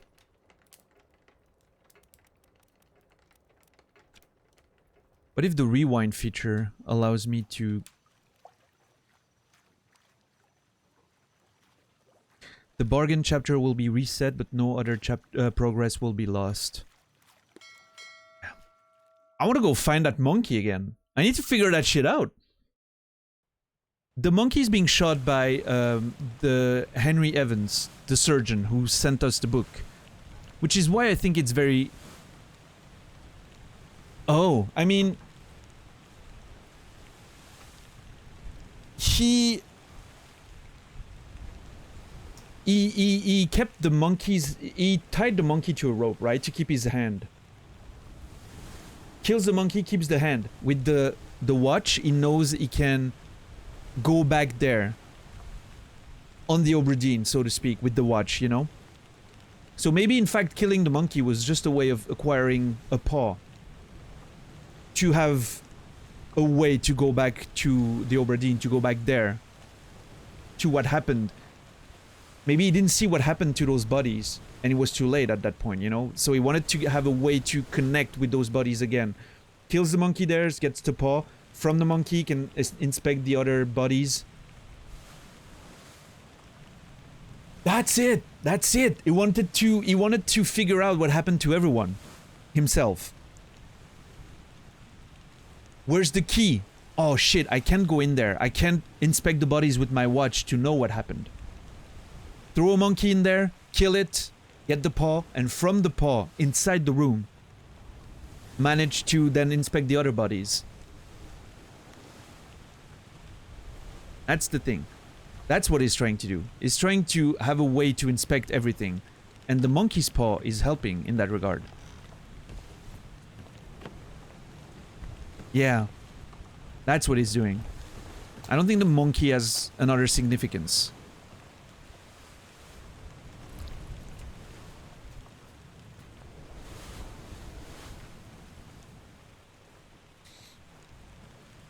I think the monkey was seen on the third mate shoulder in one of the scenes underground.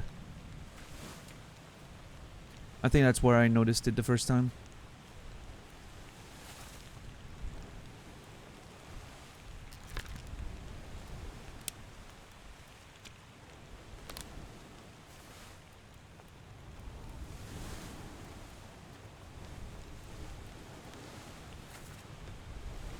I think it was one of those scenes, yeah.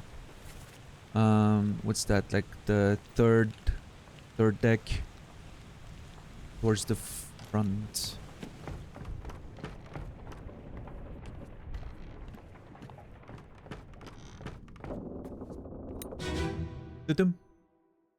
Hey, Emburdo, what's up, man? Recently watched your Outer Wilds playthrough. Thoroughly enjoyed how you like to take it in at your own pace. Keep up the good content. Dude, thank you, man. Glad you managed to catch the stream once, and I'm glad you enjoyed the Outer Wilds playthrough. It was very special for me. It was definitely a good time, for sure.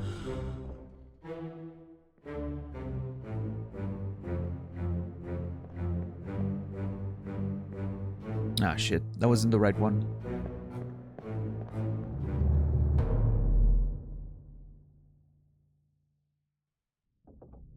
Is the one that's getting carried, yeah. Well, same as the other fellow. Some lung disease. Consumption. It works for the code. You expect? If so, we don't have it. They must have picked it up at the last house. I checked all hands just now. I love how we're supposed to understand what they're saying with the loud as fuck music. I guess usually you would have the text, but yeah. Oh, and not the music. In fact, yeah, makes sense.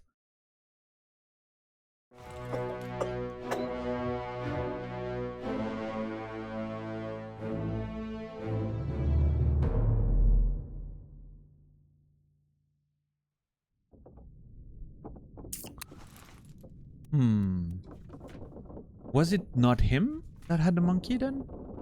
I remember seeing the monkey on someone's shoulder and I was like, oh, monkey, so cool. I want to inspect that scene again. See if the monkey's somewhere.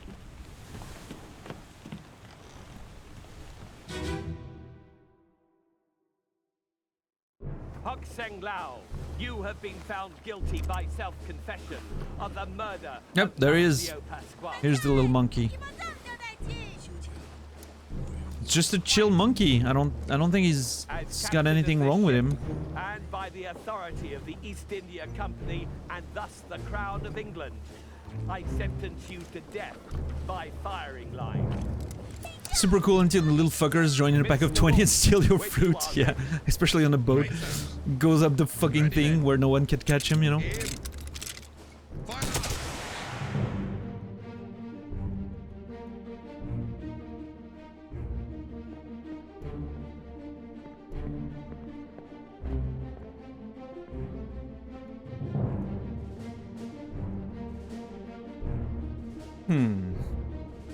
Interesting.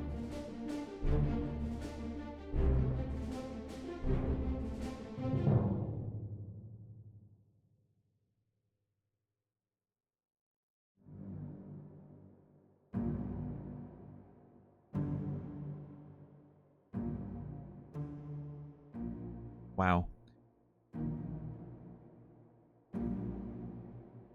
Somebody likes me on Tinder, apparently, according to my notifications. Which means, you know, I'd have to go on the app, see those beautiful ads once again, and then start swiping because, of course, the app won't tell you who unless you pay. And then you swipe, and then, of course, it's gonna tell you at a random point later that, oh, you missed it.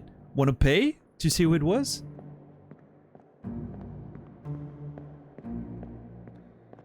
It's all fake to make you pay.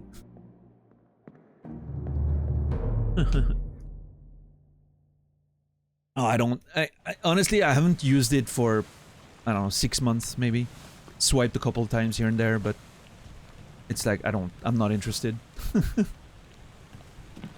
I don't have time for this shit. Do not have time at all.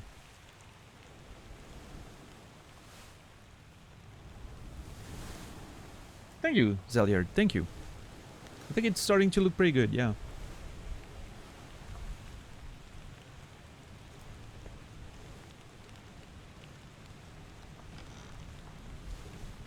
So yeah. It's a trick, yes. They're tricking you into purchasing.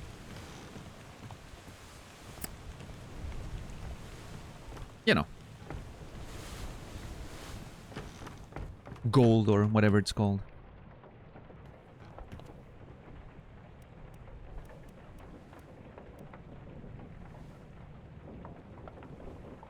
I mean, okay. Let's quickly go through the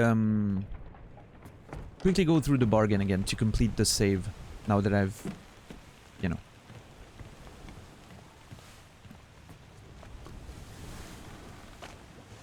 I want to complete the save again. What's up, Businella? How are you doing, man? How's life? We should go. Storm's nearly about, so we won't be coming back.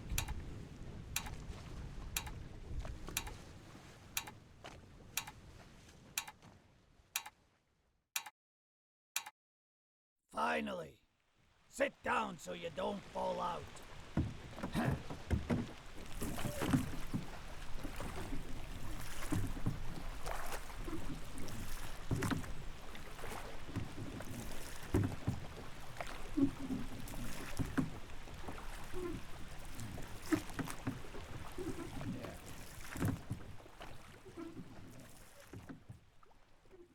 A significant part of the game is indeed doing that, Businella, which is something I complain about. I wish there was a faster way of accessing memories again.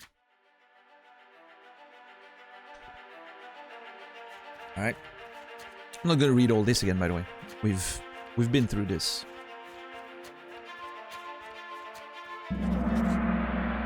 I'm just completing my save again so we can have discussions.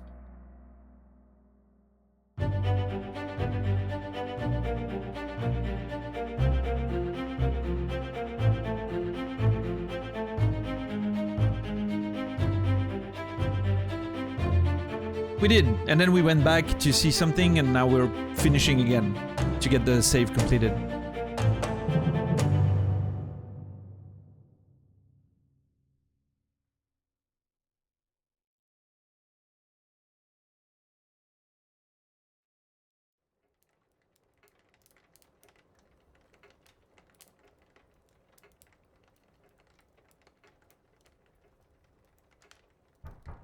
Oh my god, this scene is so slow. I understand. I wish I could skip now. Just want to finish the... Oh, goodness. What a nice thing. You know, you should be out in it then. Right, You should be out here then. and tell Father I said hello. Tell mother I said hello? Can you believe it? A package at this hour. Or tell someone, maybe his Smells just dreadful. wife or his mother, maybe. Tell your mother I said hello. Maybe the post, you know, the post boy is the mom's a friend. Tea's in the kitchen if you need more.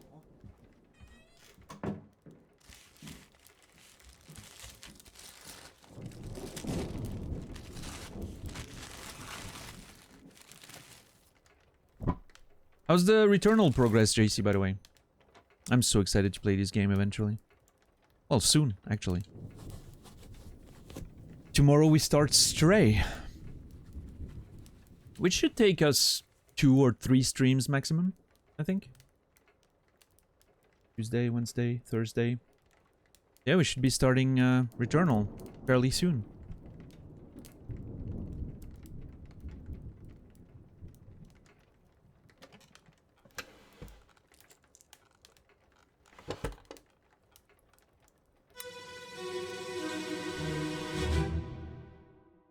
There you are.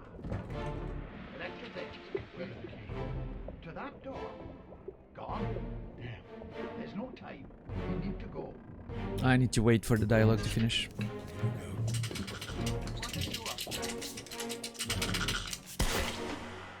Yeah, see, is like threw the monkey in, shot him, got him back, got the paw, as a way to figure out all that happened in here.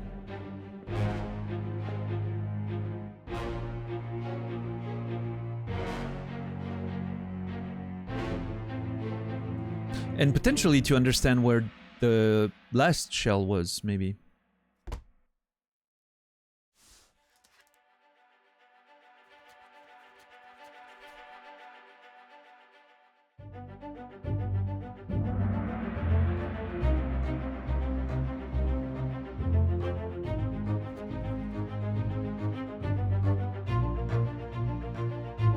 Sacrificed in the pursuit of knowledge, yeah.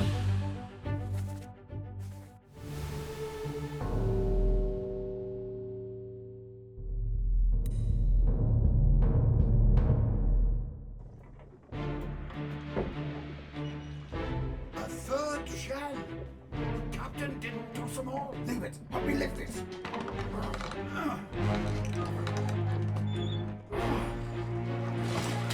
I truly wonder how the first shell got in the possession of, you know. Give it the shell. Do it. Hoist it out. To the main deck. That's not something we ever figured out, I think.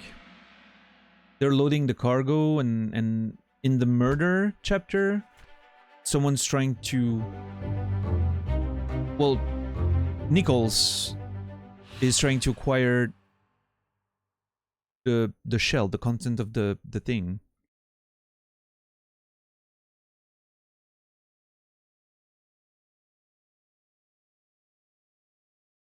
Which I'm assuming came with the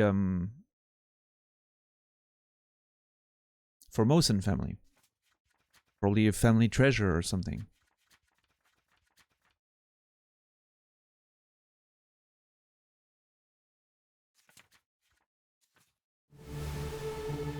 We'll go back over the whole thing once we're done.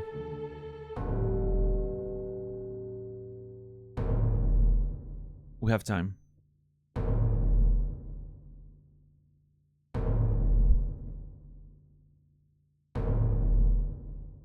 Oh.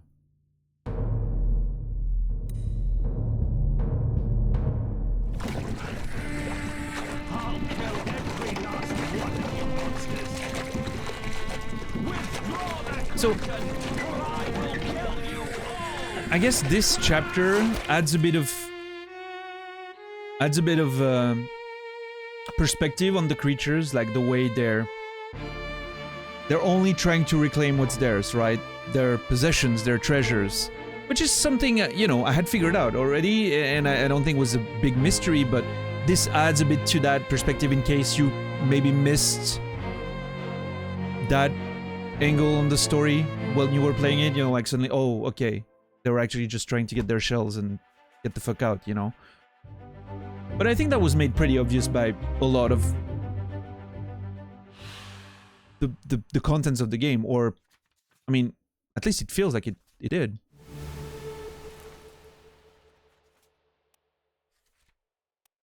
I can't tell if it's me that suddenly went, oh, it's probably because of that, and then that made it obvious for me, but I think it was, right? Like they escape with the chest and shouldn't let the chest go underwater because the Formosan family wanted to keep it, I guess. And then suddenly the creatures attack. Formosan dad guy kills them all with the power of the shell somehow, sacrificing himself. And there's the whole thing, but you know.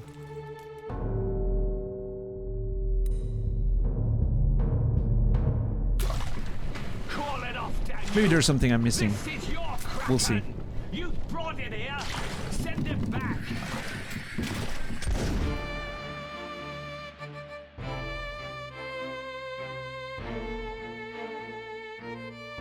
Oh, actually, yeah.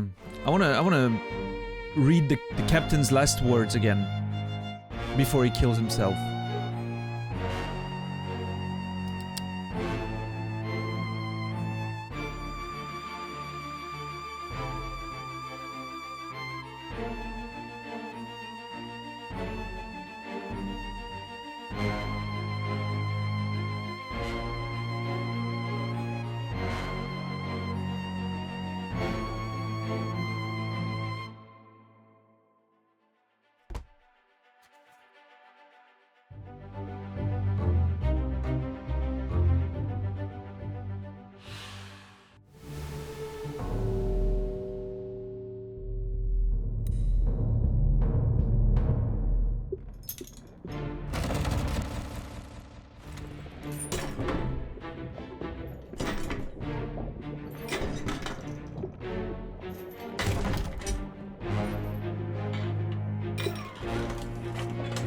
So he's opening this. Yeah. Forcing it open. Putting his hand into it. Gets the shell, but gets burned.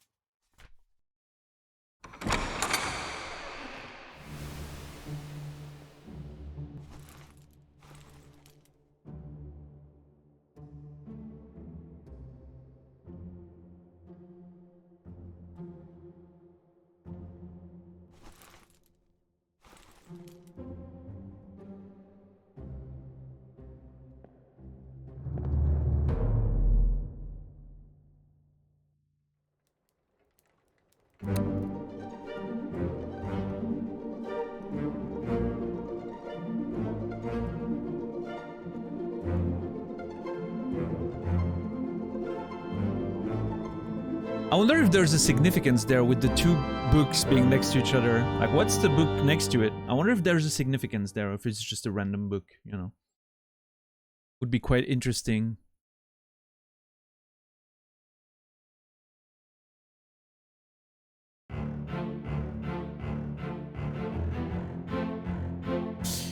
Yeah.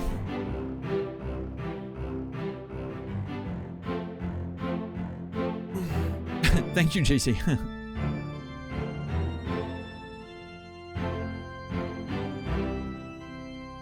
Second completion in one day. Credits are rolling. Yeah, I mean, second time already. Wow, okay, JC, okay.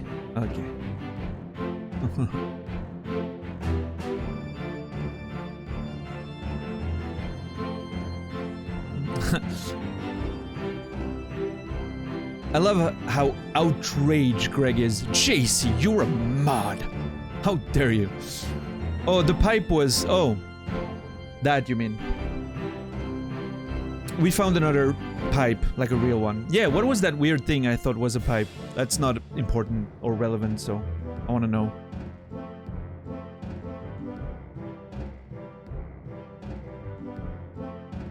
A bosun's pipe. Which is...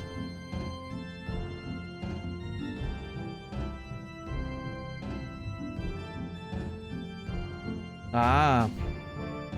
It's a whistle. Nice.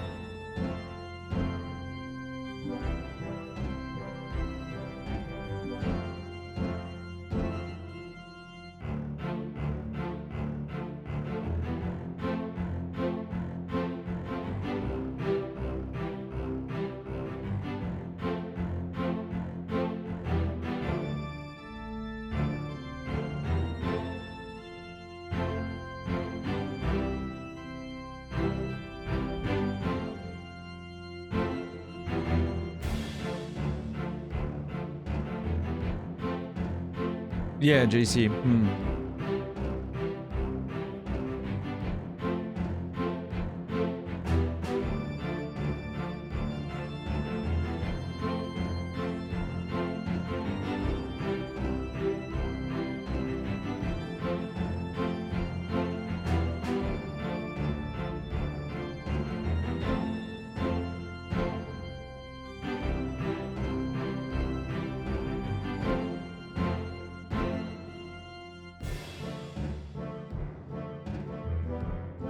Oh yeah, JC? Nice. 95% of fun facts are never fun? I thought that was fun.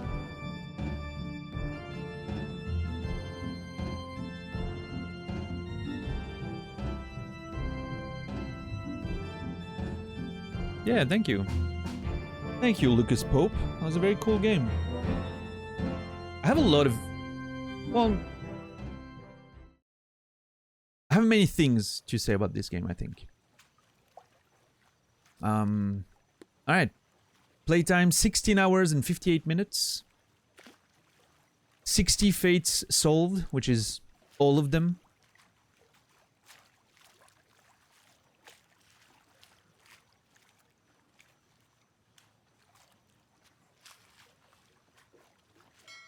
Let's go back through the book at the end there.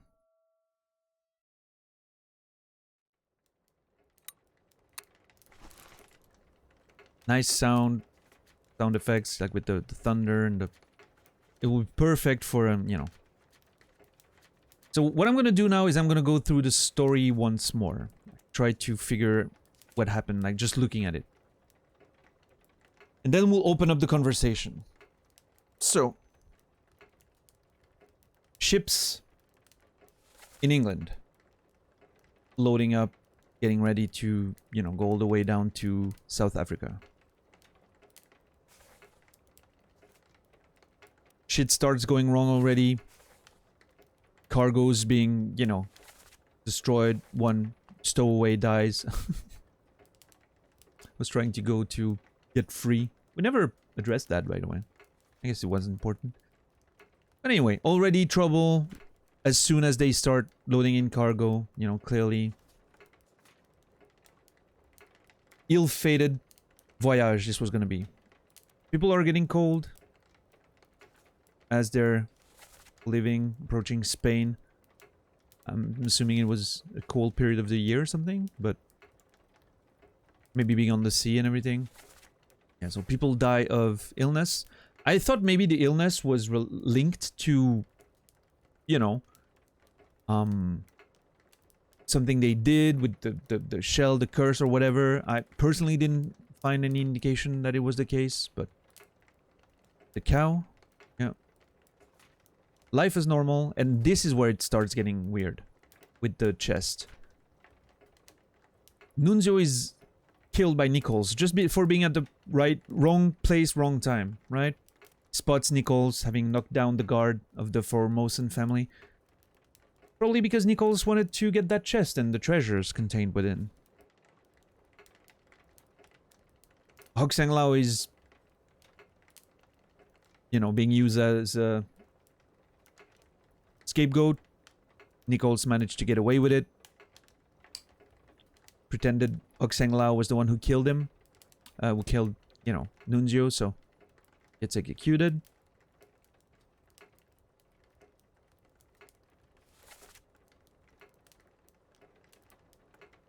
And this is where it gets complicated. Nichols tries to leave with the treasure while everyone's distracted by the events of the day, right? They're in the water, and of course, you know, they're trying to go to the Canaries with the treasure. Maybe to sell them? I'm not sure what Nichols' master plan is there, but anyway. Creatures attack because they've spotted the, you know, they probably realized that the chest was near the water and it was, you know.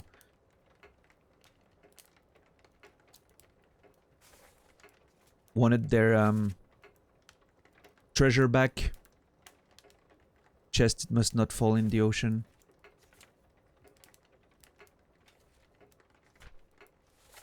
The Formosan leader manages to kill the creatures by plunging his hand in the chest, using the power of the shells apparently or something. Fortunately, everyone dies. Only Nichols tries to come back to the ship.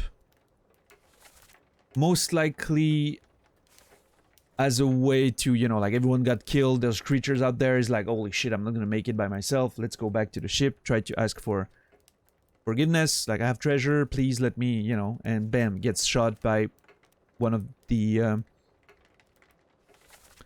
Formosan people. The second guard, who probably was very mad about the fact that, you know, his entire people got killed, but yeah. Some people disappeared in the sea, for sure. And the creatures that were brought back on the ship with Nichols just started killing everyone. You know, there's a lot of destruction there, and killing. And shells, of course. I'm guessing Nichols was like, oh my god, so many shells. Awesome. But yeah, big chaos ensues. Philip Dahl goes crazy. Murders John Naples. And then it keeps escalating. Lightning strikes, spider creatures attack. Lots of death, confusion, and chaos. What's up, Emmy? I recommend muting me, Emmy, by the way, if you want to play this game one day. We're going over endgame stuff. We finished it, actually. I'm just going over the story one more time before opening the conversation to, you know, everything.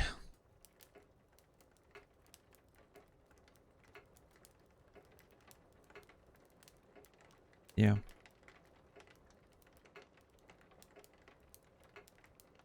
But I hope you have a good day.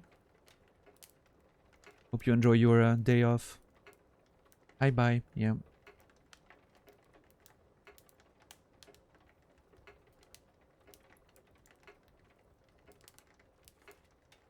And then the doom keeps escalating. Spiders weren't enough. Fucking huge ass kraken attacks the boat. More death, confusion, and chaos. Abigail even gets killed.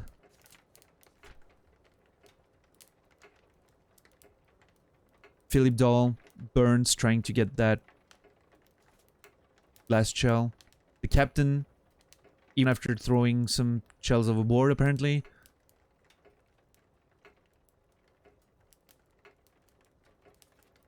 Threatens the monsters, kills them for the Kraken to be sent back. Doesn't work. Or maybe it does. Because the Kraken went away. And then the mutiny, like everyone thinks the captain's crazy. There's a bit of a mutiny going on. People try to escape the boat, like the passengers are like, yep, we don't want none of that shit.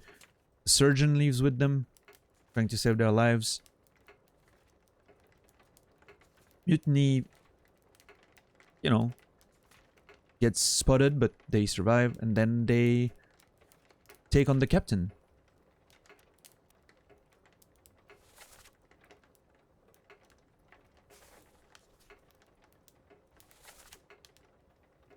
They're at the bottom of the sea. That's a lie. Are you getting an inspiration from my next... From this? No. Honestly, not so much. I'll go over my issues with some of the story there. I'm not saying it's bad or anything. It's just I have issues. Abigail, your brother, my friend. I shot him dead. I'll be with you soon, my love. Please forgive me for everything. Okay, nothing significant. And that's it. That's the game.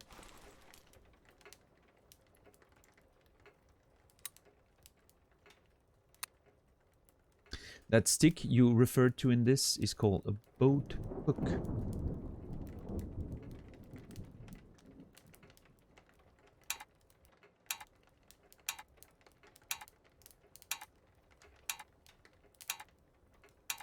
Alright, so this was a very decent game. I thought it was an interesting gameplay mechanic.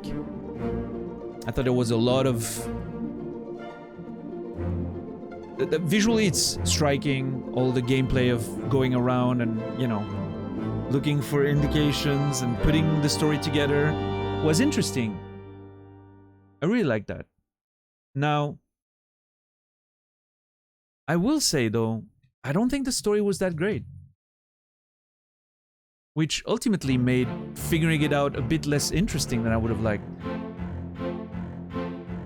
It felt to me like your very standard... You know,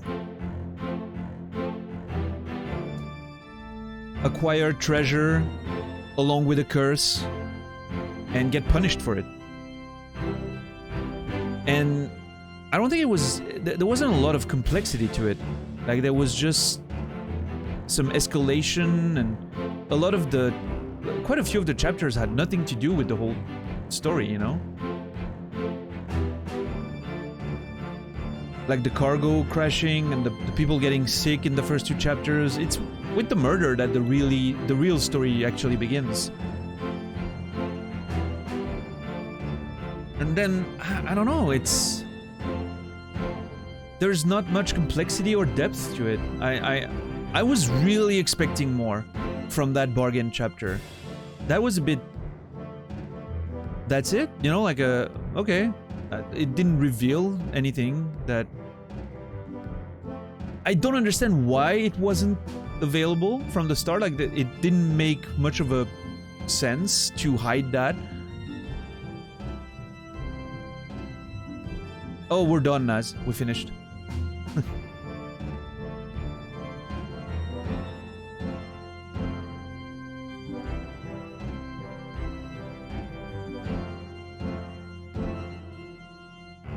Yeah, I don't know. It didn't really reveal much. Like, I didn't learn anything.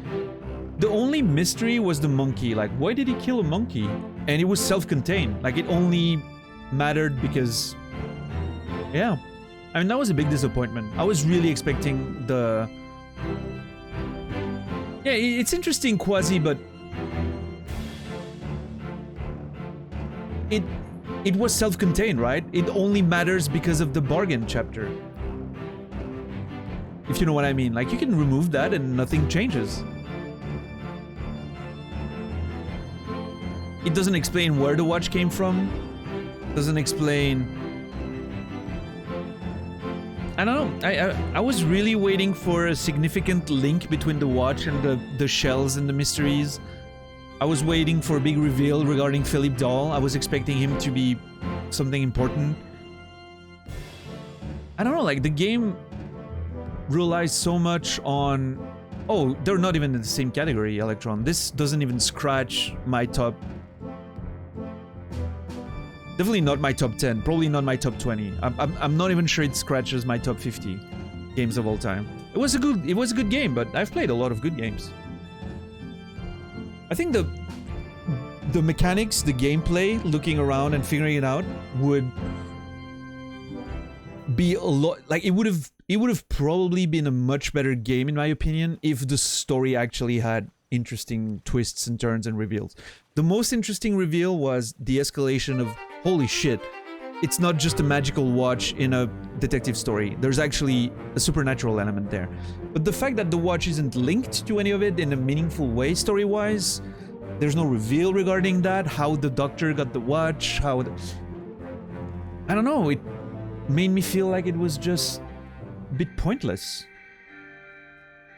I need a bit more than this to have a complete story. I don't know. And with this, I'm opening up the conversation. Feel free to, you know, if I missed something that makes the story more interesting, if you have questions, if you have, you know.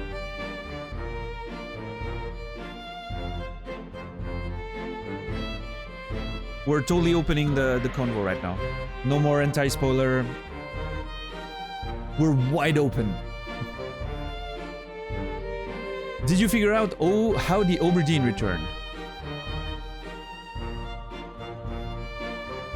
So, one of the guys said make sure the Obra Dinn returns, right? See it, that it returns.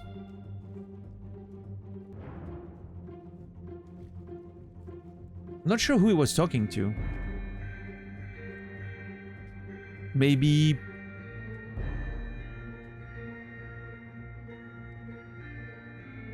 Maybe one of the creatures with the shell, and that might be the thing we see in the water, you know?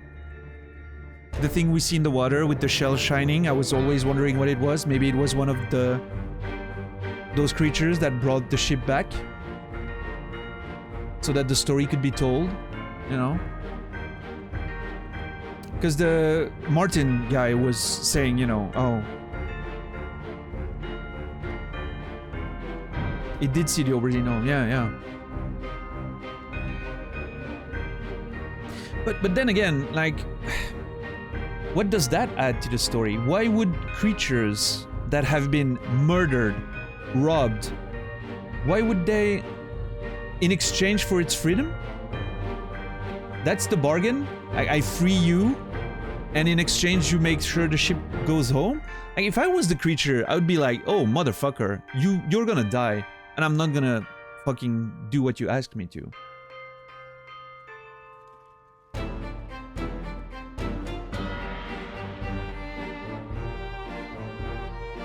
Like, I mean, it doesn't add too much. Like, thematically, I'm not sure what's the point there.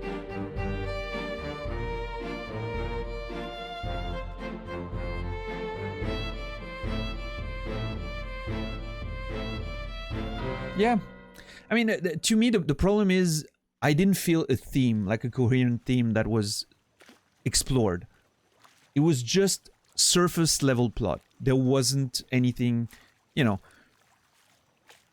It's completely unlike Outer Wilds, for instance, which I'm bringing up because it was often, you know, brought in the same conversation when I was playing Outer Wilds. People were like, oh, you gotta play Obra Dinn, you know. What made Outer Wilds amazing, in my opinion, is that the themes were explored in so much depth outside of the surface level plot, you know? Here, the plot is fine.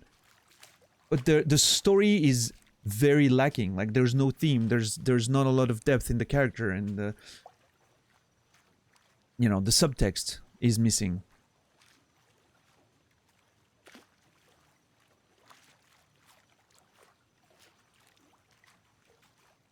But the gameplay was awesome, for sure, yeah.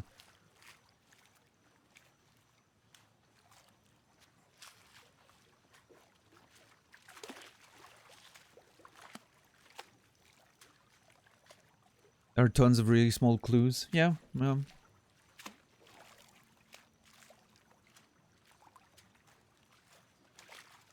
Yeah, Jimmy, that makes sense. It's a bit unfortunate for me because I think if the game didn't promise anything, you know, like if the bargain was not a big thing, like maybe if, you know, say the monkey paw was something you could find on the ship, or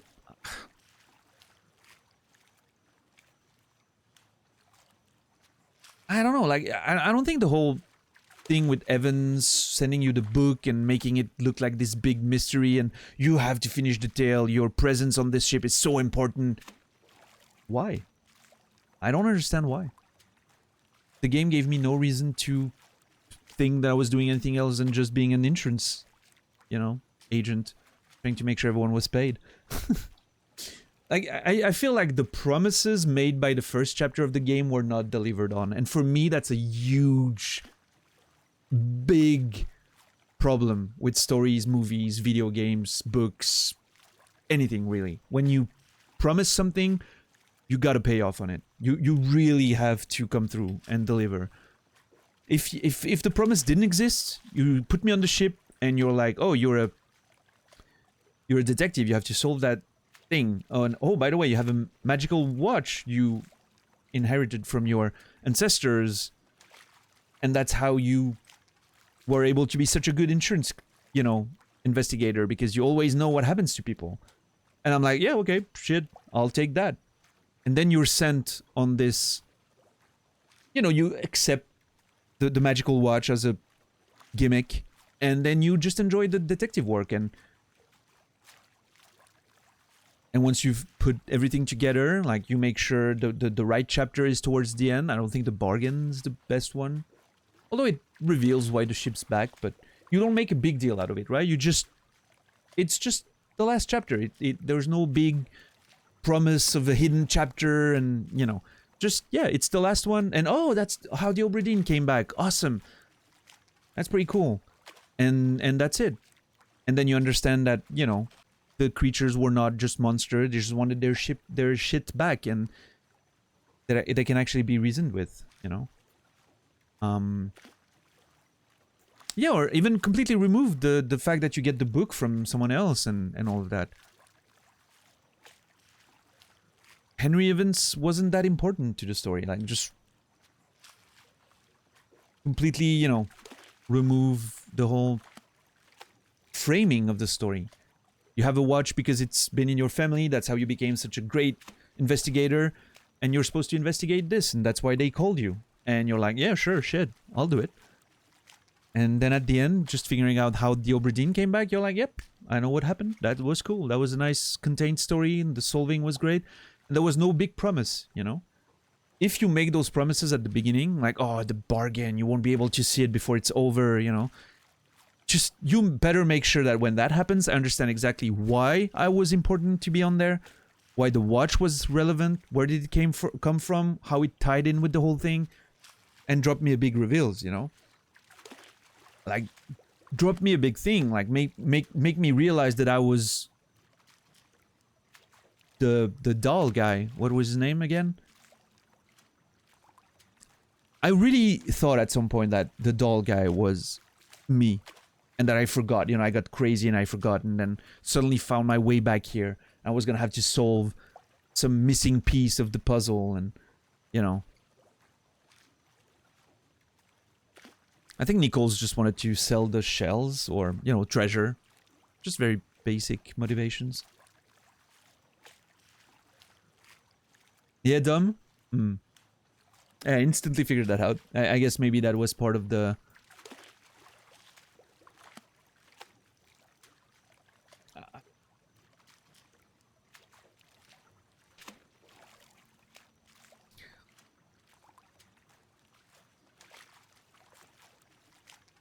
Yeah, but yeah, exactly. I agree with Quasi there, Dom. The paw is self-contained.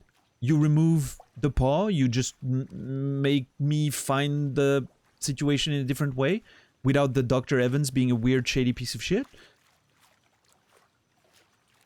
just make me find the body of, you know, make me enter the lazarette and find the body, and that's it. There was no reason for the lazarette to be closed off. Open the lazarette last, make me go in, just like you've opened every door in the game, and just give me that as the last chapter and as a way to understand how the ship came back, and that's it. But without having to add all that framing stuff with the doctor and the book and the... That was so weird. I don't know. And then the doctor is just dead at the end? Like, oh, he just passed. Oh, okay. Well, shit. Now, here's the fun thing. When you get the book, if you could change the fate of the doctor, put it down to he just passed of old age or whatever, and then it adds, you know, like it opens a new fucking ending, like a secret one for only the people who thought about changing the fate of the book, you know, because he's now dead technically, and that opens a whole secret mystery about the reveal about the doctor and the watch, and that would have been a nice little cheeky addition to it. But yeah, maybe Glegor. Yeah, that makes sense actually.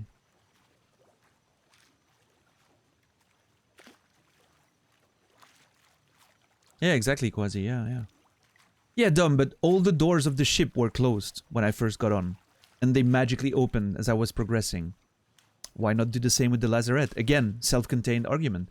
The key's gone. Yeah, make the key not gone. It wasn't important that the key was gone. It wasn't important that the door was closed. It wasn't important for me to be not able to get in there. Outside of keeping the bargain a secret chapter, which is a self-contained argument. It's a circular logic there, you know? It only serves the purpose of being there. There's no point. It doesn't add any theme to the story. It doesn't add any big reveal at the end. It's just... It only makes it a bigger promise that then is not delivered on. So in fact, it makes it worse. Because it adds mystery and, oh my god, I really want to see what's in there, you know? And then at the end, it's just another not so significant segment of the story that most of which was already figured out. Like the big reveal, arguably, is how the Obra Dinn came back. That's the big thing. But I honestly wasn't that intrigued by it. That's my mistake, by the way. I should have been more like, huh, wonder how that ship came back. Because yeah, it's a bit weird. But I guess part of me figured that it crashed. Well, I mean, the story ended when it was somewhere off the coast. And it just, you know, drifted there over time.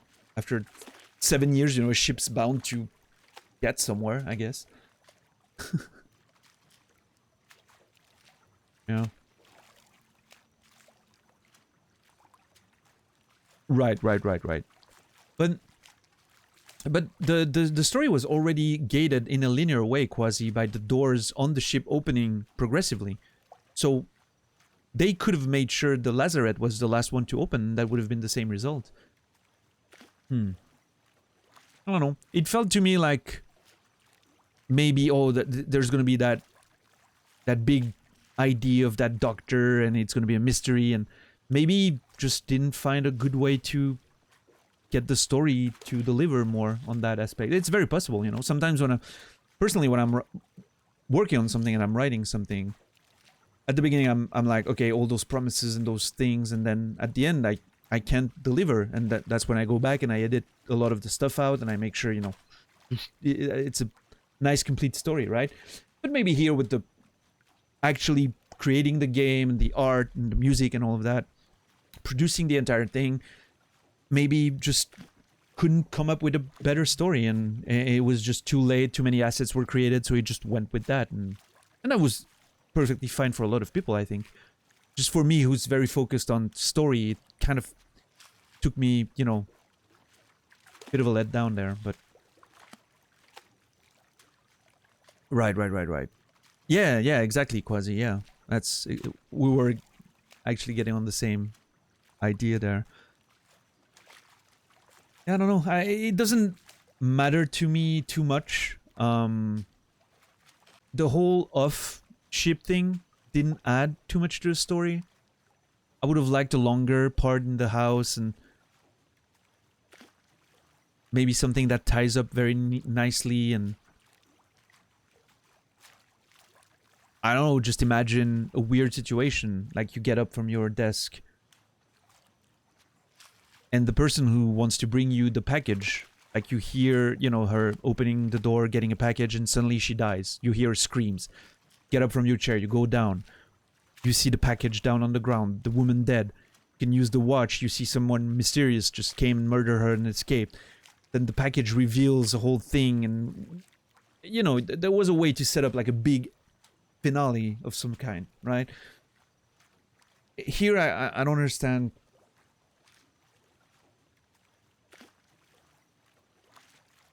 Yeah, exactly, Brainy. I would have loved, actually, that's why I went back. I would have loved if, looking at the monkey, you would have seen like all the monkey hidden in almost all of the scenes, but never being visible because it's not on the drawing. And you can be like, oh, he's in almost every scene.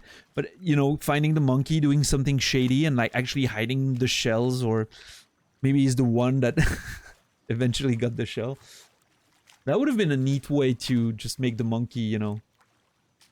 And maybe the surgeon killing the monkey was a last sacrifice to the whatever the creatures were in order to get peace. And everyone thought the captain was the one who got the peace, but it was actually the surgeon. And this whole thing was to prove that the surgeon was the one who's, you know, managed to save whoever survived. And he has all this guilt because, you know, maybe he wish he figured out the monkey earlier, and then suddenly we were like, oh, but at least I saved the lives of those 3 people that, you know, the passengers that survived with him. And that might have been an interesting tale of sacrifice and, you know.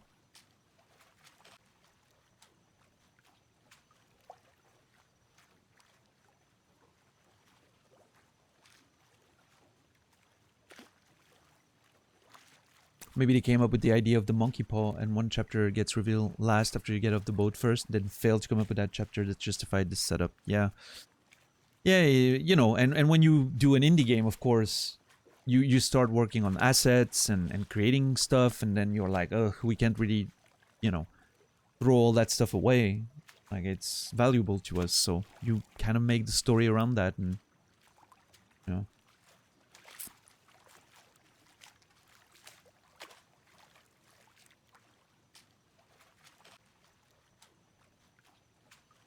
Play the idea of monkey's paw, yeah, as a symbol of that bargain that was made. But I wish the bargain was more interesting in how, you know,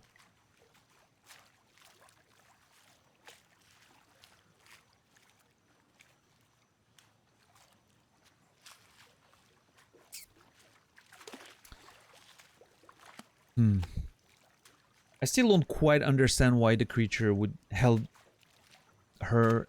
their hand of the bargain. Okay, she was freed, but she was put there by those people in the first place. So just, why should I help you? Holy shit, your crew just killed all of our folks. Stole our shit. You're freeing me? That's not a fucking bargain chip. You're just undoing the bad you did. I don't know. I guess they're nice. That's maybe one of the points, you know, those creatures were just nice. But again, they failed to make me understand how the first shell got in the possession of the Formosan family in the first place. And the importance of that, and I don't know. I have a lot of issues with the more in-depth narrative of this, or lack thereof actually, of this game, but absolutely amazing to play, and the concept was really great. Visuals were amazing. It just, I wish the pace was a bit better. Like, once you've seen all the scenes and then you have like 2/3 of the book to still complete, it becomes a bit tedious. And yeah, the story ultimately unsatisfying, but still, you know, I didn't have a bad time with it. I was just more expectations, I guess. It was, you know, it was sold to me quite highly, which is maybe also why I was, you know, selling a game like this in the same breath as Outer Wilds. And then, you know, you get this. It makes for a rough comparison that I would probably have preferred not having in mind when playing it, you know.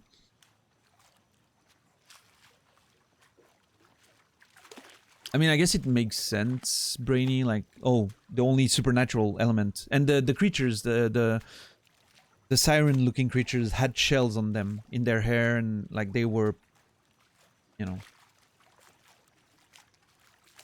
Yeah.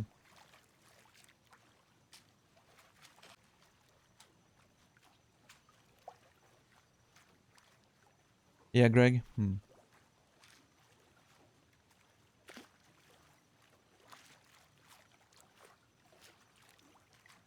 Yeah, I don't know.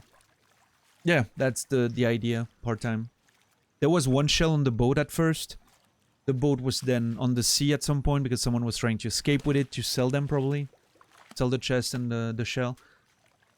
And then they were attacked by creatures. And the guy that was attacked by... The only one that survived came back with all the creatures and more shells. Which attracted the spiders and the kraken and, you know.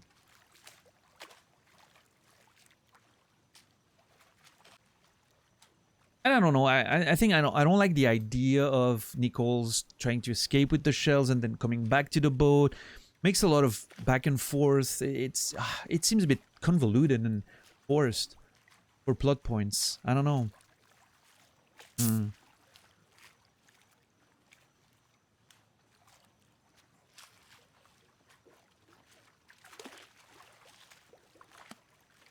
Yeah, Brainy.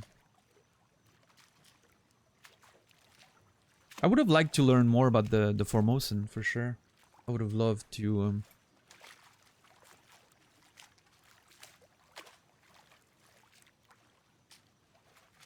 Yeah, I don't know. I mean, again, I may seem hard on the game because I'm mostly expressing my issues with it, but still think it's a fantastic game. From a gameplay perspective, super interesting. It's a very original way of building a mystery, and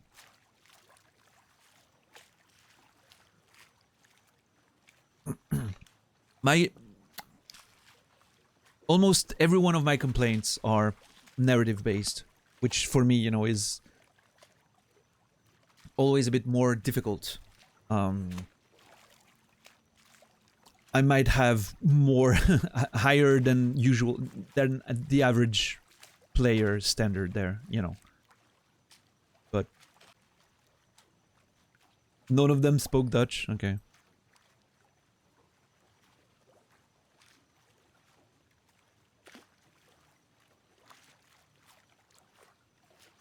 I guess they had no other way to go home part-time. No planes then, right? What's up, Madam JC?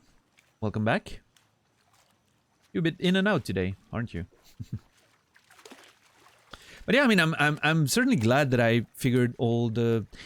Okay, I remember someone mentioning towards the very beginning of the... I saw a message before it was deleted. Someone said, I wonder if he'll figure out those four. And someone was like, oh yeah, those four. What four were there? What was the deal with the four guys? Or four individuals?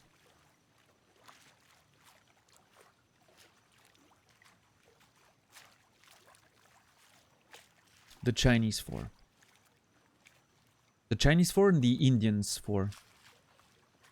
The Chinese four. The actual Chinese.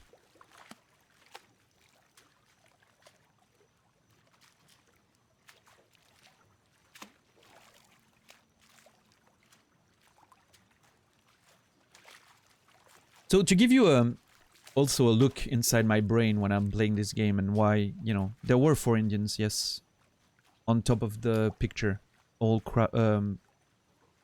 squatting, I think.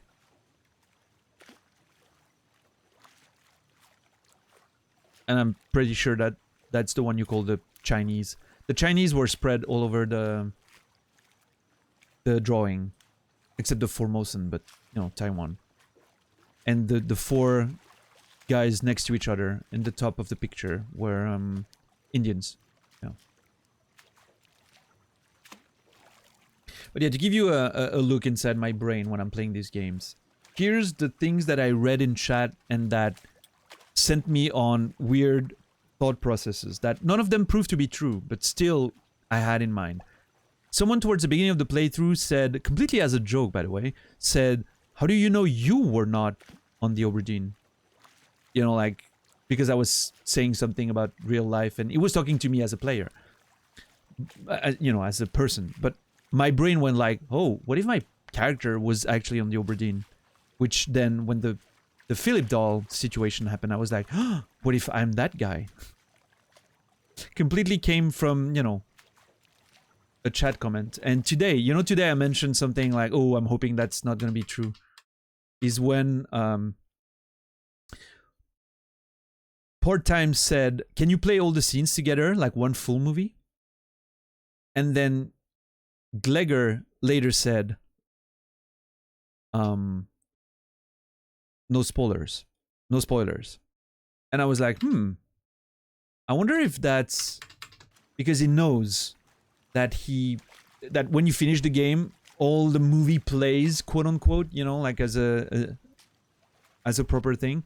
So I was like, I wonder if that happens. But it didn't. So, but just to show that sometimes my brain just takes on the small details that I'm seeing in chat, and I'm like, oh, what if that, and that? That's why we have those strict backseating rules to avoid. And especially for games like these, right? I don't mind. I mind a lot less in games like, you know, the Souls games or whatever. It doesn't matter that much to me. But for a game like this, that, you know, that's pretty tight in terms of how it's presented. And fun fact, the little label near the numbers on the hammocks contain lorem ipsum texts. Aww. Is the Talos Principle on your growing list of games to play? It's on there somewhere. It's nowhere near priority right now. But yeah, it is on there somewhere. But yeah, right now the next game is going to be Stray. I'm looking forward to Stray. It should be fun. I'm hoping it's going to be good. And then Returnal, PS5. Hopefully I can get everything running properly for the PS5 and, you know, we can get proper sound without an increasing delay over time, and I'm just hoping everything's gonna run and that I can actually, you know. Yeah, Brainy, I know. I wish my brain worked less sometimes. Stray is gonna be on PC, yeah, I'm gonna play it on PC. And yeah, one day we'll get to Disco Elysium for sure.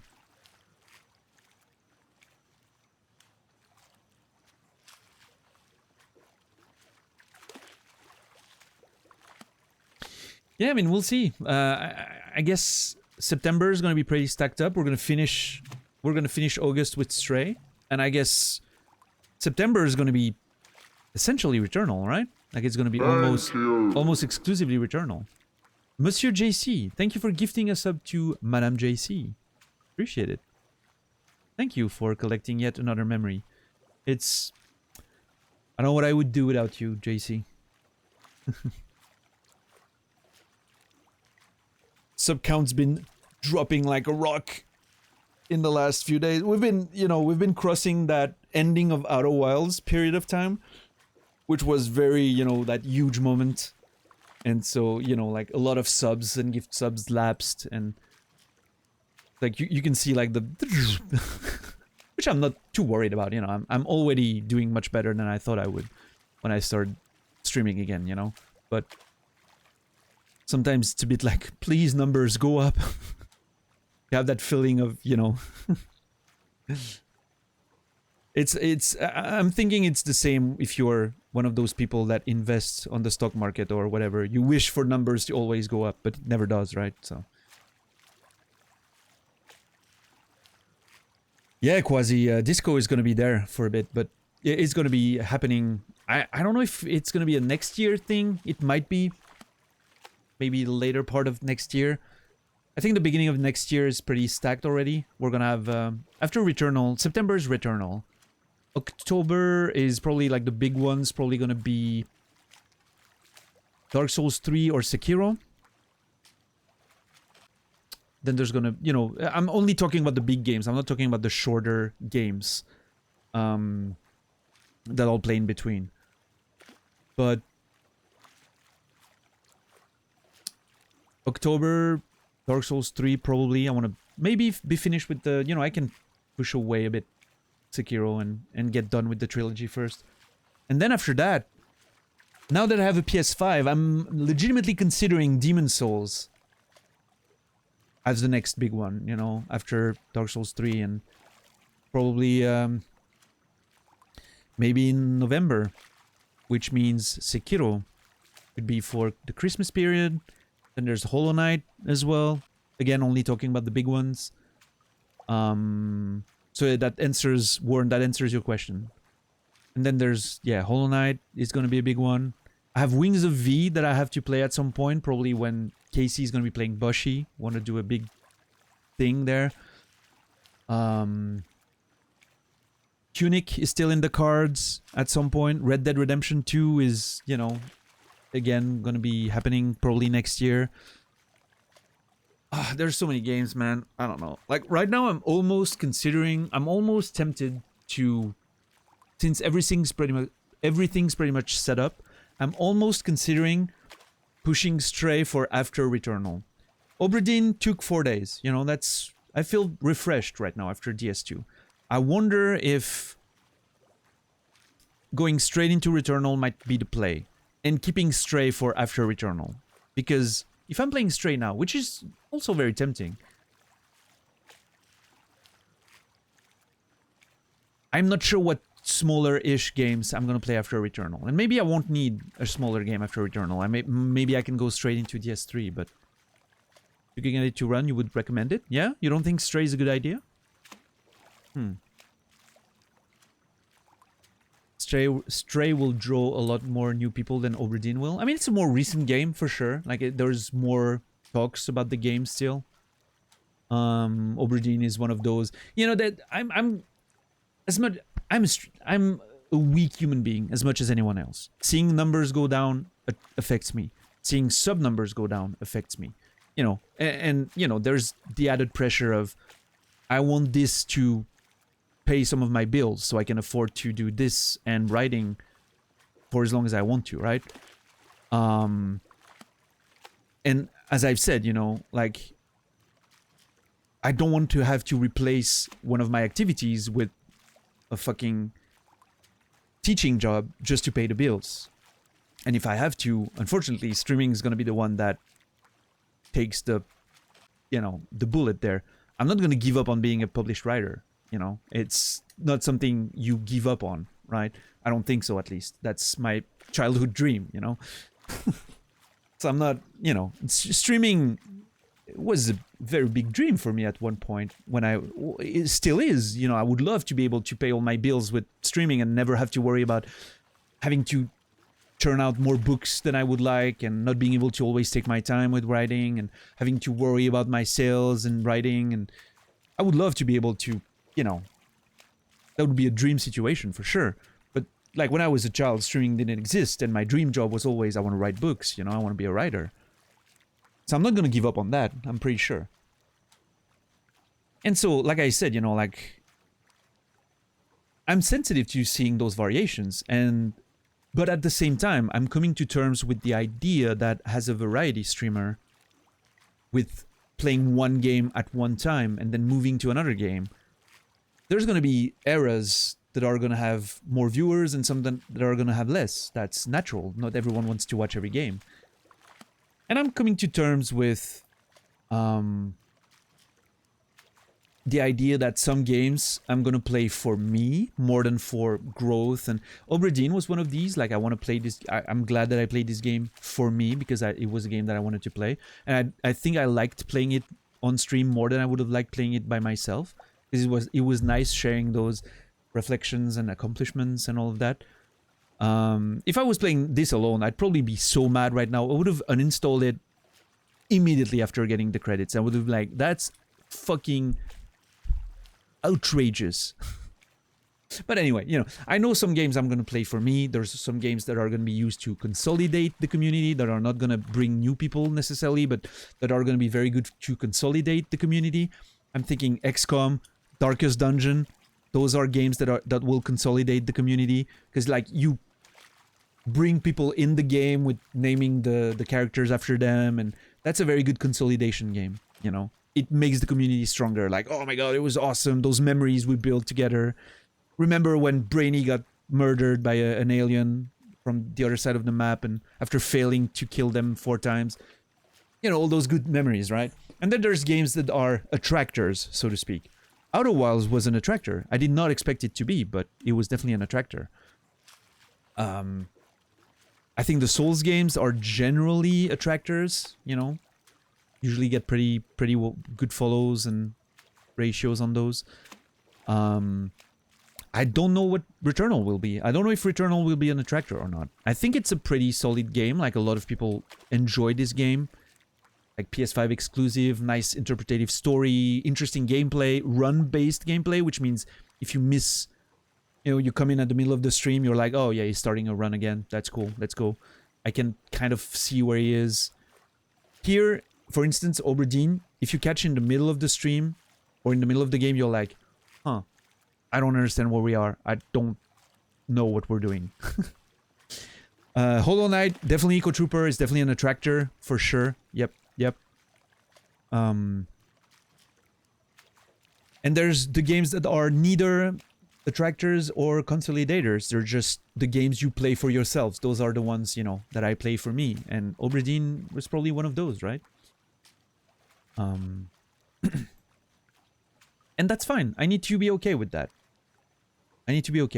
It's the game you play because you want to play it. You really want to play it. And I think you can see that in many even bigger streamers. I'm thinking of Cody, for instance. You know, Elden Ring was clearly an attractor for him. And a consolidator. Sometimes they can be both. Pulling huge numbers, huge adventure to remember forever with the community. It was beautiful.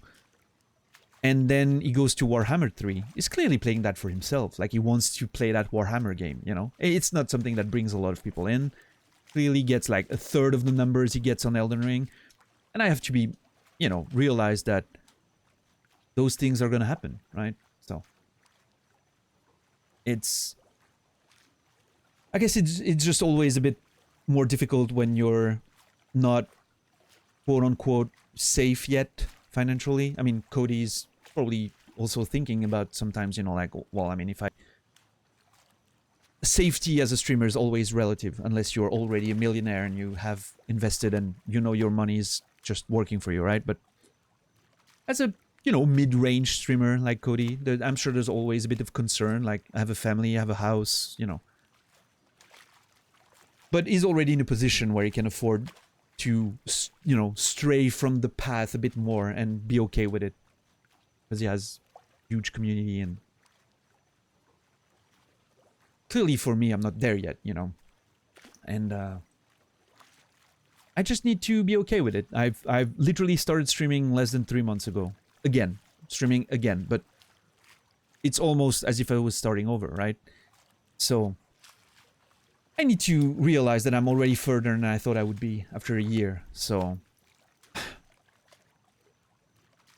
it should be reassuring for me that I've made pretty good progress, and that I can stream this game to, I don't know, 40 people average is already a lot better than... We had a conversation with Naz the other day. We're part of the 0.5% of Twitch, which is wild when you think about it. 0.5%. I think Naz is like 0.46, and I'm like 0.28, some shit like that, because I, of course, more followers from my old days, and, you know. Which is completely wild, by the way, that we're both in the 0.5%. And still, you know, we're not making minimum wage or anything. It's completely nonsensical. Like, this shows how many people are just streaming with no viewers or less than 10 or 20, you know? So, yeah, exactly, part-time. And, you know, my goal is really to make writing and streaming work at the same time, so. What's up, Facehugger, by the way? I didn't say hi. Played Darkest Dungeon yesterday, lost 4 level 6s. Yeah, cheers. I cannot wait to go through that experience myself. Especially if they're named after people in the chat, it's going to be even more tragic. There's a part of me that really wants to play Darkest Dungeon sooner than later, but it'll have to wait a bit. Hey, Therma, yes, 60 fates sold, which is all of them. Thank you. I hate money, yeah. But, you know, I mean, Nasralla's... We talked about those things a lot. It's a funny thing with Nasrallah and I, because once one of them is struggling, one of us is struggling, the other one's like, ah, but dude, you have to realize, like, look at how much you've increased in over a year in viewership, and you know, you're doing fine, you're doing much better than, you know, so many people with as many viewers as you do, and you still have more subs because the community is so supportive, and then, you know, you're like, yeah. And then the other one, the next day, the other one's struggling. And yesterday, Nasrallah was repeating to me the same shit I told him 2 days ago. And I was reading him, and the only thing I could say was, man, it made so much more sense when I said it.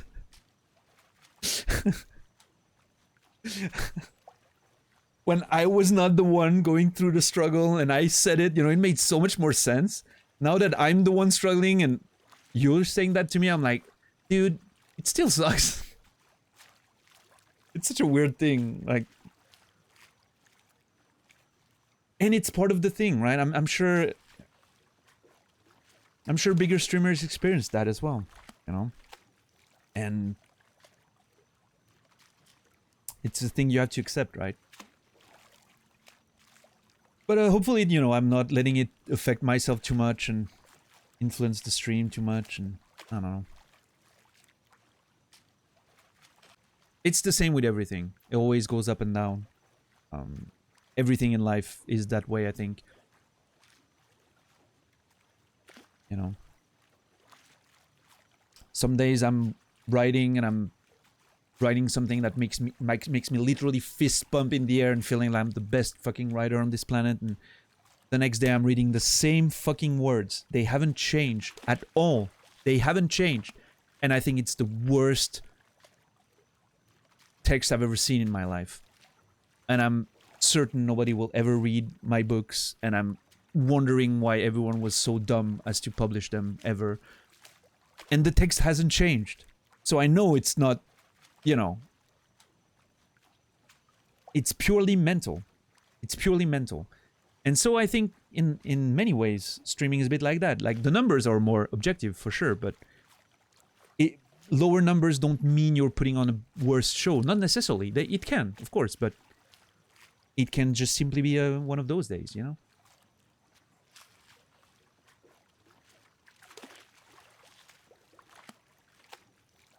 Yeah, we finished, Zulu. 60 out of 60.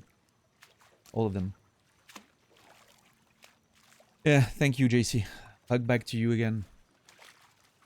And like I was saying, you know, with Naz, I think Naz is, and again, I don't want to, you know, talk for anyone else, and I'm not saying his struggle is not justified, but I think for Naz, one of the things is his content is very consistent, right? Same games, same type of content, challenge runs, all. He's not gonna have necessarily those huge booms and then lows and then booms and then lows. It's gonna be a slow, you know, wavy upward trajectory as he builds more people over time, because he's always playing the same games. And there can be elements like, I think he progressed quite a bit recently because of the Elden Ring hype bringing a lot of people back to the Souls games, so that helped him. You know, his numbers have been, there's been a bit of a sharp-ish increase lately, which, you know, certainly is due to Elden Ring as well, even though he was not playing it after the release and all that. For variety, it's more of, some games are going to be, you know, down, down, down, and then one game goes up, and then one game goes down, and suddenly you catch a break with a good timing on a, I don't know, an indie game that released but no one else is playing it, and just like boom, you just shoot up. And Nasralla's general curve should be more of a wavy upward trend. A variety streamer is gonna be like boom, whoop, boom, whoop, whoop, whoop, whoop. You know, it's more of a and slowly getting up also, but a lot more variation, I think. So yeah, exactly, Venom, for sure. But yeah, I mean, for me, it's a matter of and as Nas said, you know, the raids, networking is very interesting, very important.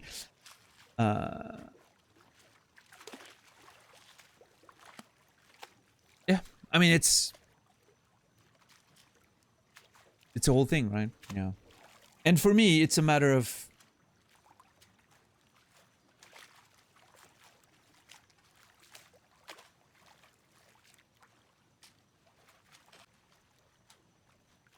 it's not about, as I've said, I've never considered, you know, oh, I want to become rich and famous. I don't give a shit about that. I want to be safe and do the things I like to do. Writing books, streaming video games. If I can make both these things with modest success, I don't need to be a big bestseller. I don't need to be a 10K viewer Andy. I don't give a shit about that. It's about safety, right? So my metric is always, how much longer am I safe before I need to pull the brake and be like, yeah, am I gonna have to do some teaching work here and there, and this means, you know, lowering the streaming, and right now I'm like, okay, I think I'm safe-ish for a little while. You know, it's not ideal, but I think I can pull it off for a bit more. And so I'm like, you know, always finding excuses. Like when I started back, I was like, okay, I have a couple months. The holidays are coming. You know, I started in June. I was like, I'm not gonna do substitutions now. I'm not gonna, you know, the summer is gonna be schools off anyway. So I'm giving myself to September to see how it goes. And if by September I'm in trouble for my end of the year bills, I'll have to readjust, right? Now I'm thinking, okay, I'm pretty. I think I'll be okay for my end of the year bills. Was able to invest a bit with the capture card and the PS5. This is good. Creating more content. We've invested into getting more content for the channel. Should be safe-ish until the end of the year. The you know, the big bills come for me. The big bills come in June and end of June and end of December. I don't know if it's the same everywhere, but that's where I get like the car insurance, car tax, all the big taxes and all that bullshit. Just our, you know, insurance and all that for, you know, the apartment and everything. So, but anyway, so my next reassessment will be in December. And in December, I'm gonna have to check, okay, how are we doing? How much have I saved up? How's my monthly revenue going, the numbers, and see if I can keep doing that until next summer, or if I need to, you know, consider adjusting my behavior, right? But anyway, lots of work, and I'm sorry if this is boring conversation, by the way. I'm just, you know, just explaining. I've always said I'm very transparent, so I'm not gonna, you know, hold anything. I'm telling you what's been on my mind lately, you know, and it's all those questions, you know, thinking about all that and trying to not let myself get bothered by variations that are very natural, and I can rationalize and understand that it's the way it is, and there's nothing to do about that. So, and I know a lot of people say, oh, you just don't look at the numbers when you're streaming. Unfortunately, my brain doesn't let me do that. For some reason, I'd be even more anxious if I didn't see the numbers. I don't know why. It's a thing. I would ask myself questions constantly, continuously, and I wouldn't be at peace at all. So. I think that's depends where we are when we get there, but it's usually a bad idea for smaller streamers to play games on release, because all the big streamers are playing it, and they siphon all the new viewers basically, and there's a plethora of even mid-range streamers and even smaller streamers like you, so you're not getting anywhere basically. It's not the usual good time is right after the big ones are gone. Yeah. Yeah, thank you, Warren. Appreciate it. Yeah, I mean, I'm hopeful too. I mean, it's all the indications are telling me that I'm doing okay. You know, it's just sometimes you get in your head a little bit. So.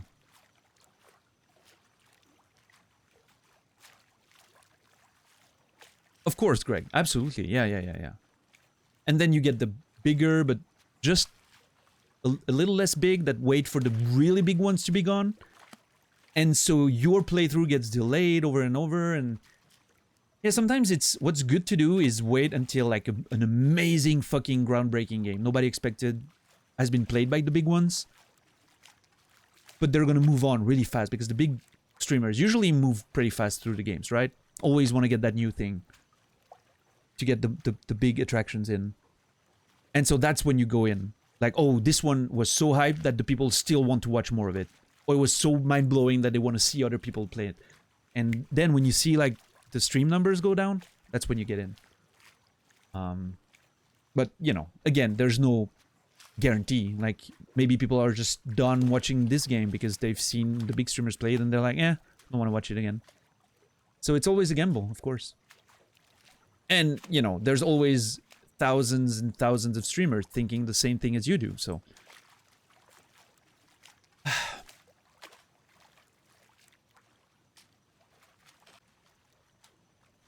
Yeah, I like knowing, Greg. I'm someone, as you can tell, I'm someone who thinks a lot, overthinks a lot, so I need to have the information for me to feel good, even if I don't make anything out of it right now. I like numbers. I'm always analyzing. I'm pulling charts. I'm looking at stuff. I'm comparing. I'm, you know, not because I want to, you know, not out of competition, but out of understanding. For instance, the other day, I noticed that on certain games, even bigger streamers like Cody don't get more followers per hours than I do, which was very interesting to notice. And I'm like, huh, an interesting identifying traits of, you know, certain games that just don't pull big numbers even when you're a big streamer. Not a lot of new attractions, you know, new people coming from the outside.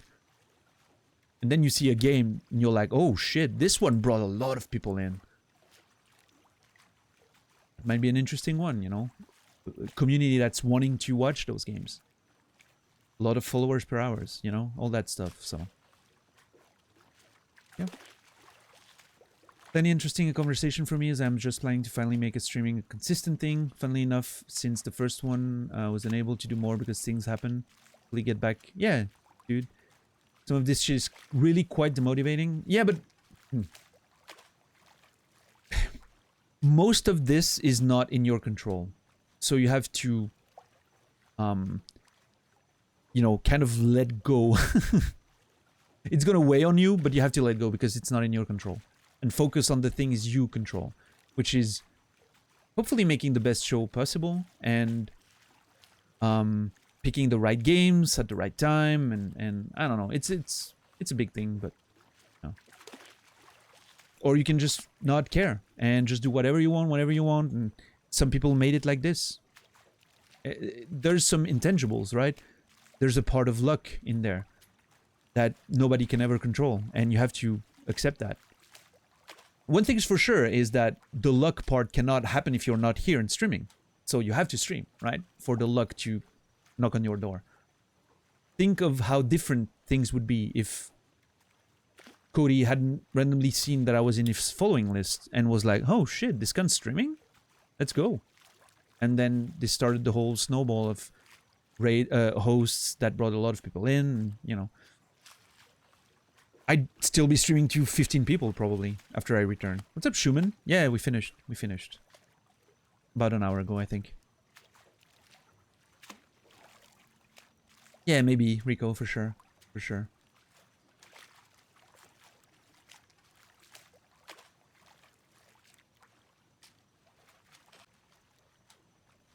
Yeah, dumb. I get it. I get it. And when I hear much bigger streamers than I am have the same concerns and the same ideas, I'm like, oh, dude, it never stops. So, yeah. Yeah, exactly, facehugger. And that's awesome. Oh, that's really awesome. For me, it's a matter of pushing myself, right? And always... And that's... What Nasrallah is saying is very true. You don't do it for the money. You do it because you love it. And I do it because I love it. The money thing is just because it allows me to do it. Because I love it, right? It's just a side effect that I unfortunately need the income. If literally, if... I don't know, like if I suddenly won the lottery and never had to worry about money anymore, I would literally probably ask Twitch to remove a sub button on my channel. Or ask them if I can make it like 10 cents a sub or something to just not get the ads. Something they wouldn't do, of course. Or if I was really fucking rich, like to the point where, you know, ridiculously rich, I just gift subs to everyone coming in so they don't see ads. So if nobody has to sub ever. Because I wouldn't care, right? I would just... For me, the money part is not the goal. It's just the part of the tool, I guess. It's part of the means that are necessary for me to be able to keep doing this. So. Yeah, absolutely part-time, yeah. That's how you go broke? Yeah, I was literally talking, you know, like... making millions a year from just returns on investments and not having to worry about anything, you know. What's up, Venezuela? How are you doing today? Exactly, money is the tool to give you the freedom. Yeah. I'm not, you know, if I was streaming just for the money, dude, I'd be absolutely wasting my time right now. I could work less per week, a lot less, and get paid a lot more by just subbing 1 day a week. If I subbed 1 day a week in Switzerland, I'd be making, without going into details, probably 4 times what I'm making as a streamer. 1 day a week of substitution. Or like a, you know, like just a 1 day a week position. I'd make 4 times what I'm making right now as streaming in August, you know. So... clearly not the right decision. I will always be at your side until hope has fully withered. I thought I was not going to get scared by the new warnings, but apparently I am. Thank you, Anonymous, for 1997 euros. I don't know what, that's probably $20 converted. Thank you, Anonymous. Appreciate the tip, man. Much love. You will always be at my side, even when hope is fully withered. What a beautiful phrase for this. Oh my god, do I have to change... Oh, do I have to change... get Obra Dinn sounds now? For the next playthrough? Regardless of... What should I... I mean, I'm not gonna make a decision based on your opinions, but I'm wondering if I should play Stray or go straight into Returnal. I know if I get straight into Returnal, it's because... I want to play the fucking PS5. I'm so excited. But maybe Stray will give me the time I need to make sure everything's working perfectly and it's only gonna take 2 days, right? 2 or 3 days for Stray. Gives me time to...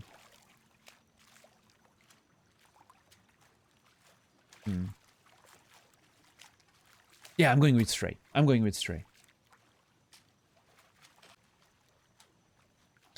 I definitely can afford a few more days of figuring it out, especially if I find a way to isolate the signal and then I want to get a mixer, which I'm gonna have to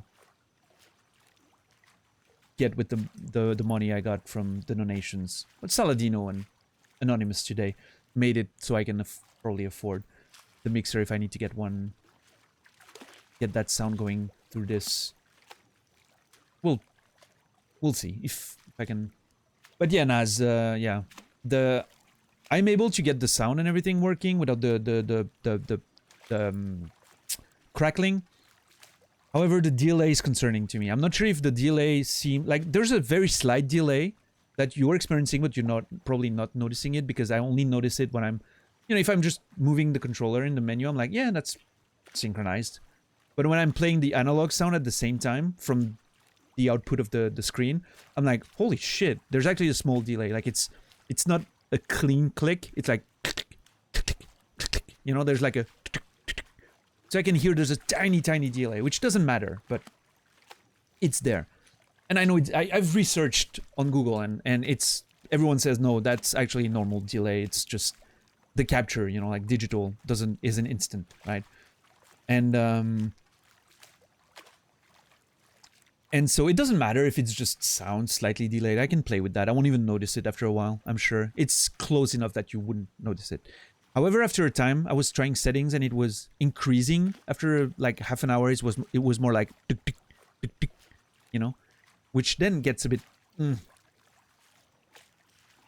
But I'm not sure if it's because I was fiddling with everything and so it, buffered and made basically the capture slow down in a few spots because I was fiddling with the settings. So, oh no, Rico, I don't even think it breaks the top 50. It was a good game, but I had a lot of issues with the narrative. A lot of issues with the narrative. I think the payoff from the story was not great at all.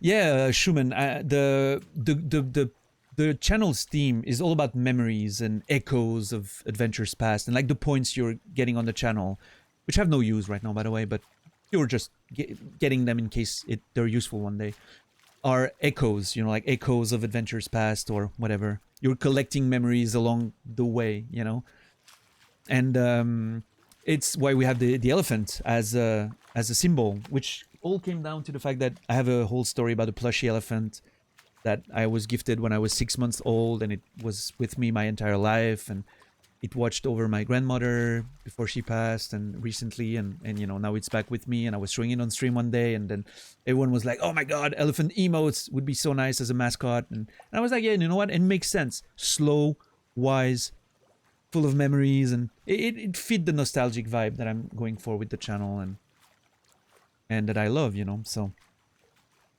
And so now what I'm doing is, every time we finish a game, the sounds from that game become the alerts for the next one. As also, echoes and remembrances of our old adventures, right? So sometimes I put a little, addendum to that rule that if the game, like short games following each other, maybe I don't have time to set it all up, so maybe we skip a game here and there. We'll see if I can easily find Obra Dinn's sound effects. If I can easily find them, I'll do it tonight. That's gonna be my priority, and then I'll have to. I can do that while I'm watching Naz, which is fine.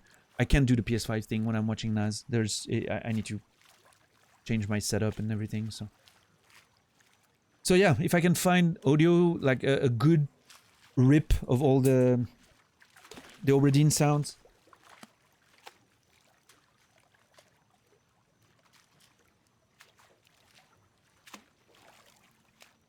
I'll do that.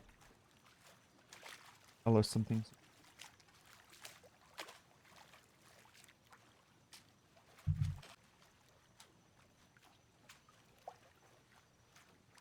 But yeah, once again, I kind of changed topic, but once again, thank you, Anonymous. Whoever you are, means a lot, more than I can ever say.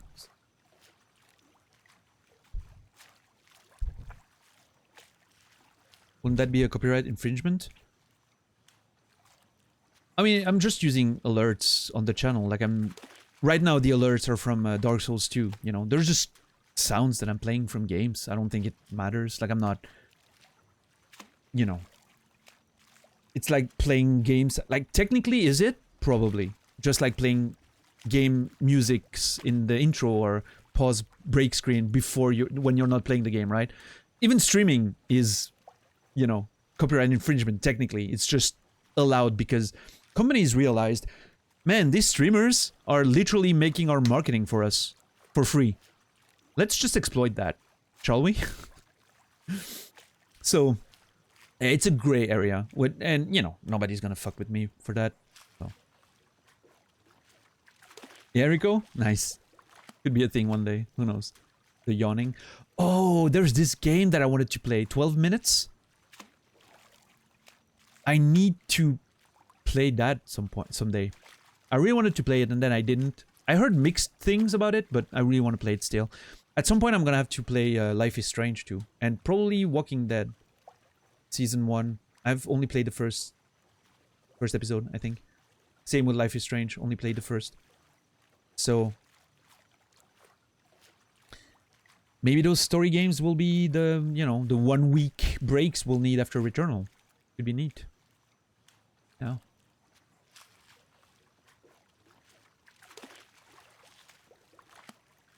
Mediocre. I've heard that, Strange Pie, but...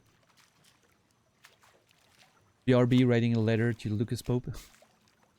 Yeah, but I'll have to check if I can find... If someone knows, if someone has it on hand, a place where those sounds from this game are available, please let me know. If it's a YouTube video or whatever, just let me know that it's on there, I'll find it. If it's something more specific, like, for instance, for Dark Souls 2, I found a Dropbox, that a Reddit thread was like, hey, all the sounds in the game, ripped in there, enjoy. For Outer Wilds, it was on the Outer Wilds Discord, all the sounds were ripped, so I was like, hey, good. Yeah, we'll see, we'll see. Alright, Nasrallah, alright. I say good day! Bye, Toxic. Are you leaving?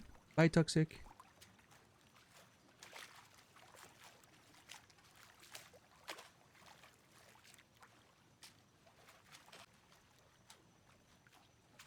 But yeah, you know, it's... one thing that I've noticed, since we're talking about all that stuff, is... I've noticed for the past week and some, maybe 2 weeks now, the end of Dark Souls, the rest of Dark Souls 2, like the DLCs and this game, were really not conducive to conversations. I was always so in my head. Dark Souls 2, because the you know, I was focusing on the gameplay to stop dying. I was really trying to get done with it. I was, you know, focusing on the game quite a bit more than I would usually do, because I was just over Dark Souls 2. And this one, I was so in my head, thinking all the time, like, you know, like I said, a lot of visualizing, and I was just not... It's been so long since we had a good, proper conversation. You know? Like one of those times where we stop and just talk about shit. And I miss that, and I think that was a big part of what made my content so cool, you know, so unique. It's all those conversations we can have, and it's not just about the game, right? And for the past couple of weeks, I was like, man, I'm just playing the game. That's not what my stream's about. I need to do more than that. And I just couldn't find a way to just get out of my head when playing this. Which is why at some point yesterday I was struggling. I was like, dude, I'm so in my head when playing this. It's insane.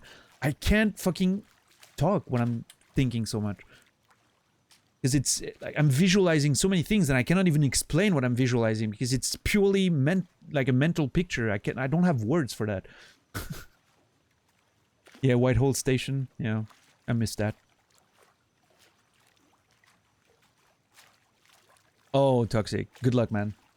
Enjoy it. But yeah, I'm hoping Stray is going to generate a lot more conversation. With, you know, a bit more of a contemplative experience and pacing and a lot of stuff to observe in the environment and a bit more of a chill, you know, laid back experience. And then Returnal is going to be probably very interesting with a lot of interpretative nature of the lore, and I'm hoping it's going to be a good one. I'm really hoping Returnal is going to be wild and exciting. And yeah, I'm looking forward for more convos, you know. And I've been a bit more tired lately. I haven't slept as much as I should, which probably doesn't help. Like, my brain's a bit more muddled. But now you have it. You know everything. You know why I've been a bit concerned and feeling off these days, maybe. I don't know.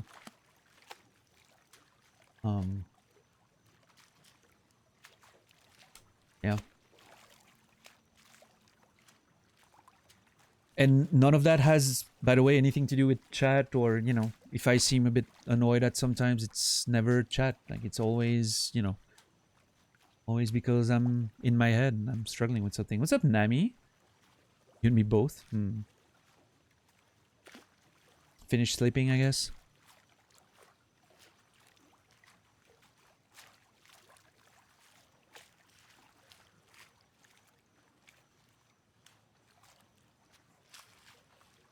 Yeah, we'll see. We'll see. It's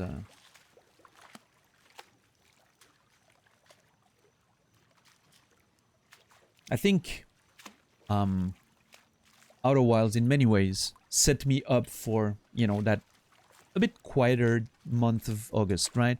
Outer Wilds was a very unique game and I didn't realize how unique it was, both in terms of the experience I was going to have and the community that I was going to meet. And obviously, you know, you don't keep everyone after you're done playing. So I guess it set me up for, like, that was such a huge boom. I was like, holy shit, you know? And so from now on, I'm probably more gonna, you know, be looking at, okay, August and forward to see progression and have a baseline, you know? Outer Wilds was clearly something unique that I don't think I can replicate. So...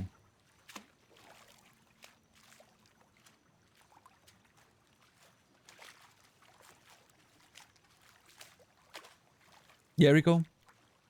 I mean, Disco is definitely in the pipeline. Just not right now. Right now, I want to play my PS5. And I want to finish, you know, the Souls adventure.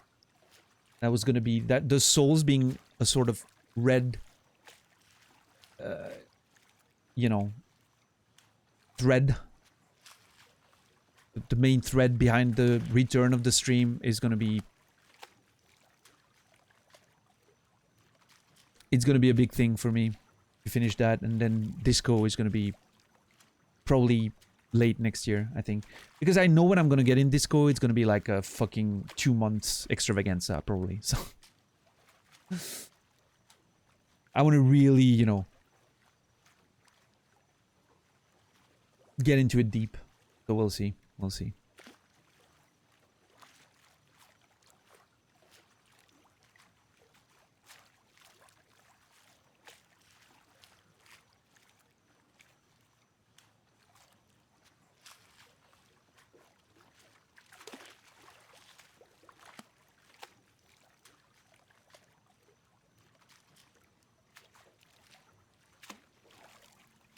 Yeah, I appreciate it, Rico. It's gonna be fun. It's gonna be really fun. I'm hyped to use my PS5. I'm hyped to see how it feels, to, you know... hopefully tonight I'm gonna try, you know, see if the delay increases. I'm gonna play GT7 for that. Since I'm never gonna play that on stream, might as well get some play of stream.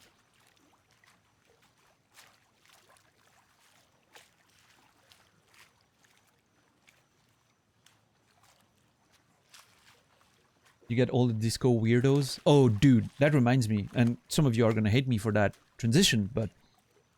speaking of weirdos, at one point, I'm going to have to play Undertale. And this is going to be a very strange time for this channel.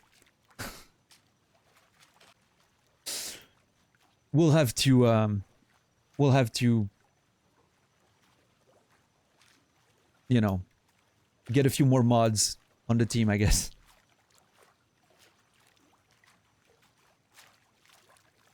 I think the game's great. I've heard the community can be intense. So I look forward to watching you play Undertale, but I dread the chat. Yeah. 2 Undertale playthroughs, both emote only. Oh, I'm not gonna do that. We'll talk about it more when we get there. Brucey for mod? No.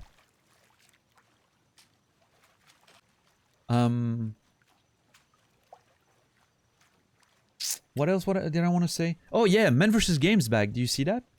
I'm so fucking happy. I'm happy streaming again. It's awesome. He found a job in a bowling alley because he likes bowling so much. He was like, if I work here, I'm getting all my shit for free at this alley. So yes, I'm totally gonna work here, like a few times a week, just to get all the shit for free and be around bowling. And at the same time, he's back to streaming a bit, so that's awesome. Putting less pressure on himself probably, since he has another income right now, and just awesome. He did sub only for the first day, yeah, Greg, and then yesterday was open, fully open. Well, anyway, that's it for Obra Dinn, yeah? Cool game. Super disappointing narrative. That's a bit unfortunate. But wonderful gameplay experience, atmosphere, visuals.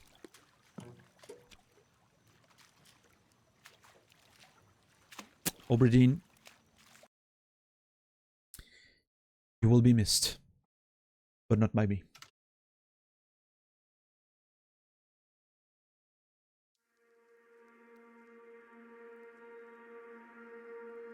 Alright, everyone. Let's see. Nasrallah live yet?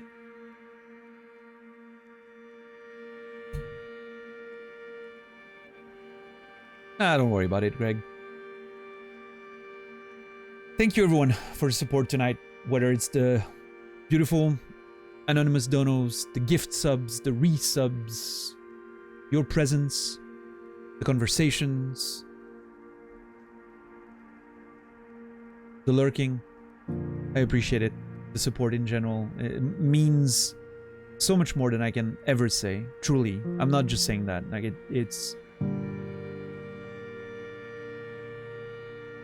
it's been a, you know, a weird period of my life, as you know, and having you guys to hang out with every night playing video games, and for me being safer in the process is something that I cannot put a real value on. So, thank you. We're gonna raid Nasrallah, please stay around for it. But I will see you tomorrow. In about... Oh, okay, tomorrow I might be a bit late for Stray, the beginning of Stray. I need to... my mom and I have to get rid of some stuff from my grandmother, and we're gonna do some sorting out, the trash and all of that, so... It might take a bit of the late afternoon because the place where we dispose of all that stuff only opens at 4. And I'm usually starting at 5. At 6, my time. So I might be there a bit later than usual. Maybe I'll remove an hour from my streams for the foreseeable future again. In order to feel a bit less exhausted, maybe. Maybe for Stray we do that and see how it goes. I don't know yet. But yeah, tomorrow it's very possible that I'm starting an hour later, which means in 18 hours and 50 minutes. That's 7 p.m. Central European Time, 1 p.m. Eastern, 10 Central Pacific, 3 a.m. Australian. I think that's going to be my starting time tomorrow. Just follow and, you know, make sure you see if I'm live or whatever, or put the notifications on. I know I remove all my notifications as well. I have only a few select people that I have no notifications on. Hopefully I'm one of these for you one day, but no pressure. And anyway,